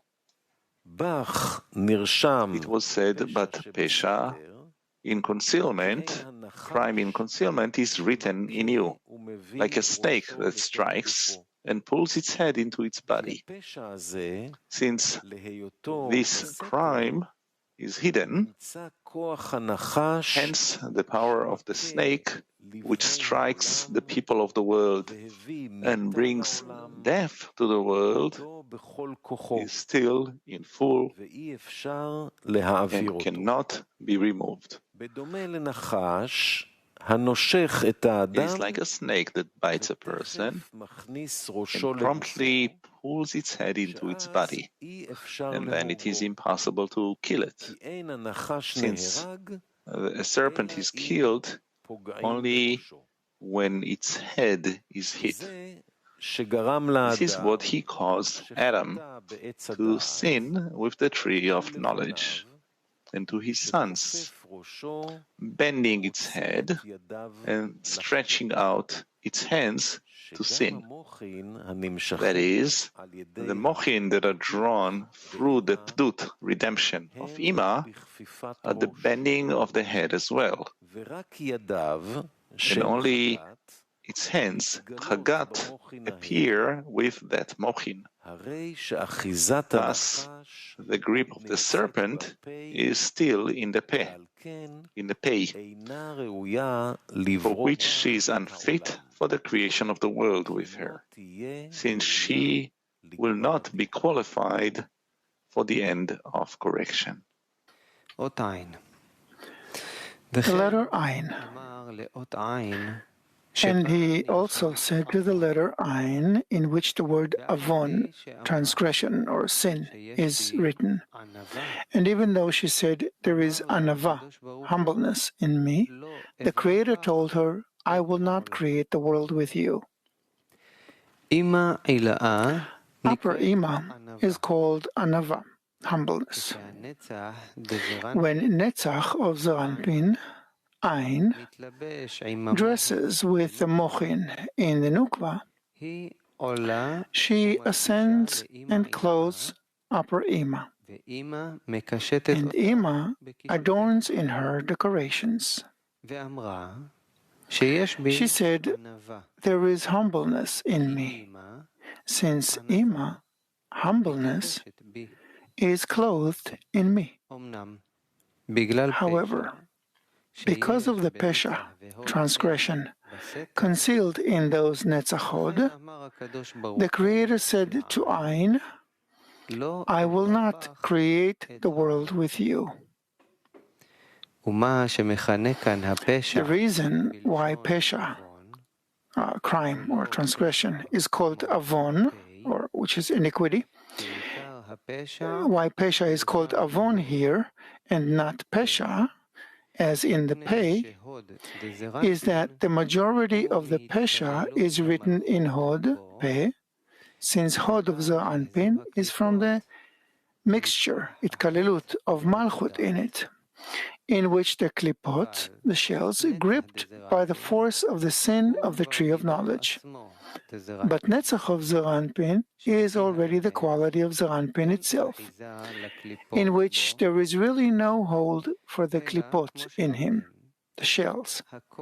Yet it is written, when a thistle grows next to a cabbage, when one comes to pick it out, at times the cabbage is picked out with it.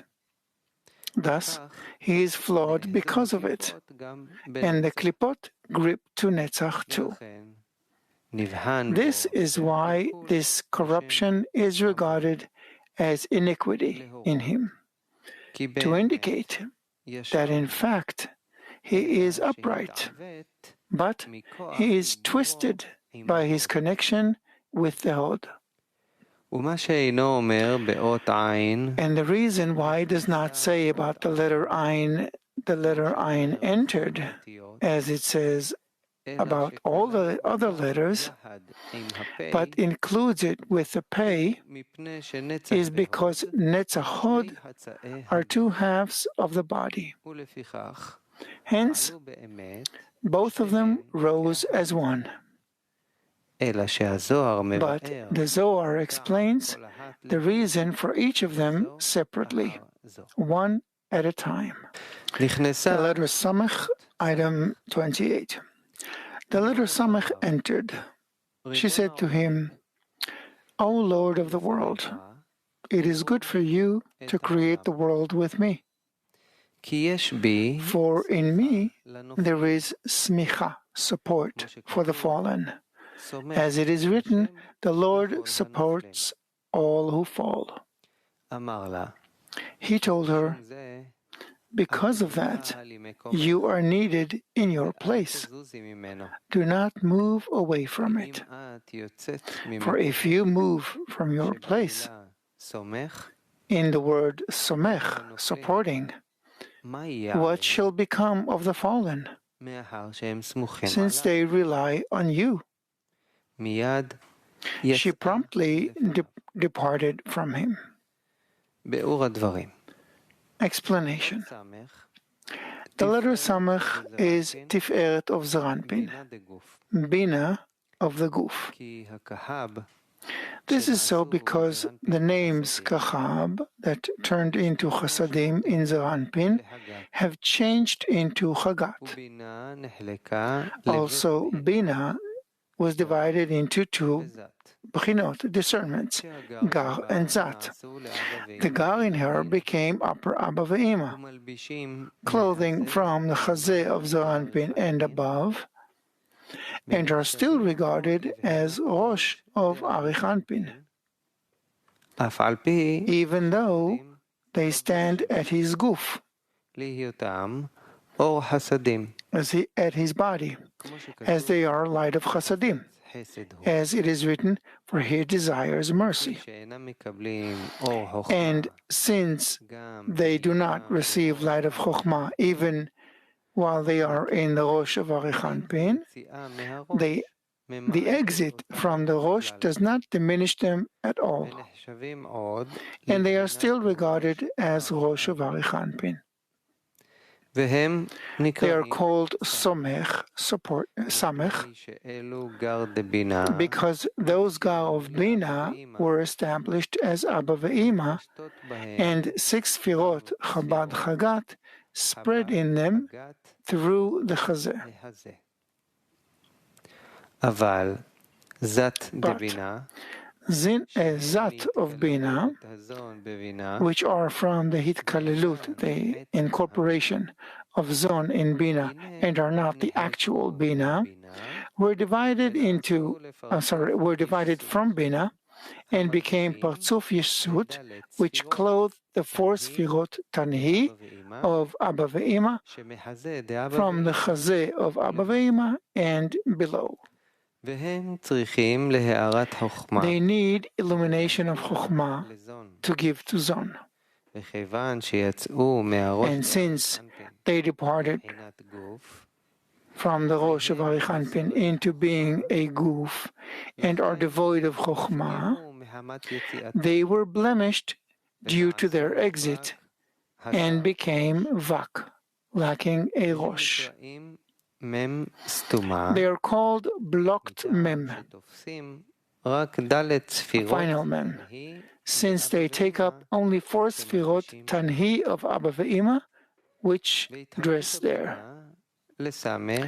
Also, the division of Bina into Samech and a blocked Mem were done in Bina of Arich Anpin, who went outside the Rosh of Arich Anpin and expanded in his Chagat through the bottom third of Tiferet in him. And they impart all the Mochin to Zon.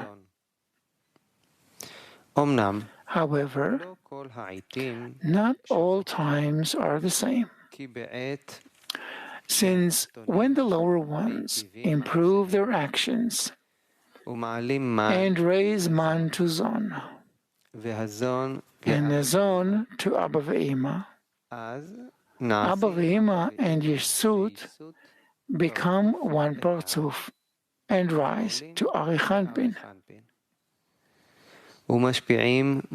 They impart complete Mochin in illumination of Chokhmah from Arich Anpin to Zeranpin, and from Zeranpin to the Nukva, which are 100 blessings. Since the Samech, 60 in Gematria, which is upper Abba ve'Ima, became one with the blocked Mem, which is 40 in Gematria, which are Yeshut, and together they add up to the number 100.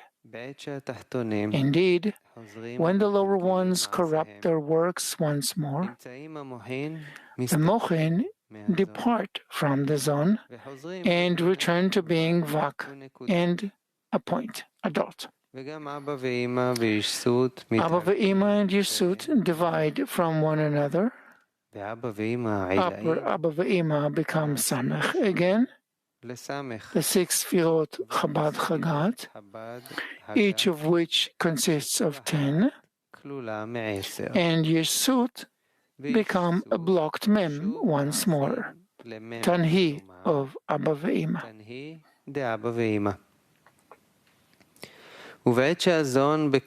And when Zon are in Katnut of Vak and Nekuda, the dot, there is fear from the gripping of the Klipot, at which time they would fall from Atzilut to the separated Bia. This is why upper Abba ve'Ima give them of their Samech, where although these lights are only light of Chasadim, they are still considered pure air and Rosh.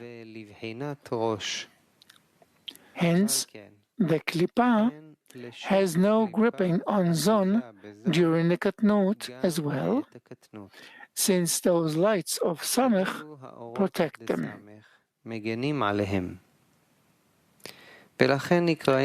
For this reason, these lights are called Samech, since they support the Zon from falling from Atzilut while they are in Katnut, in Vak without a Rosh. It was said that the letter Samech said before him, "For in me there is smicha, support, for the fallen. As it is written, the Lord supports all who fall." This was because she thought herself better qualified than all the letters preceding her, because the lights of Samech can shine for the zone even during their katnut, since they are only light of chasadim, and there is no gripping of anything to the klipot in these lights of chasadim, since the external ones escape from the lights of Gao of Bina. For this reason, she considered her quality better suited to create the world in her, since she could protect the people of the world even while their actions were corrupted. And then there would be no gripping to the klipot as well. The Creator told her, "Because of that, you are needed in your place. Do not move away from it." In other words, since your place is to support the fallen, to protect them during the corruption of the people of the world, you must be only in this place and not move from it.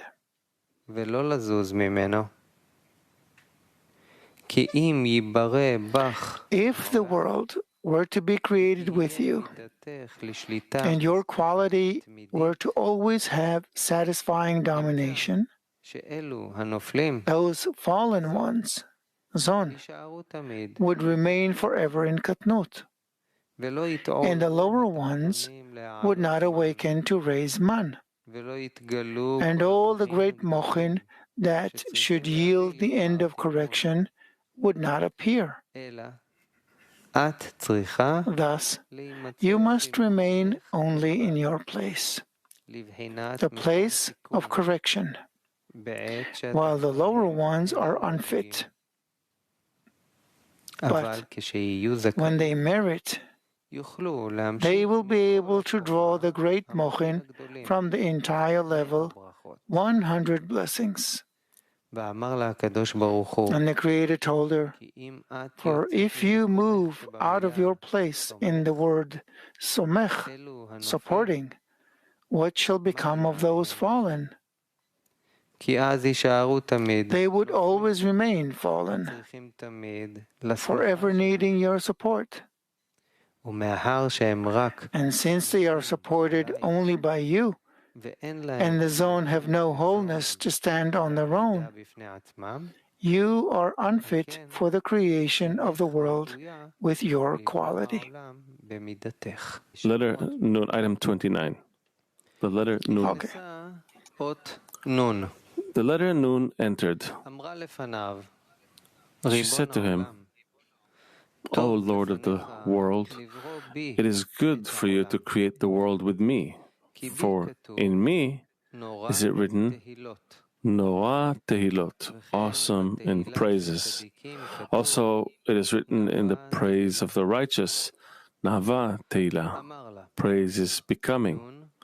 He told her, "Nun, return to your place and rely on the Samech.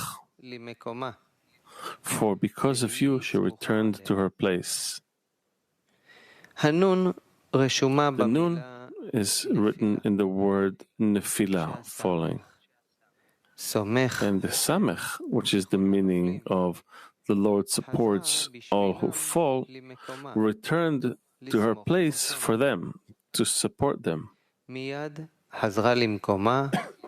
She promptly returned to her place and departed him. Commentary. Once the Nun saw the Samech being turned down, for she is used only in Katnut, only for support, the Nun thought that she would certainly be fit for the creation of the world, since she had all the merit of Samech, and she also served in Mochin of Gadlut.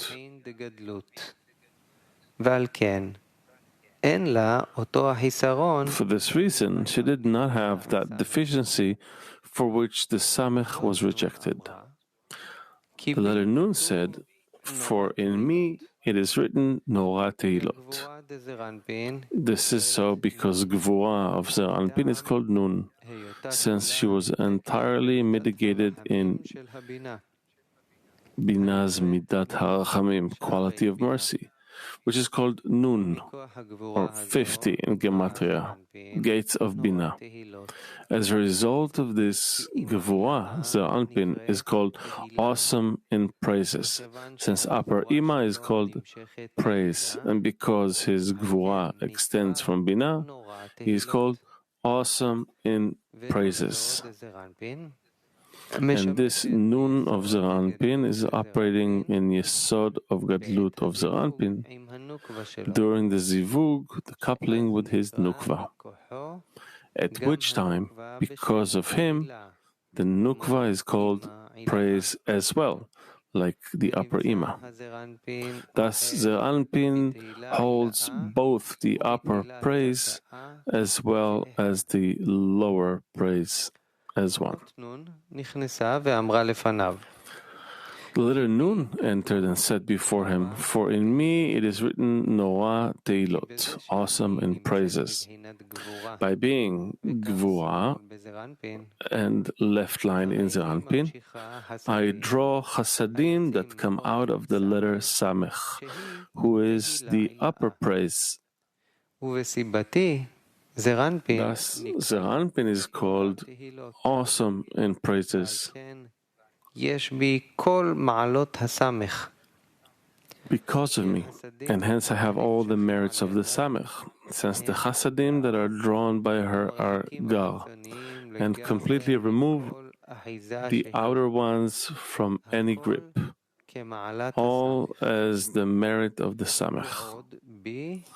Also, there is merit and praise of the righteous in me as well.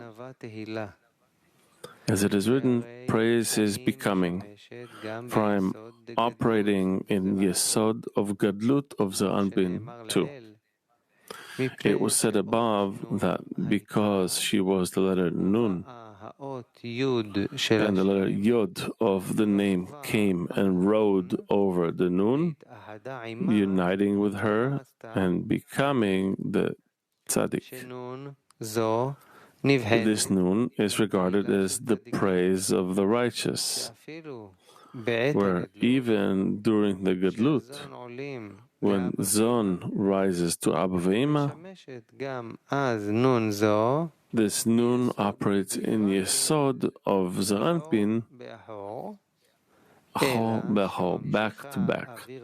However, she extends pure avir, or air, from upper Abba Ve'ima, which are Samech. And then the Nun is called praise of the righteous. Since the Yod, who is the righteous, the foundation of the world, Yesod, rides atop her, and then she is called praise is becoming, since she extends Mochin of Gadlut to Malchut. It follows that all the beauty of Malchut is received from the Nun in Yesod of Zer Anpin. This is why the Nun argued that the world should be created in her, since by her illumination the Mochin of Gadlut were added too, giving sustenance and persistence to Zon of their own, and not only support like the Samech. The Creator told her, Nun, return to your place, for because of you the Samech returned to her place. It is not as you think that your quality is the complete correction in which there is no longer a gripping for the klipot. Rather, your quality too needs support from the Samech, since you are still achol bechol, back to back, and the lights of the Samech are revealed outwards to keep you from the outer ones. It follows that it is for you too that the letter Samech returned to her place to support you. This is still not the complete correction. Hence, we will not create the world with you. The letter Mem, Lamed, item 30. The letter Mem entered. She said to him, O Lord of the world, it is good for you to create the world with me, for in me you are called Melech, king. He told her, indeed, this is so, yet I will not create the world with you, because the world needs a king. Return to your place, you, the Lamed, and the Chaf, for it is unbecoming of the world to be without a king. Commentary. Mem is Chesed of Zer Anpin, who receives from his corresponding Bchina, Chesed of Bina. As it is written, the Lord will command His grace in daytime, which is a day that goes with all the days. And during the obtainment of Mochin for Zer Anpin, his Chagat became Chabad. Chesed the Zer Anpin rises and becomes Chochmah. Then the light of the face of the living king was revealed from Zer Anpin. This was the argument of the Mem for creating the world with her. For in me you are called a king, Melech. And when the light of the king's face appears in the world, there will certainly not be a gripping for the outer ones any longer, and the end of correction will be guaranteed in the world.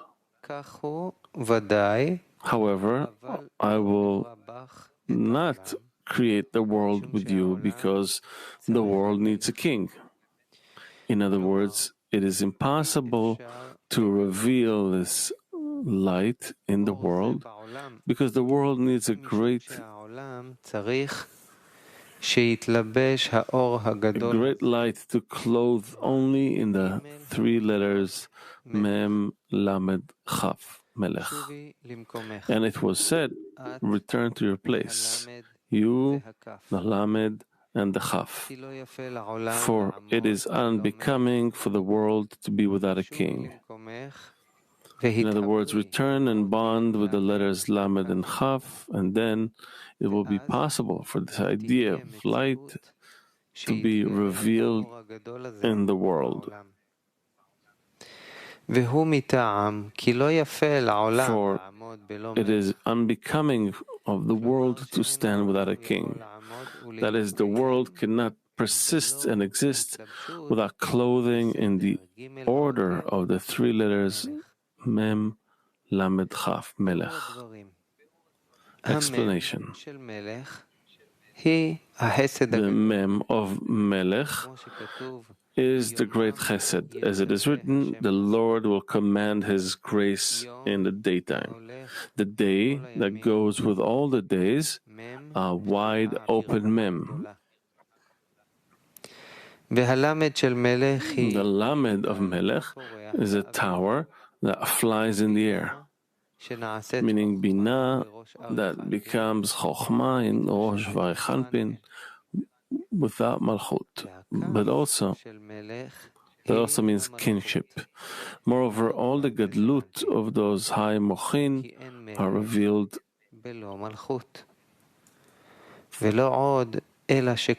the Nukva of Zer Anpin, because there's no Melech without Malchut. Moreover, all the Gadlut of those high Mochin are revealed only through the Malchut and by her permission. And at that time, the Malchut is regarded as illuminated illuminating for the Anpin in 3 places. 1. She has become his throne, as in the king sitting on a high and towering throne, since this quality is, as it is written, he made darkness his hiding place. And the word kiseh, throne, comes from kisui, covering and concealment. This is why she is called a bent chaf. She became his clothing. This is because these great mochin appear only in Israel. The malchut becomes a clothing of darkness.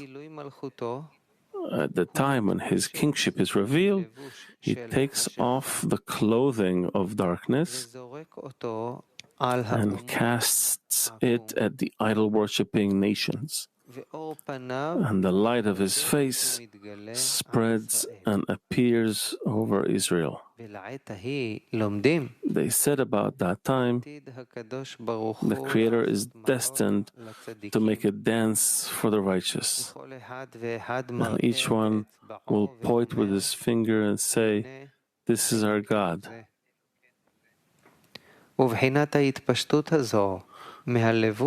This taking off of the clothing of darkness is the long and stretched out chaf, the chaf sofit.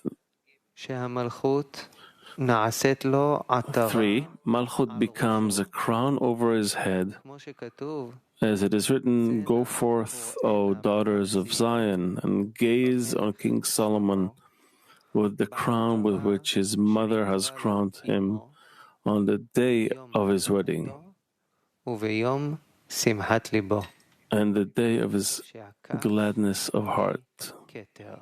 This is the meaning of the chaf being keter, crown. The letter chaf. Item 31. At that time, the letter chaf came down before him, over his throne. She shook and said to him, "O Lord of the world, it is good for you to create the world with me, for I am your kavod, your honor."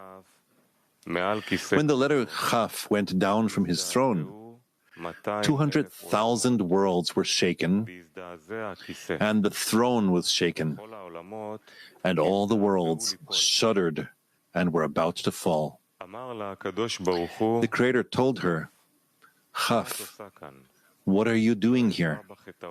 I will not create the world with you. Return to your place, because there is klaya, destruction, ruin in you. Also, in you it sounded decisive destruction. Return to your chair and be there." At that time she departed him and returned to her place. Commentary. When the Mem was negotiating with the Creator about creating the world with her, in regard to the revelation of the king's face in the world,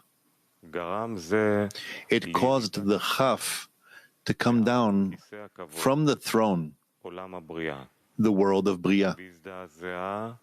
She shook and said, "For I am your honor, your kavod." Then 200,000 worlds extending from Chokhmah Bina of Bria, who is Kachab of Bria, shook, and the throne shook, and all the worlds from here down shuddered and were about to fall. Explanation. These arguments of the letters before the Creator to create the world with them is like raising man to receive mud from the Creator. For that level that belongs to the quality of the letter. For the guidance of Zon that impart upon the world at the level of mud that is imparted upon that letter. The Creator's reply to each of the 22 letters of Zon is the bringing down of Mad and the elicitation of the level of light for its time, to the extent of the man that the letter raised. When the level of light began to show its governance in the world, the Creator's reply to that letter was sounded, since her inability to lead the world due to the gripping of the klipa on her quality was revealed. As in, God had made them one opposite the other. By that, each letter departed and went to her place. This is the playing of the Creator with each of the 22 letters. By giving each room to show her governance according to His wish, until they sort out by themselves, out of their own desire, which of them is worthy of leading the world. This is why it was said that 2,000 years before He created the world, the Creator was looking and playing with them. And when the Mem began to disclose her great light in the world, she called the Kaf to come down from the throne. This is so because there are two discernments in the throne. One covering the king, as it is written, He made darkness His hiding place, for which it is called kiseh, from the word kisui, covering. 2, He reveals the glory of Malchut in the world, as it is written, and on that which resembled the throne, high up, was a figure with the appearance of a man. By joining the three letters Mem, Lamed, Kaf, Malchut became the throne of the Melech, king.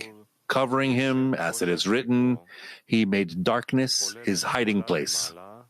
She rose up and became a stretched out kaf, a clothing for the king himself, meaning that the king himself, Zeranpin, appeared through her. Also, she became a crown over the king's head. However, when the Mem began to disclose the light of the king's face in the world, without the clothing of the stretched out Kaf, the Kaf descended from the throne as well, halting her action of covering the king. And she too said, "It is good for you to create the world with me, for I am your kavod, your honor." This means that only the governance of disclosing the king's honor will govern her, without any covering, as is the wish of the Mem. This is why he does not say that Kaf entered before him and said, "It is good for you to create the world with me," like all the other letters, since she did not awaken on her own, but with the dominance of the Mem. For the dominance of the Mem at the time brought the Kaf down from the throne in the world of Bria as well. It was said, she shook and said to him, "It is good for you to create the world with me." Since upon her descent from the throne, she and 200,000 worlds that extend from Chokhmah, Bina, and Bria shook, as well as all the worlds from there and below.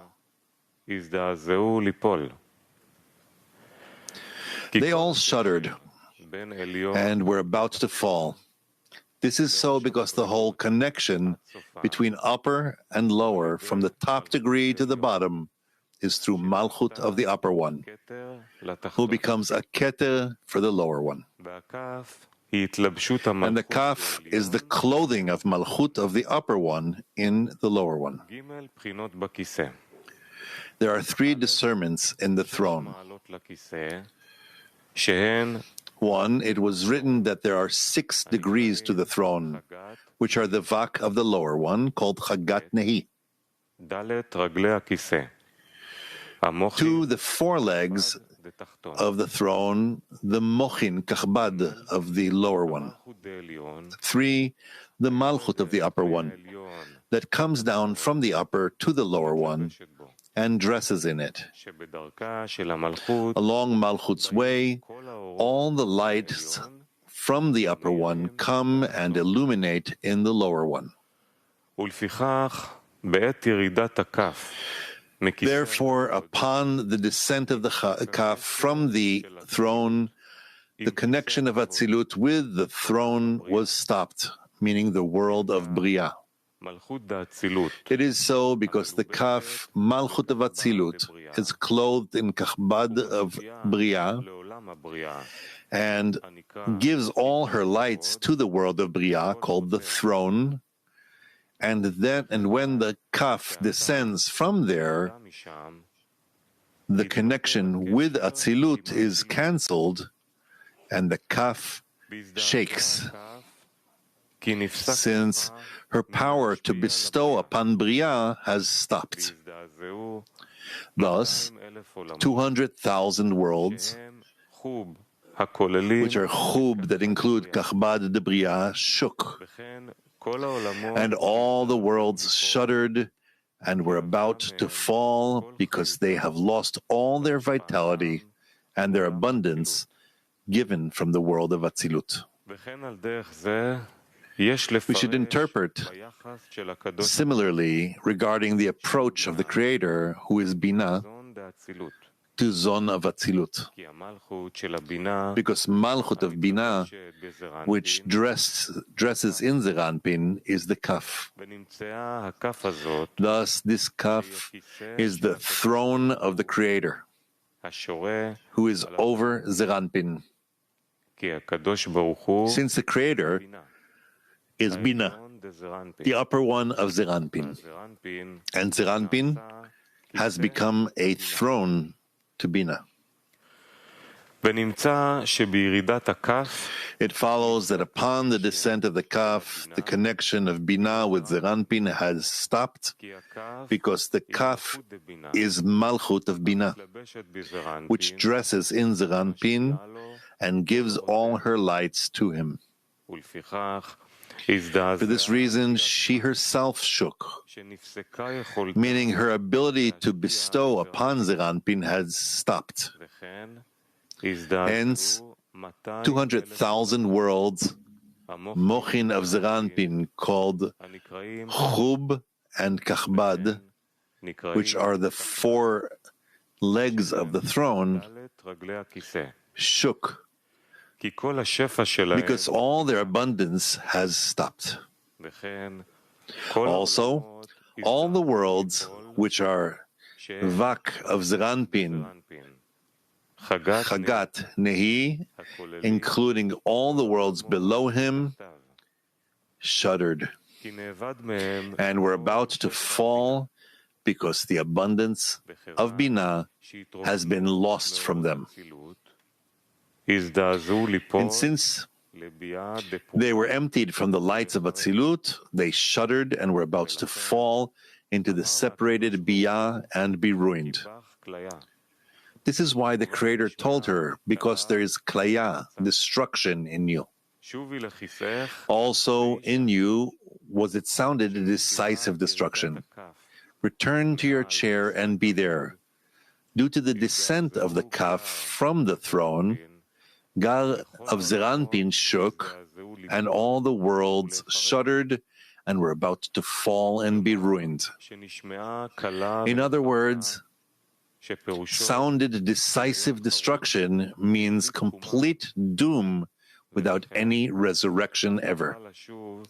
Hence you must return to the throne. It was said at that time she departed him.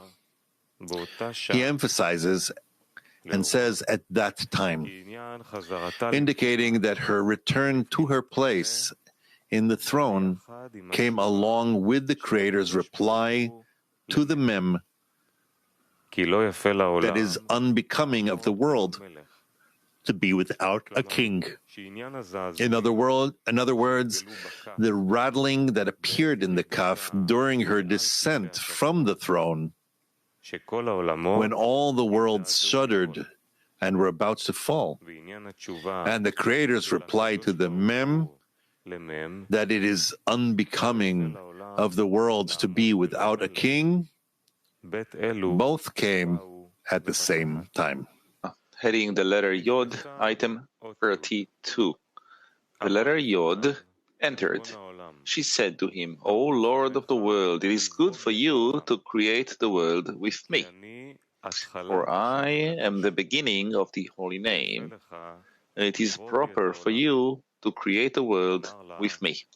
He told her, it is enough for you that you are carved in me, you are inscribed in me, and all my desire is in you. Rise up, it is improper for you to be uprooted from my name. Explanation. Since the Yod is the first letter in the name Havaya, the beginning of the disclosure and the highest phase of the holy light, she argued that the world should be created in her quality and the end of correction would be guaranteed. And the Creator told her, it is enough for you that you are carved in me, inscribed in me. The letters, questions and answers is the Creator's playing with the letters. The question is the man, and the answer is the mad of upper light. The words, it is enough for you, are a correction of the boundary, when he told her, enough, expand no further, as it was said in the holy name, Shadi. This is so because once the Yod began to expand in this great and holy light, the Creator stopped her and did not let her expand until the letter Taf, but only in the letter Shin, since he told her, enough, expand no further. Rise up, it is improper for you to be uprooted from my name, for if you expand any further, you will no longer be able to be set in the name Havaya. Explanation. It is written, I am not read as I am written, for I am written in Havaya, and I am read in Adni. This is so because the name Havaya never changes. As it is written, I do not change my Havaya. And since over time there are corruptions and corrections, there are changes there. Thus, prior to the end of correction, he is called Adni. For in this name, a change is possible, and not by the name Havaya, in which there is no change. Yet, after the end of correction, it will be read as it is written. As it says, and the name of the city from that day shall be Havaya, the Lord is there. He told her, rise up, it is improper for you to be uprooted from my name. For if some corruption were to occur in you, you would be uprooted from my name, since there are no corruptions or corrections in my name, Havaya. Hence, you are unfit for the world to be created with you. Also he told her, it is enough for you that you are carved in me, you are inscribed in me, and all my desire is in you. in you points to the 3 degrees in the Yod in the name Havaya, carved in Chokhmah of Zeranpin, inscribed in Chokhmah of Upper Abba Ve'ima, and 3, all my desire is in you, is in Chokhmah of Arichanpin, in Chokhmah Stima'ah, the concealed Chokhmah. The letter Tet Chet. Item 33. The letter Tet entered. She said to him, O Lord of the world, it is good for you to create the world with me. For in me you are called Tov, good, and Yashar, upright. He told her, I will not create the world with you, because your goodness is blocked within you and concealed within you. As it is written, how great is your goodness, which you have stored up for those who fear you.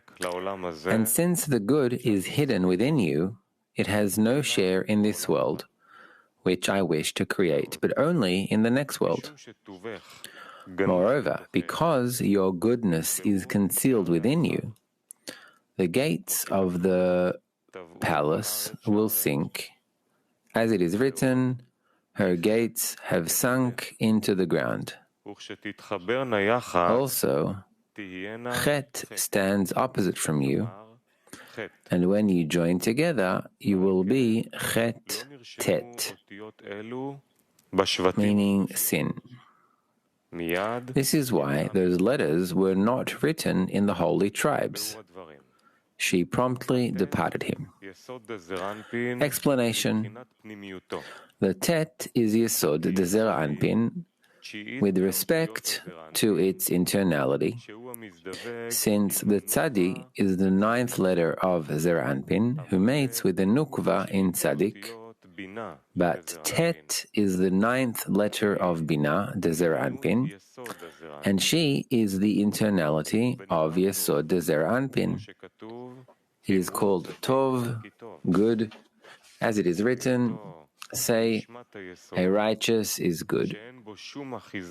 And since he is the neshama of Yesod, where there is no gripping to the klipot, the Tet argued that the world should be created with her. He told her, because your goodness is blocked within you and concealed within you, the light that the Creator created on the first day, Adam, was watching and observing it from the end of the world to its end.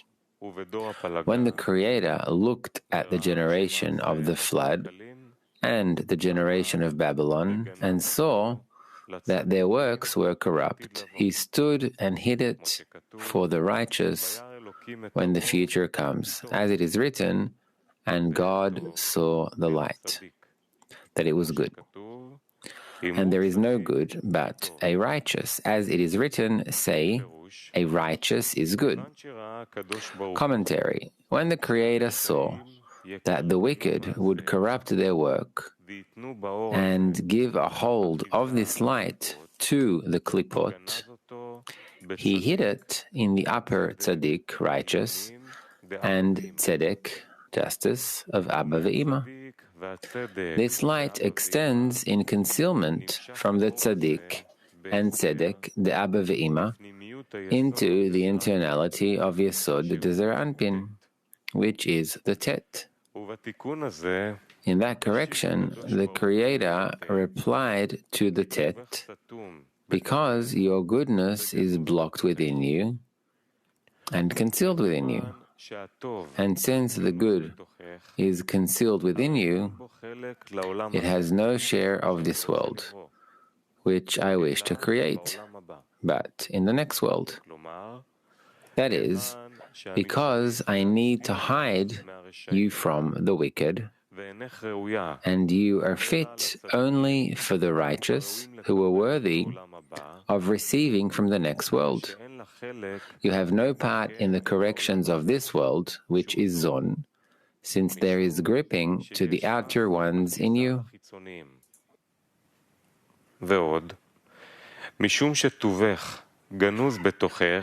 Moreover, because your goodness is hidden within you, the gates of the palace will sink, since the light shines only in the inside of Yesod in concealment.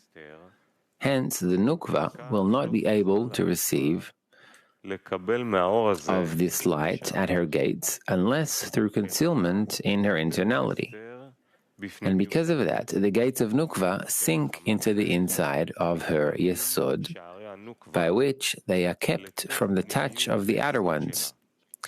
And she is guaranteed that the outer ones will not govern her gates. It is as we learn that at that time of the ruin, the enemies did not rule the gates of the palace, but were sunk in the earth. And since the letter Tet needs such care, you are not qualified for the creation of the world with you.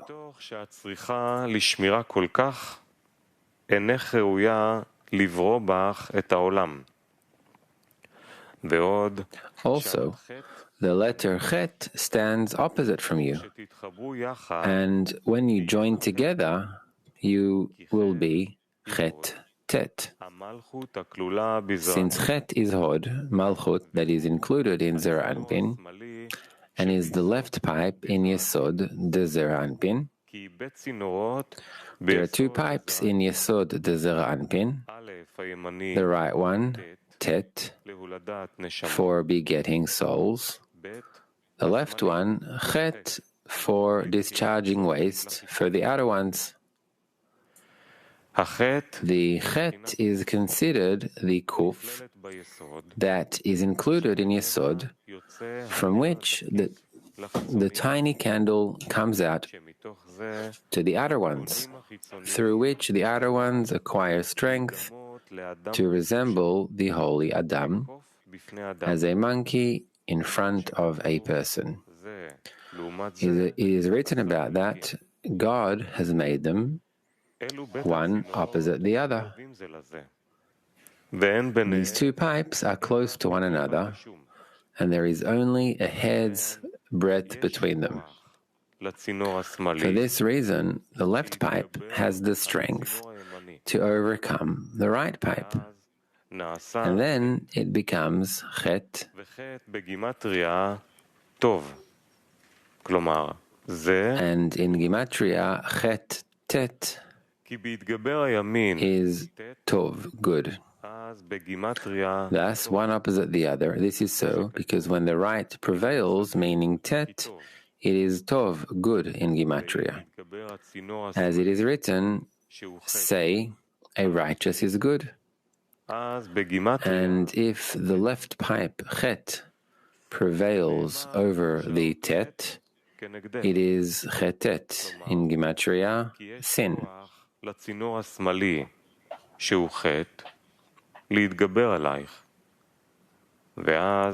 It was said, the letter Chet is opposite you. This means that the left pipe, Chet, has the power to overcome you, and then they, Chetet, unite as one, and the Klipot can emit the abundance of Kedusha to them. It is from them that there is domination to all the sins. It was said, this is why those letters were not written in the holy tribes, for this is why there are no letters, Chet, Tet, in the names of the tribes, indicating that they are high and separated from the Chet, who is the root of the opposite power. It is as we learn that Jacob's bed was whole, and no waste came out of it to the other ones, to the outer ones, as it was with Abraham and Isaac.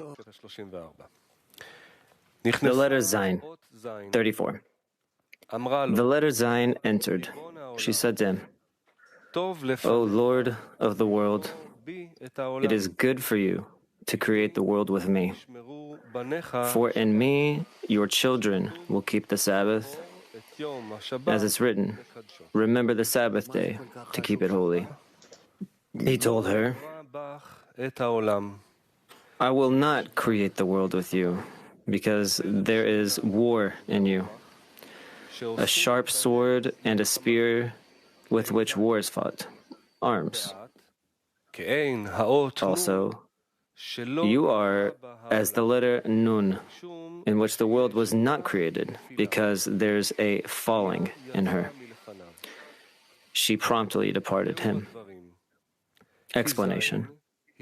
Zayin is Yud over Vav, indicating the Gadlut of Mochin de Nukva, as it's written.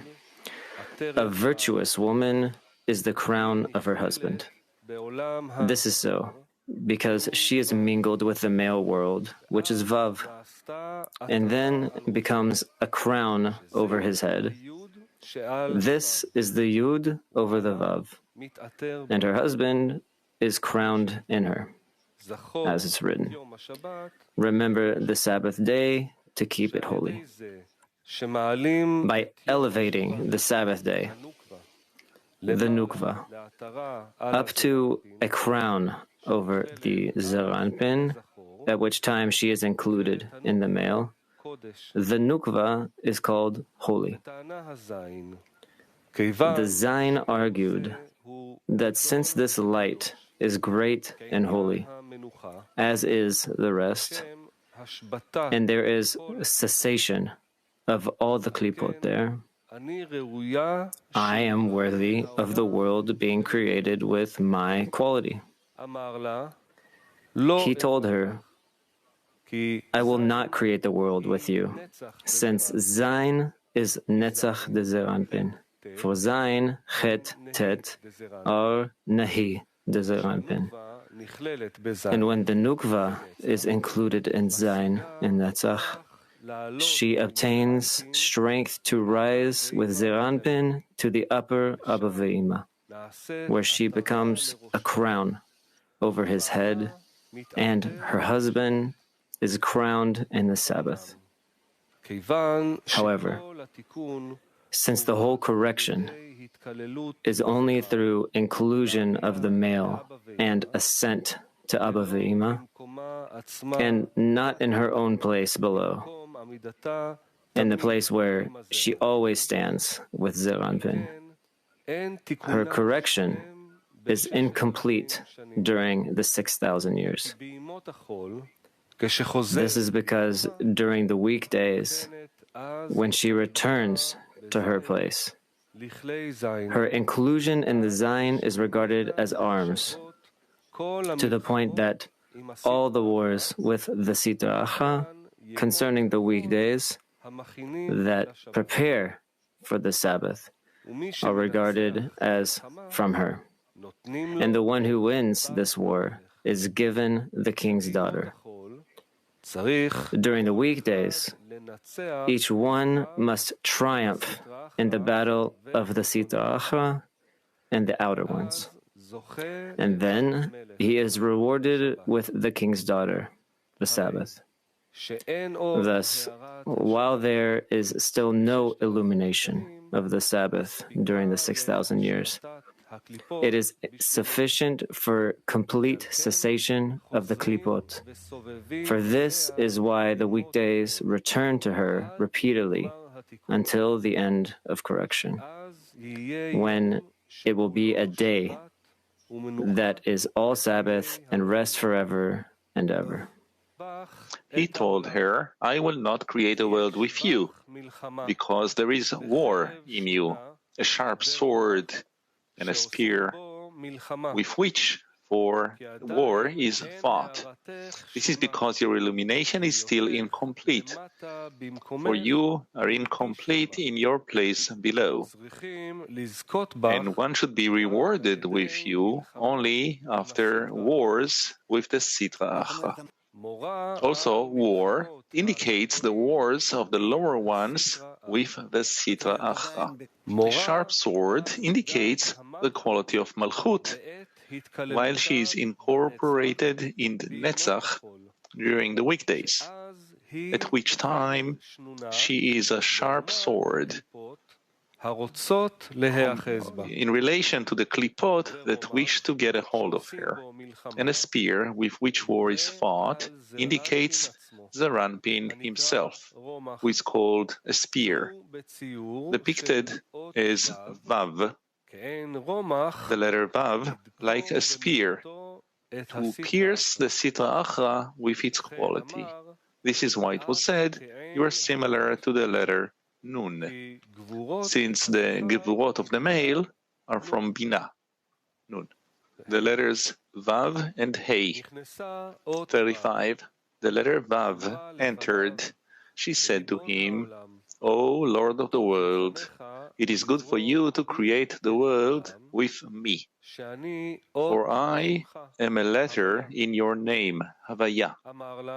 He told her, Vav, it is enough that you and Hey are letters of my name, Havaya, that you are in my name, carved and engraved in my name. I will not create a world with you. Explanation. Even though the Yod has already asked it and it was turned down, nevertheless, the Vav thought that the Yod was turned down because her level was too high. The Vav argued that the world should be created with her quality at the level of Vav A in the name, in the Mochin of Ima. He told her, Vav, it is enough that you and Hey are letters of my name. He replied to them with the same reply that he gave to the Yod. He limited her too, telling her, enough, expand no further than the Shin, so the Klipot will not get hold of you. For this reason, you are unfit for creating the world with you. For you, too, need guarding from the Klipot. The letters Dalet Gimel, 36. The letters Dalet and the letter Gimel entered. They too said the same. He told them too, it is enough for you to be with one another, since the poor will not cease from the earth, and they must be treated with mercy, chesed. The Dalet is poor because she is called Dalet from the word dalut, poverty. The Gimel, gomelet chesed, rewards with chesed to the Dalet. Hence you must not part from one another, and it is enough for you to nourish one another. Explanation. Although the Dalet receives abundance from the Gimel, and the angle on her roof is protruding with chasadim, there is still power to the Sitra Achra to cling unto her, to separate her, and to forge the letter Resh in her. And again she becomes poor and meager. And he said to them as well, it is enough for you to be with one another, since you need great care, so you can be with each other, and the Gimel will bestow upon the Dalit. After all, the poor will not cease from the land, because there is power in the opposite to separate you and revert the Malchut, who is called world, into the letter Resh and poverty. They must be rewarded with goodness, for then an awakening from below is needed to give alms to the poor in order to make the Daled receive from the Gimel once again. This is why he said, it is enough for you to nourish one another. It is enough for you if you can keep yourselves in a coupling, nourishing each other. The Klipot will not be able to govern you. Hence, I will not create a world with you. So I am 37, the letter bet. The letter bet entered. She said to him, O Lord of the world, it is good for you to create the world with me. For in me are you blessed above and below. Since bet is bracha, blessing. The Creator told her, I will indeed create the world with you, and you will be the beginning with which to create the world.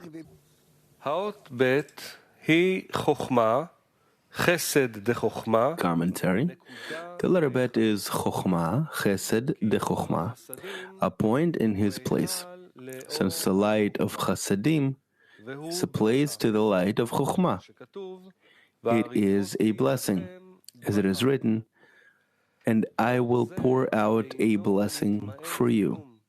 This light is not diminished whatsoever, as it passes and cascades through the degrees. As it is at the top of the degrees, receiving from Ein Sof, so it is with all its greatness and merit in the world of Atzilut, and similarly through the end of Asiyah. It does not become any thicker by all those masachim through which it passes. The letter bet argued, it is good for you to create the world with me. For in me are you blessed above and below.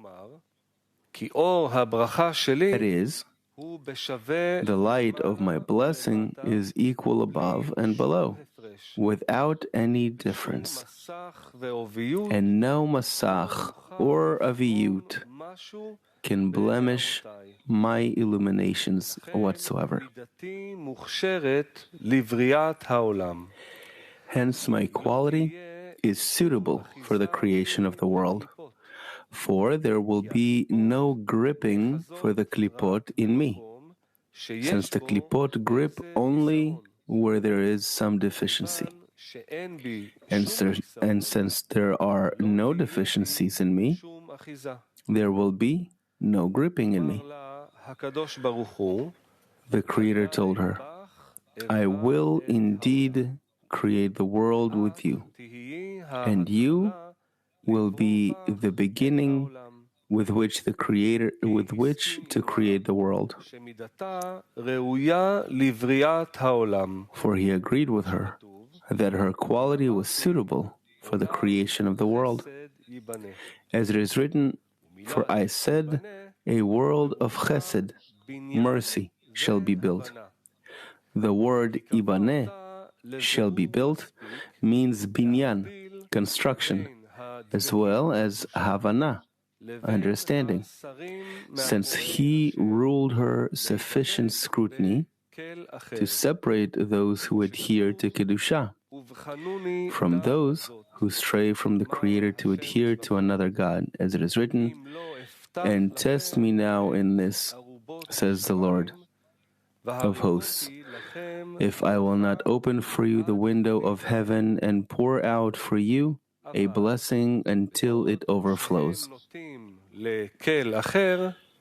But while they turn toward another God, they are devoid of blessing, for another God is infertile and does not bear fruit. This is the meaning of the prophet's conclusion. So you will again distinguish between the righteous and the wicked, between one who serves God and one who does not serve Him. Thus, a world of chesed shall be built. He told her, you will be the beginning with which to create the world. By that, he indicates that he did not determine the light of blessing for the completion of the world, but for a good and sufficient beginning to bring the world to completion. This is so because the light of chasadim is vak without a rosh, and is still not enough for begetting new souls for multiplication. As there is no begetting for any Partzuf before it obtains Gal, which are called Rosh. Hence, it still lacks completeness. And the ruling that he ruled, that the bet and the blessings are the ones with which to create the world, the core of each Partzuf, means that it will not be absent in any Partzuf to Kedusha. But the completion of Gar that is needed for Mochin of begetting is not the core of the Partzuf, but regarded merely as addition, dependent on the good deeds of the lower ones. But Vak will never be absent. The letter Aleph, item 38. The letter Aleph stood and did not enter. The Creator told her, Aleph, why are you not coming in to me, as did all the other letters? She said to him, O Lord of the world, I saw that all the letters departed you in vain. What would I do there? Moreover, you have already given Bet this great gift, and it is unbecoming of a great king to transfer the gift that he gave to his servant and give it to another. The Creator told her, Aleph, Aleph, although the world was created with the letter Bet, you will be the head of all the letters. For there is no unification in me except in you. In you will all the calculations begin, all the works of the people of the world. And the whole unification is only in the letter Aleph. Commentary. All the questions of the letters are the letters raising of Man, and all the replies are the descent of Mad. It is impossible to have an awakening from below in the great wholeness in the letter Aleph, unless by an awakening from above. It is written about it, she has fallen, she will not rise again, the Virgin of Israel. Meaning, she will not rise by herself, but the Creator will raise her. Therefore, at the beginning of the emanation of the Mochin Degar, while they are playing in the palace of Abba Ve'ima, which the Zohar deals with in this essay, as well as at the end of correction, the letter Aleph will not awaken by raising Man from below upwards, the way Mochin Degar come out during the 6,000 years. Rather, it will all be only by awakening from above, as it was said that she will not rise again by herself, but the Creator will raise her.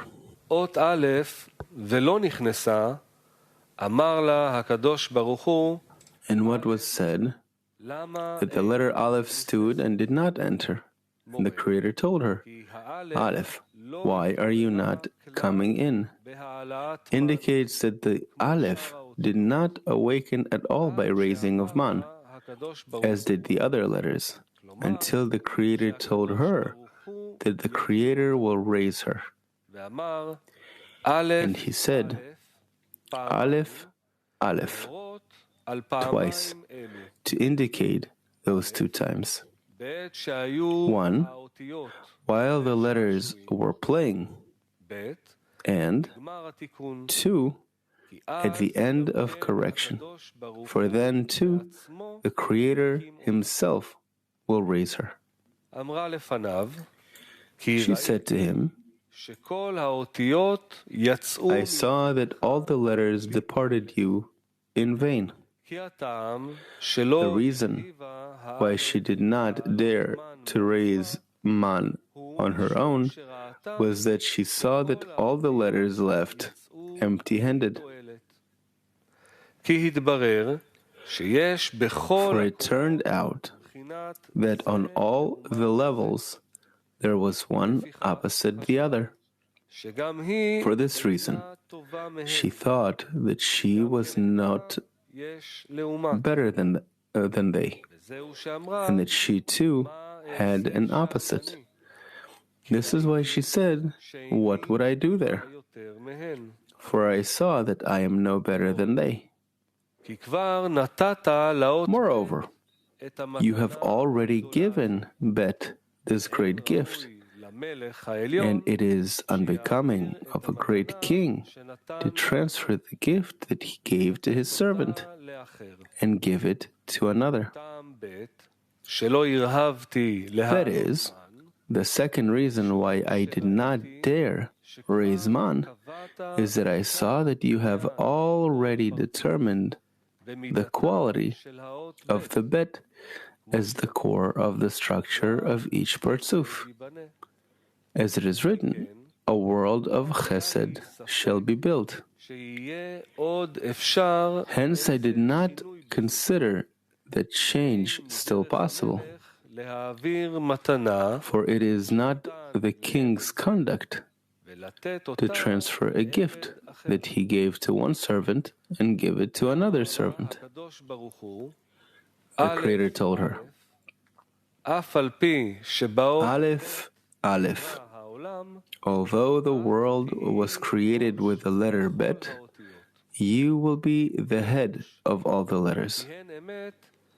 Commentary. It is true that the world was already created with the letter Bet. It is also true that I will not transfer her gift to another. However, only Vak, without a Rosh, was created with her quality. Hence, the letters are still lacking a Rosh, since they are unfit for multiplication without it. Therefore, you will be used for extending the Rosh to all the letters. The Mochin de Gar, the Mochin de Panim Bepanim, face to face, and begetting. There is no unification in me except in you. In you will all the calculations begin, all the works of the people of the world. For my unification appears in the world only in your quality. Also, the whole issue of reward, punishment, and repentance on which the end of correction will appear will be only in you. This is so because I have established the Bet only as the core of the Partzuf, so it will be completely independent of the deeds of the lower ones. So even if they corrupt their works, no change in the Mochin would result from that. The Mochin in you, however, depend entirely on the deeds of the lower ones. If they corrupt their works, the Mochin de Gar in you will depart. And if they repent, they will draw the Mochin de Gar once more. It was said, in you will all calculations begin, all the works of the people of the world. Calculations indicate that if they corrupt their works, as it is written, God made men upright, but they have sought out many devices. Then the Mochin de Gar will depart. The works of the people of the world points to raising man by good deeds, for then they will draw the mochin degar once more. The whole unification is only in the letter Aleph, implies to the great unification of the end of correction, which will be in the letter Aleph too. 39. The Creator made superior great letters which imply to the Sfirot of Binah, and inferior small letters which imply to the Sfirah of Malchut. This is why it is written, Bet, Bet, Bereshit bara, in the beginning God created, and also Aleph, Aleph, Elokim et, God created the. The first Aleph and Bet are letters from above, from Binah, and the second Aleph and Bet are letters from below, from Malchut. Yet, all of them are from the upper world, from Binah, and from the lower world, Malchut, so they bestow upon each other. Explanation. Superior great letters are from Binah, and inferior small letters are in Zon. Thus, when the upper one wishes to bestow upon the lower one, he must clothe in the lower one. This is the meaning of the two letters Bet of Bereshit bara, and the two letters Aleph of Elokim et. The first Bet is of the upper one, Binah, and the second Bet is of the lower one, Zaranpin, in which the first Bet clothed. Similarly, the first Aleph is from Binah, who clothed in the second Aleph of Zaranpin to bestow upon him. It was said that all of them together are from the upper world, Binah, and from the lower world, Malchut. This means that the two letters Bet are one thing, and the two letters Aleph are also one thing.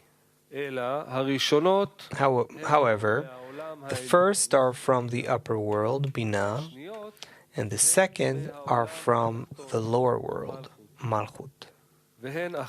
And they are one because they clothe one another as the upper one who wishes to bestow upon the lower one.